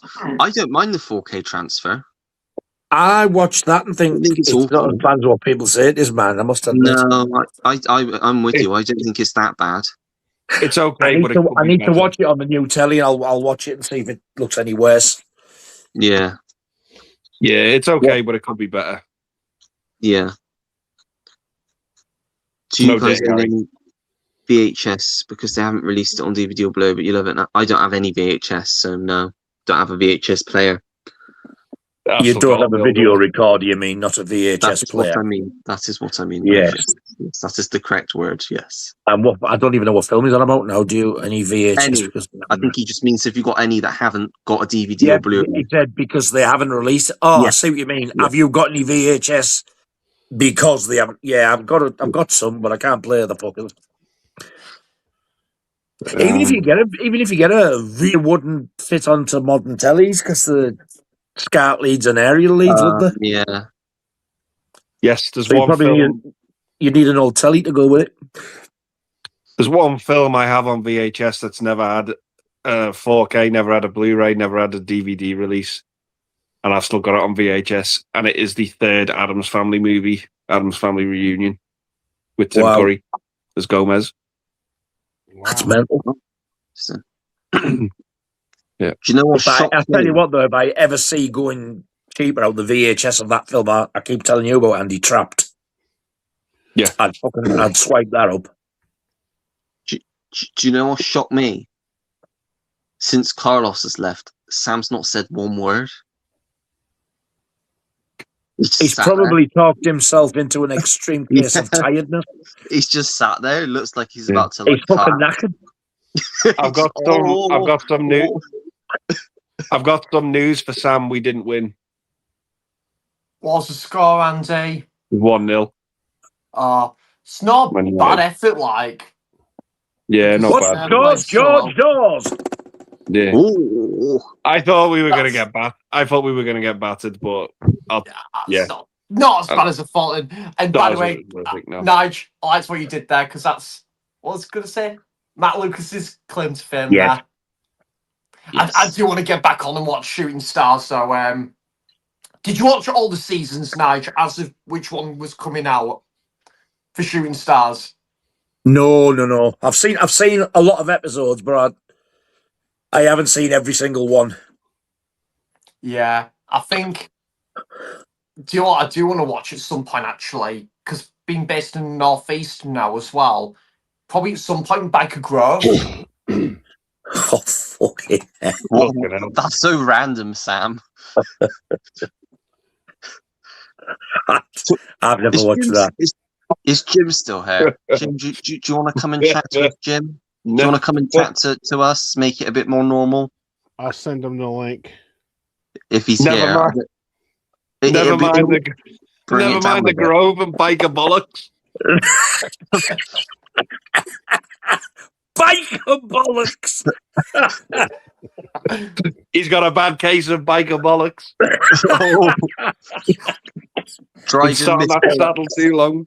You could just do anything. You could do Driving Miss Bollocks. Yeah. Driving Miss Bollocks and never mind the Daisy.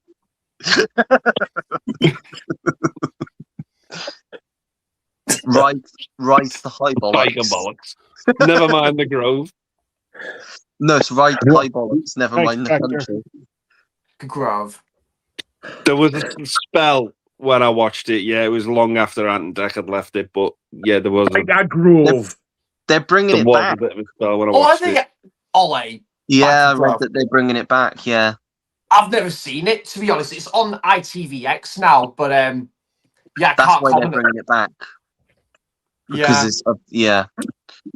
Used to be on BBC when I watched it. Like, yeah. The collection needs to have Biker Grove in it.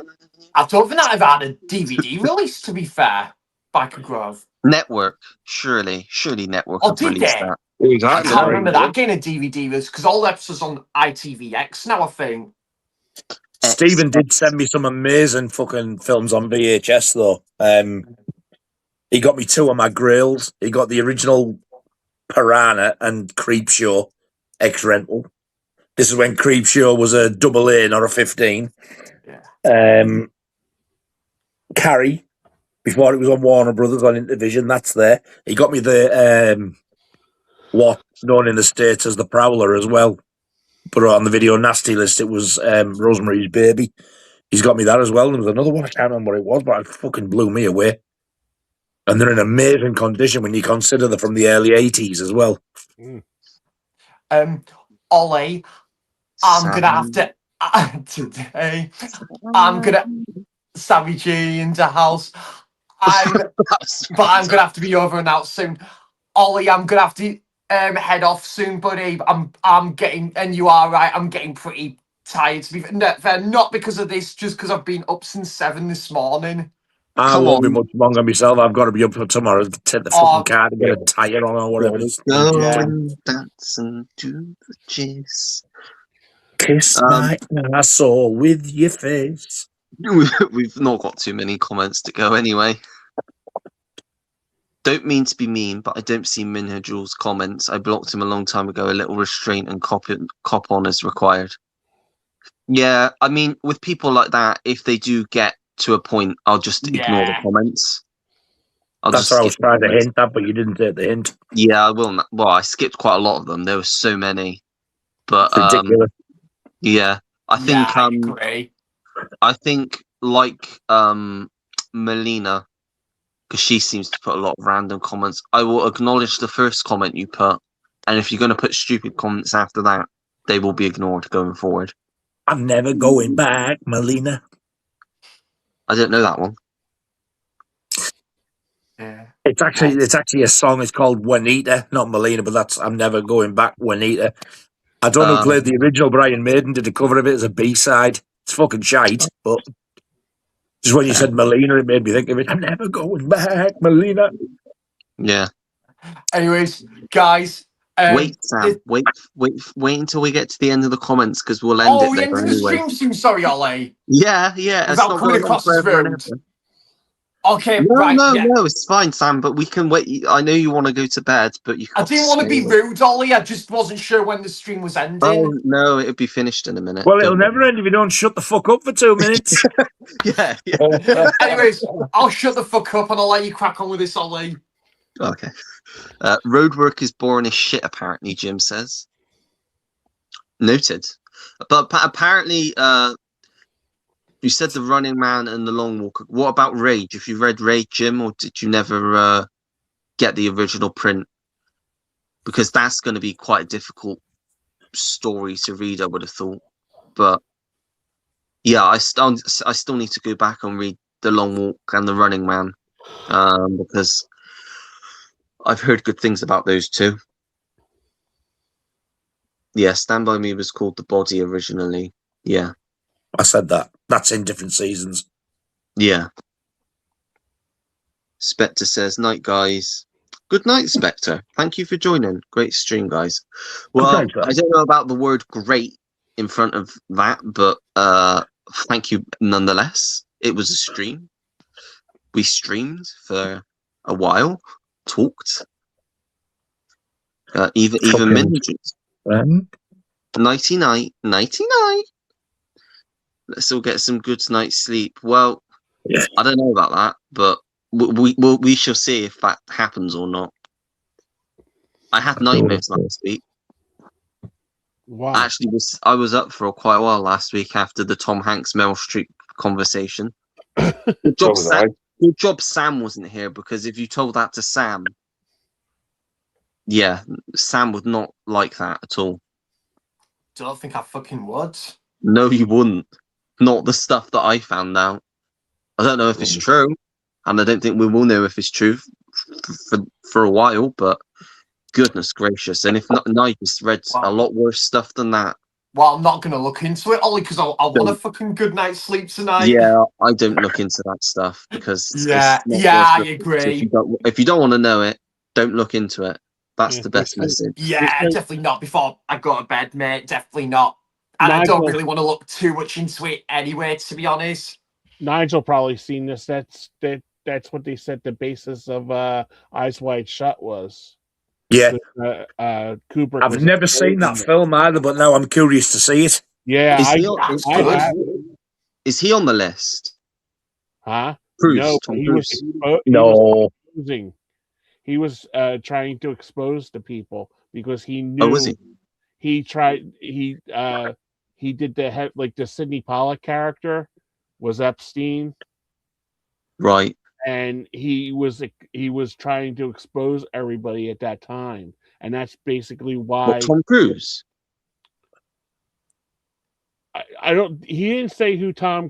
He didn't say who Tom Cruise was or Kidman in it, but he was saying that the Sidney Pollack character was Epstein, Right. and basically he knew like a lot about what was happening. That's why they were even worried about like how did Kubrick die, because that's why the movie tanked. Because like all the the Weinsteins and all them put the kibosh on the movie, and they were also saying not to him or because he knew about a lot of the interplay here all these years and stuff, and he knew the players and stuff like that. So I think they got to him, and him Spade. being dodgy was a cover up. So they were To safe. get away from that. He was nothing but a lovely person who've grown up saying the same thing. Yeah. I mean, look what all the stuff that came out about Tyson, and it was Don King that was doing. He stole all of his money. Don King stole all of his money. I mean, he never even. She even said like years later that was all set up by Don King to extort money from him, and he got all the money. He didn't do any of that stuff. Yeah. Crazy.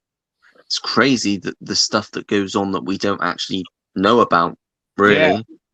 So I thought that because I went down that rabbit hole after Nigel was talking about that last week. Yeah. About the Epstein stuff and that thing. If are you in our chat, Nigel? Because I'll send you that Kubrick link.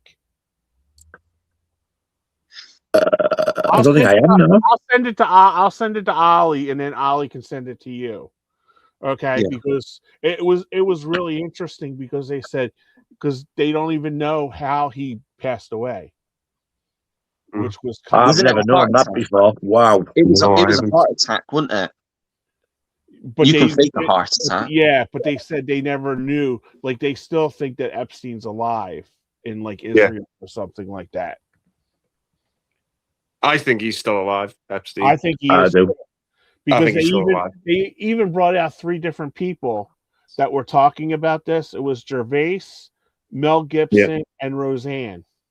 All before any of this started, and people thought that's why everybody was saying Mel Gibson was crazy, and all this, and the same thing with Roseanne. But she had bad behavior before, so of course they're going to suspect that she's losing her mind. But she had brought up all these people before, and it's once you go down that rabbit hole. Thank you, Nigel. I was up until like about 4 o'clock in the morning watching videos. I like to be of assistance. Yeah, but like none of them were like really like out there, like how they had like X-Files shit and stuff like that. But these were just like really compound, like, and they were like putting the pieces together, linking everything together, and I thought that was like really interesting, So I was like, but will we ever know the truth?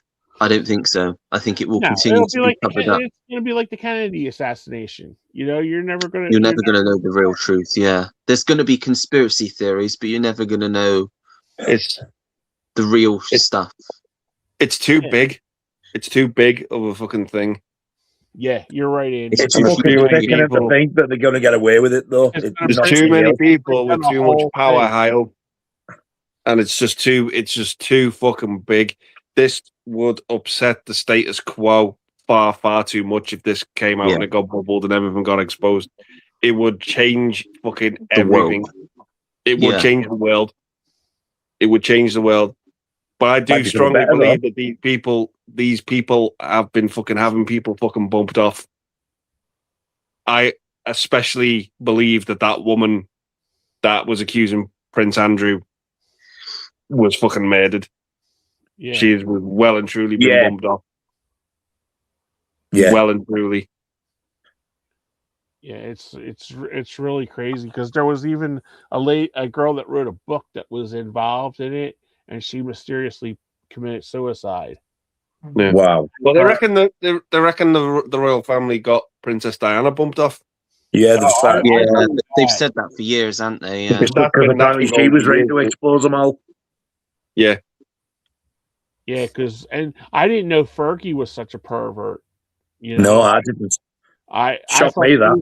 I thought she was like really like a sane a sane person. You know, And because it turns out she's a dirty old slut. yeah, There's a series on at the moment that's just come on over here called The Lady, and it's about her and her lady in waiting. And there was a murder and a big cover up back in the 90s, I think. well, she It's was on Wow. ITV at the moment. apparently she played both ways too, and she Yeah, was that's what I mean with her lady in waiting, because Oh, okay. such shit happened. I don't know the full story, but they're telling it in this drama at the moment on ITV. Yeah, What 'cause happened? the one because apparently she had girlfriends around the world, and she would mysteriously disappear to Switzerland for Right. a month or something. This is one of the videos I was watching, Nigel. She would disappear for like a month in Switzerland, and apparently a butler came out and said, "Oh yeah, she was having like lesbian affairs with these girls, but she would also go back to London and be in the underground. I don't know what that is, and she would have like orgies with men, like group sex with men." Wow. Oh. Yeah, so I don't know, and I'm just thinking, Go like, away to Switzerland to lick a bit of tut. yeah. So I like everything seemed to be like right up because they were linking everything because this was like right after she had the first baby, and she said that I don't know if it was popular over there or not, but she said that she had what is it when postpartum depression. So she went to Switzerland for a little bit to see psychiatric help, and this is when she was over there having the affairs with the girls and stuff.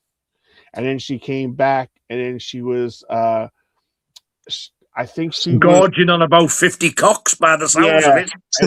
and then all the orgies and stuff like that. And they had a guy that like was partaking in this thing, and she said that she was a switch hitter, and she like as he said, gob the knob. That's what he said. Wow. So I was like really taken back by that because I thought her and especially Diana were like, like actually normal people. Squeaky clean. Yeah. But I by the sounds of it, Aaron and Andrew are as depraved as each other. Guys, I'm sorry, Kenny. Guys, I'm so sorry. I need to go to bed. All right. Good night, Sam. No worries. Easy, Sam. It's been really fun tonight, though. Ollie, really have enjoyed it. Yeah, that's all right, Sam. Thank you for joining. Cheers, guys. See you later, bud. Bye, Take care. Sam. Bye. Right, Sam. Bye bye. Bye. He looked like he was about to drop off. Yeah, I thought that was like really interesting because the rabbit holes you can go through and they just like throw up there. It's like really crazy. I'd rather not. Well, it disturbed me, so I thought I'll just share it with you. Oh no, it's actually good. It's good material to watch because it's interesting. It's like it fills up, especially with Andy saying. I really think the Royals had something to do with Diana's murder. I think everybody's always thought that, but yeah, everyone's thought it because she was pregnant with. Is it the guy she was seeing? Dodi Fayed. Yeah. She was pregnant. They reckon she was pregnant with his child, and they didn't want Arabian blood in line to the throne to be in to potentially. Oh, but it's all right for a royal prince to go over and fucking do that to kids. Yeah. Creesh. Do you think Elizabeth knew any all that stuff about Andrew? Absolutely, yeah. She protected him because he was their favourite. That's why she would never ever abdicate, as Nige told me. She'd never ever abdicate because she knew there was that much shit going on that without her in power, it would all fall apart, which is what it's starting to do. She knew both Charles or Andrew were fucking useless. I think William would do a far better job. Yes. But it's like, I don't look at this stuff because I think the more you know, the more dangerous it is. It's depressing as fuck. For your mind. This is why I think this is why information's coming out drop at a time, because it's too It's too Too fucking big. It's Too too. much to take in all at once. It probably is the biggest can of worms that's ever existed, and it's because of people being bumped off over the years. It's just like, what if someone comes along and goes, right, okay, well, we're gonna show this to the press? They'd be fucking dead by the morning. Yeah, they would. Yeah. It's just, it's too risky. Yeah, It's too big of a thing. because they can get to you. They all will eventually get to you. You know. Yeah. And Hesh, they're saying that that was part of it, was because they say, like, I saw that footage and I was like, Jesus Christ, where after she'd crashed, Oh, that they were was getting her in the nuts, yeah. ambulance and she fucking sits up. Yeah. And like they pushed her back down and covered her up because she was getting up too early or something. Yeah, that was the Anne Heche one, right? Yeah. Yeah. Yeah, what was? Please explain that to me because I wasn't really sure what happened there. There was footage. Somebody's ding ding ding. Camera was going and the mini went, smashed into a house and apparently killed her. But then there's footage like from an aerial view from a police helicopter or something where they're bringing the bed out. She's all covered up. They're just about to put her in the ambulance and she sits up and tries to get off the bed. Wow. And they even, I think they pushed her back down and covered her up and then put the thing in the ambulance. But didn't she wasn't dead immediately though, was she? She wasn't pronounced dead immediately. They said that because of the injuries, because they were internal, she was awake. They did say that to start with, and then she died on the way to the hospital, apparently. I thought that they had said she was dead at the scene before they took her. Hence why she was covered up. Her face was covered up. Maybe, yeah. You don't cover your face up unless you are dead. Or unless obviously you're trying to cover something up. But whether she's supposed to be still alive, I don't know. But why? She's not really she was never that huge of a celebrity. But she probably knew all the secrets. I was going to say, you don't know what she knew. Yeah. Well, I mean, she worked at with Miramax for quite a bit in the 90s and all that. So you never know, yeah. I worry for Corey Feldman because he keeps going on about stuff. And he opens his mouth too much, I think, and it's a detriment to him because he's going to cause himself some damage if he keeps going on. I don't think anything will happen to him because people won't take him seriously. You know, no. I mean, he's still fucking doing the same Michael Jackson moves he's done since like 1988. You know, yeah. I don't think if you watch any of those videos that go around with him and stuff, you know, he still thinks he's Michael Jackson, you know?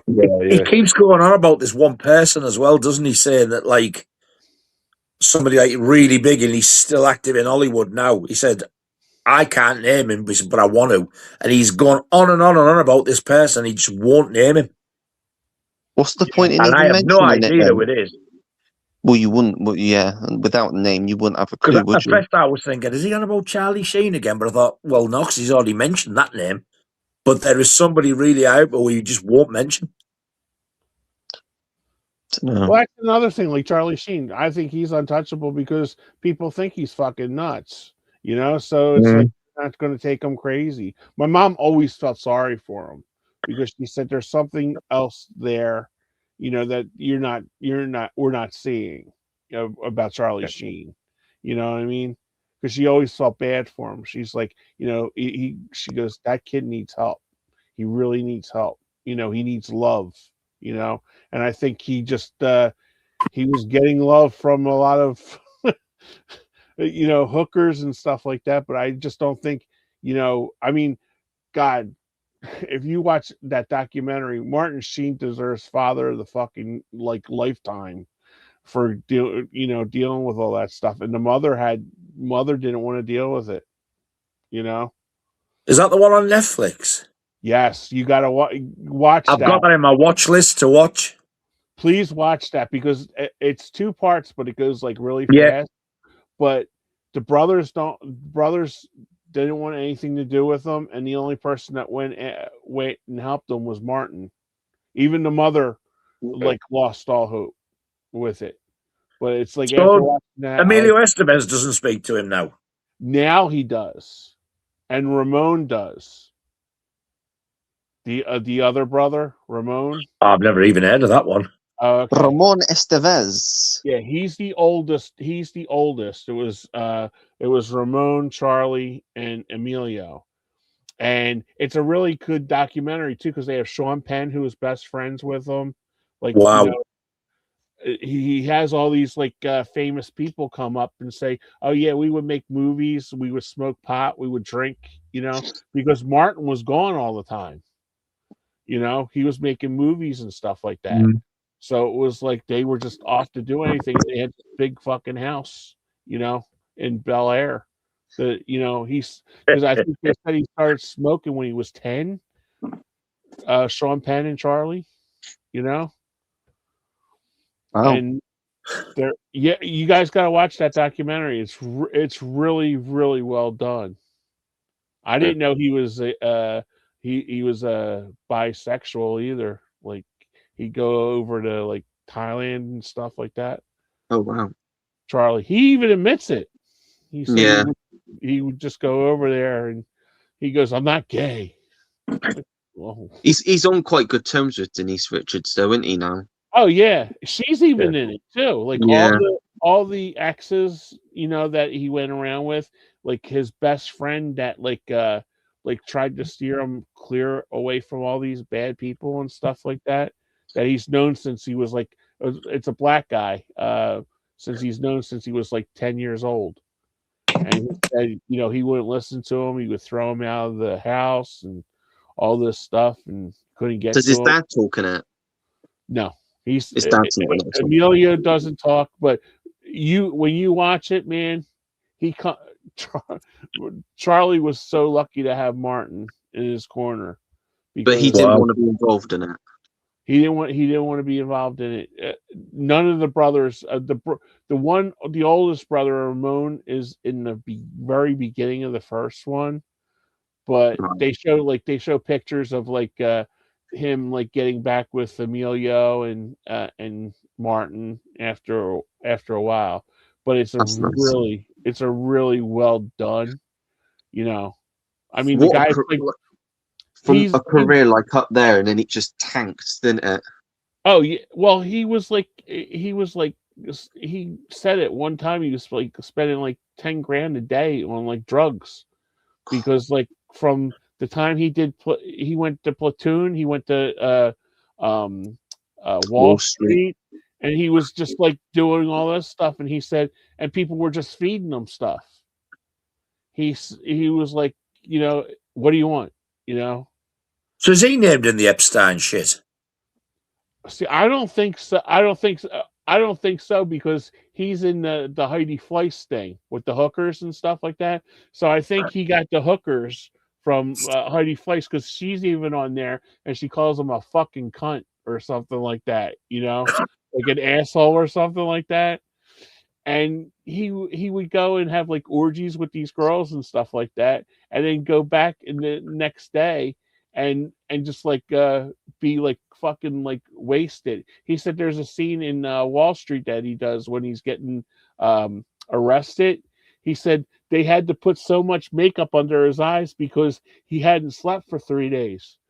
He was up doing the crank and sleeping with all these hookers. He said he hadn't slept for 3 days. Do you think he did anything to either of the Coreys? No. I really doubt that. I think he was too much into himself to do anything to anybody else. You know, I think he was just like, because that's what they even said. He would sleep around, and he was obsessed with American baseball because he played baseball in high school. So he would take like people out. They say that in the show, that he would take people out to baseball games, like the Dodger games and stuff like that, spend a ton of money on food and stuff, and then go and get blow and, as he says, blow and blown after the game, and then go to the set the next day without even sleeping. He said, wow. he goes, I can tell the movies that I'm in where I haven't slept for a while. My favourite film of his is The Wraith. He looks all right in that. Yeah. So I wonder if that was before all the debauchery. Red Dawn as well. Well, the other one he brings up, the most famous one, was Ferris Bueller. He hadn't slept the cameo. He Yeah. hadn't slept in 3 days. He said, I don't even remember him being in that. He's very small role in the police station. Yeah, it's towards the end. I've only seen it once, and I just didn't like it at all. Oh, okay. Yeah, he was friends with Jennifer Grey, and Jennifer said, "Hey, there's this part. I want you to come and meet. You should listen to the meeting with John Hughes." And the stuff that he's wearing in that scene is what he came to look. That's what they didn't dress him. He came like that, and they shot it, and that was it, because they didn't think they were going to use it. It's wild what you learn about him in that movie. Wow. I might watch that tomorrow, actually. Oh, please, yeah, let me know what you think about it after you watch it, Nigel. Yeah, I will. I was totally blown away because I wish my mom would have seen it because she loved Charlie Sheen. She thought he's really she loved him in Spin City when he took over for Michael Fox, the sitcom. That was my phone. So we got Alan saying, "Have a great week, lads. Thanks for the great laughs tonight, and put me on the pre-order list for the first album from Sammy G and the collection." Fucking don't what's the word I'm looking for? Encourage him. Yeah, don't encourage say any of improve. us. It's not good. But thanks, Alan. Jim says, "Sorry guys, I got called away to take care of my mum and wife. Great stream. Have a great night, everyone." Thanks, Jim. Cheers, Jim. No bother, Jim. We might as well end it there. What perfect time to end it but there. On a light note, not on a heavy note. Let's end it on a light note. Let's do a fart joke or something. I've just tried to fart, but there's something more solid there, so I daren't.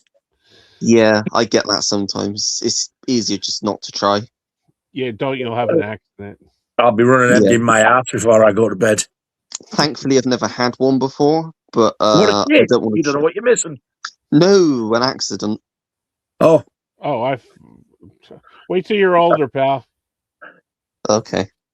Not looking forward to that. You've never sharted? Oh, yeah, but not like properly. Oh, no. Well, I nearly have. Not like literally. But I thought I needed a fart. Big Richard III in your white front. Yes, that's You've what I mean. never Yeah. had a fever or like especially like a flu or something like that, and you thought you farted and it just yeah. No, because I'm usually at home when I'm ill, and I would just go to the toilet if I need it. That's what I mean. Yeah. Oh, I see. Yeah. I've had times where I've gone, fucking hell, I'm touching cloth here. I need to fucking get to fucking get to a fucking loo quick. We've actually gone up by 2 viewers since we started talking about farts. And shit. Yeah. God knows how. Yeah, when the old turtle's head's popping out. It's bad, isn't it, when you think, oh, fucking hell, I'm going to have to flush this twice. Yeah. Yeah. And something always comes back up again. Yeah. It's a satisfying feeling, though, isn't it? I think we can all agree that the release. You fucking hell! If I drop this, I'm going to destroy the fucking house. Yeah. Use a full air freshener to get rid of that bad lager. Gone up another viewer. We're on 9 now. Keep it fucking light them exotic candles. Fucking hell. Fanny candles. That sounds like an old fashioned singer. Would you please welcome, ladies and gentlemen, Fanny Candles.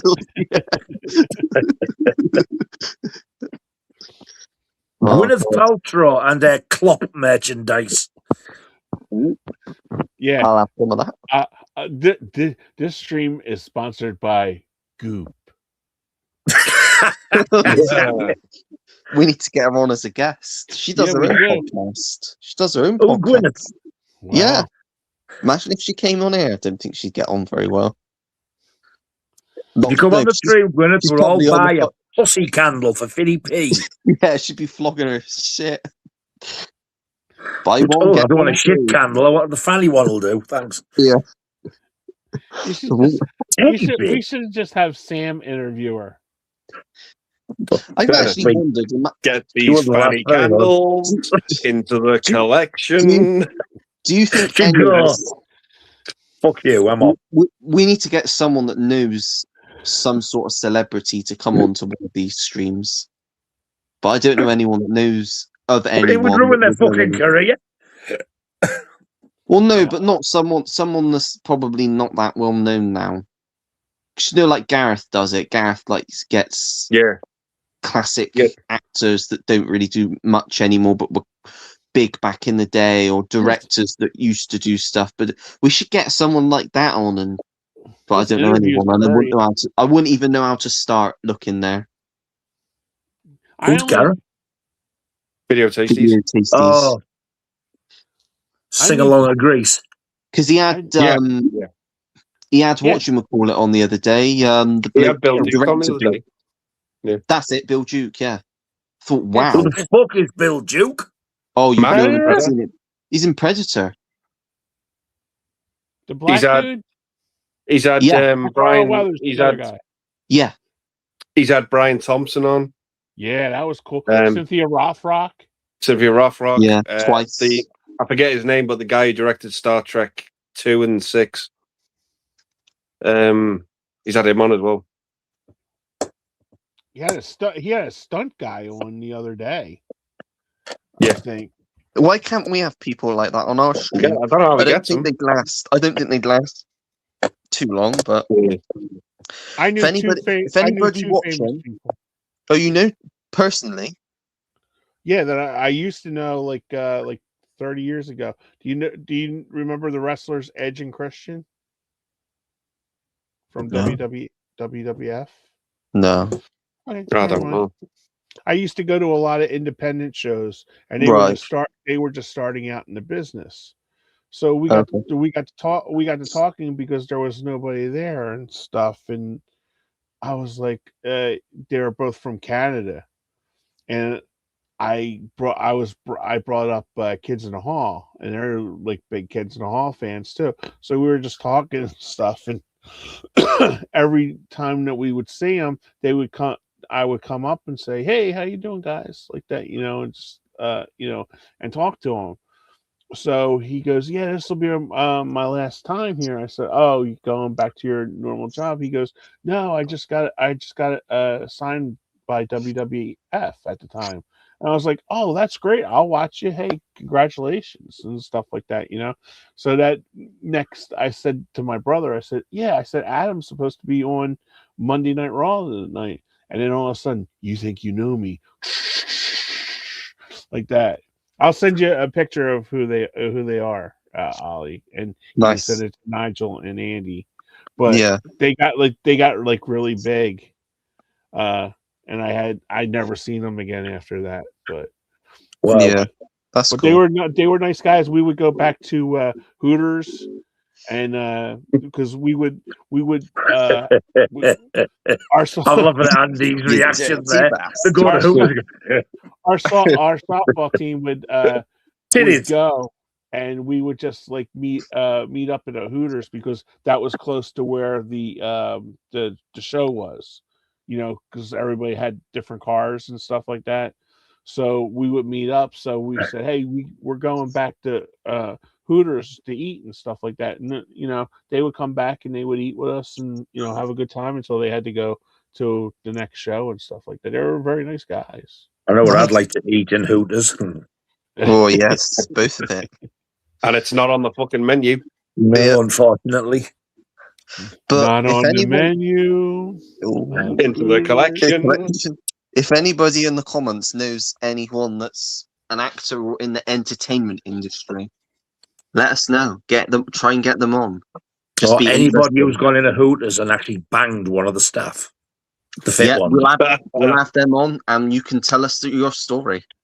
Tell us your story. Send your story. Send your Email Hooters in. stories to PO Box.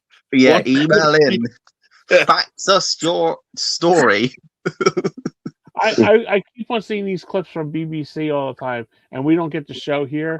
It's like people like know famous people when they were younger or something, and they had Miranda, and the host like rings a wheel or something like that. And there was this guy, Michael McIntyre. That's it, yeah. And he had this guy. Who's the Indian dude? Ramesh. Ramesh. Who is he? Comedian. He's like a comedian over here. Yeah. Oh, okay. Is he with the one with the glasses and the beard? Yeah. Yeah. Yeah. He had like his best friend was on or something. Yeah, that was really, really From touching. when he was a kid. Like, yeah. You can see how much they missed each other. Yeah, because I really thought he was going to come down to the stage and like talk to the guy or something like that, and they were just like, but he was like really taken. He couldn't believe it. He goes, "You look fit, mate." Yeah. My mum's met Michael McIntyre, and apparently he's a dick in real life. Oh, I can well believe it. Yeah, she served him. She used to work in Sports Direct, and he came in with his wife one day. And apparently he was so fucking miserable. He just apparently not a nice person in real life. I can well and truly believe that. I didn't know he seems like a dick. He does come across like a dick on the television. He's about as funny as a prostate exam. Oh, it's like that. He's fucking awful. It's like that. The one that's got learning difficulties. Is it Rosie something? Yeah, she's so unfunny, and she plays on her disability a lot. Yes, she does. For her comedy, but she's not funny. She's like, I wouldn't obviously say anything horrible against her, but you see some stuff online, people saying stuff like, I get she's not funny, and she's probably not in the right line of work, but yeah. It's just, she's about as funny as sniffing one of Ellen the Degenerate's dirty gussets. Yeah, you said it. Pretty much, yeah. But some people get famous from stuff like that. Putting those gussets in the collection. Sammy G's in his bed thinking of his collection. He can't roll over because of his massive erection. Beating his schlong to relieve his erection. Who's his like dream girl? Oh, that's a good one. He doesn't really go on about girls or guys much. He doesn't really talk. He doesn't like go. He goes woof a lot about most girls. To be fair, like we'll talk about and he go whoa woof. She's good. Who's your Ollie? Who's yours? What girl? Like fucking like apex woman. Like Sandra is mine. Like Sandra Bullock is mine. What, as in attractiveness, or just like somebody that you would like fucking leave your house and go, I'm going to go with you. Yeah. I used to say to my mom, if Sandra walked through my fucking door, see you, Mom. I love you, Mom. There's a lot of good-looking girls out there, but how about you, Andy? What's yours? They could be They could be horrible people in real life. I mean, I've got a few. You know, I mean, let's be honest. If I got a text message off Taylor Swift saying Anna De Armas, Florence Pugh, Karen Gillan around my house right now with Sydney Sweeney, and we're all having a pillow fight, I'm fucking there. You know. Yeah. That's I'm there. They say we come round. We're all in our PJs. We're having a pillow fight. We want you here. I'm there. You know. I'll just be like, I'm on my way. I'll finish this. I'll finish the live sweaty, then take it in turns to sit on your face. Yeah. I used to have a dream, and when I was a chef, I met. Do you guys know who Taylor Dane is? The singer. Tell it to my heart. Okay. Well, I met her that first tour. Okay, she was coming to the stage through our kitchen, and I looked at her and I was like, I just mouthed, "Oh my God, you're beautiful," and she went, like right to me, and I was like, "Oh my My god!" erection Anyway, is in the I've just collection. And even my buddy goes, she was saying to you because, and I used to have before Sandra, it was like if Taylor Dane and Gloria Stefan would mud wrestle for my affection because I fucking love Gloria Stefan. Oh man, Come on, get baby, on do your that feet, get conga. on No, we your won't get that feet. any longer. Come on, chicken body, go to that conga. Yeah, you look at those early, like those late '80s, like the Bad Boy, bad boy. Man, though she was so fucking smoking hot back then. I've got loads on my list, man. Yeah. There's fucking loads. To be fair, if I went through my list, we'd be here for a long time. Yeah. Yeah, There's a lot of good-looking girls out there at the moment. Jodie Comer's on my list as well. I think she's Yeah. stunning. She's She is, beautiful. Yeah. Jenna Ortega, Yeah. Margot Robbie, Yeah. especially dressed as that fucking horrible suicide thing. Yeah. Harley Quinn. Yeah. Oh, why should we dress like that? Definitely. I'd say right now it's time to shit on my chest. Well, no, I wouldn't go that far. The other one is, do you know the supermodel Kate Upton? Oh yeah. Oh god, yeah. Yeah, she was Mia Goth. the other woman. She was in The Other Woman. Oh, I like Mia Goth as well. Yeah. Kate Upton's got tits like the size of like hot air balloons, They're man. huge. Like, I do absolutely agree with Andy about Karen Gillan as well. Karen Gillan's fucking stunning, man. She's got great legs. Yeah, she is gorgeous. the best ginger I've ever seen in my life. Yeah. No. Jessica Chastain. No. Yeah, Jessica Chastain is nice. I don't get her as much. Really? Yeah. And the other one I like is Opie Cunningham's daughter, Bryce Howard. She's beautiful. I think Anya Taylor-Joy as well. Yeah. Scarlett Johansson. And that other one is very, very quiet. She's in Jojo Rabbit and Last Night in Soho. What do they call her? Oh yeah, Thomasin McKenzie. Yeah. The other one I still can't get into my head why Jennifer Garner. I absolutely adore. I have, like, my brother goes, Ken, you have a type. Sandra, Gloria Stefan, Jennifer Garner, Zendaya. I think who Jennifer Garner is, but I know the name. Speaking of 13 going on 30, Nigel. The show. Hey?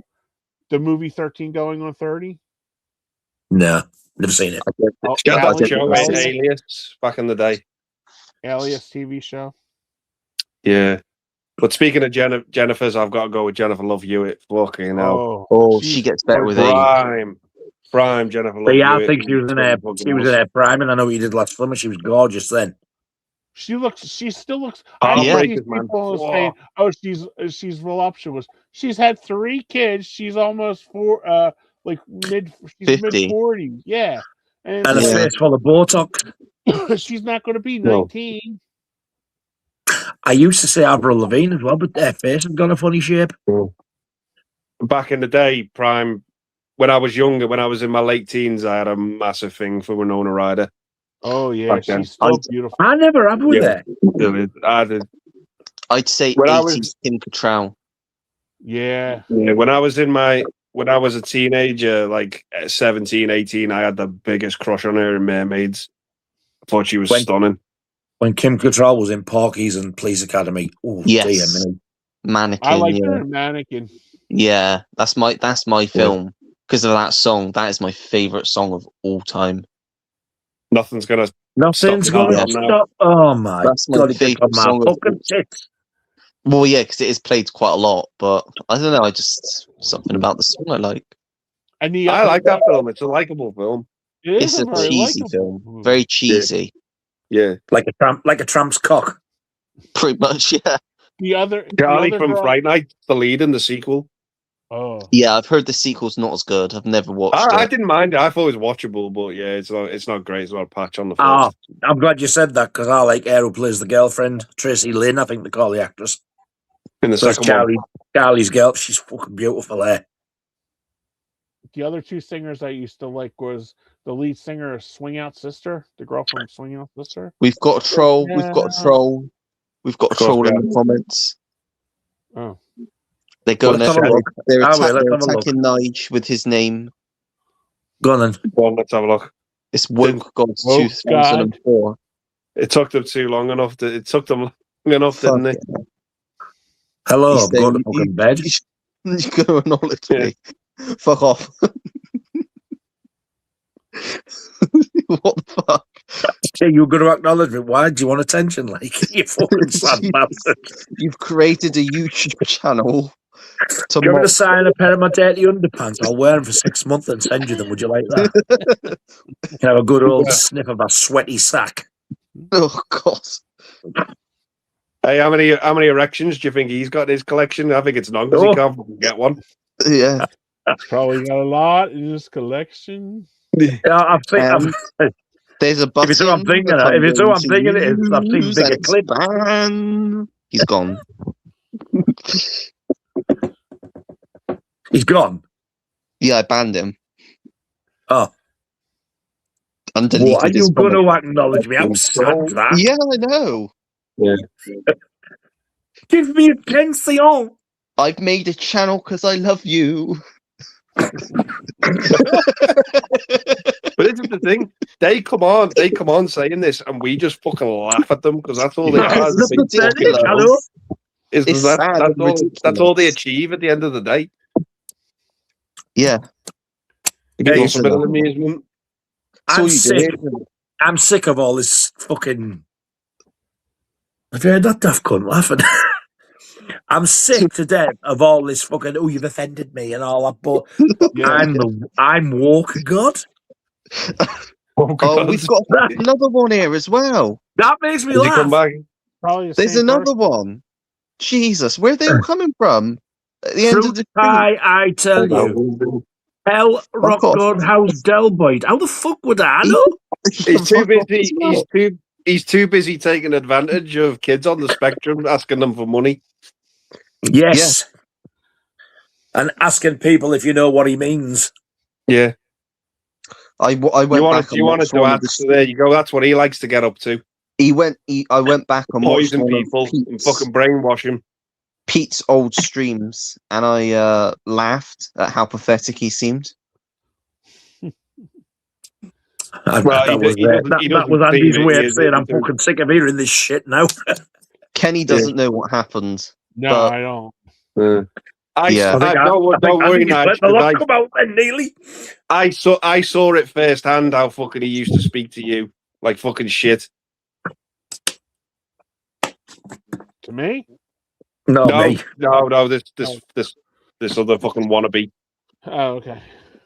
Yeah, don't worry, Kenny. Not you at Okay. all. Yeah. But if you hang on, Kenny, we'll talk about it after. No, he means Okay. he saw how a certain person used to speak to me. Yeah, yeah.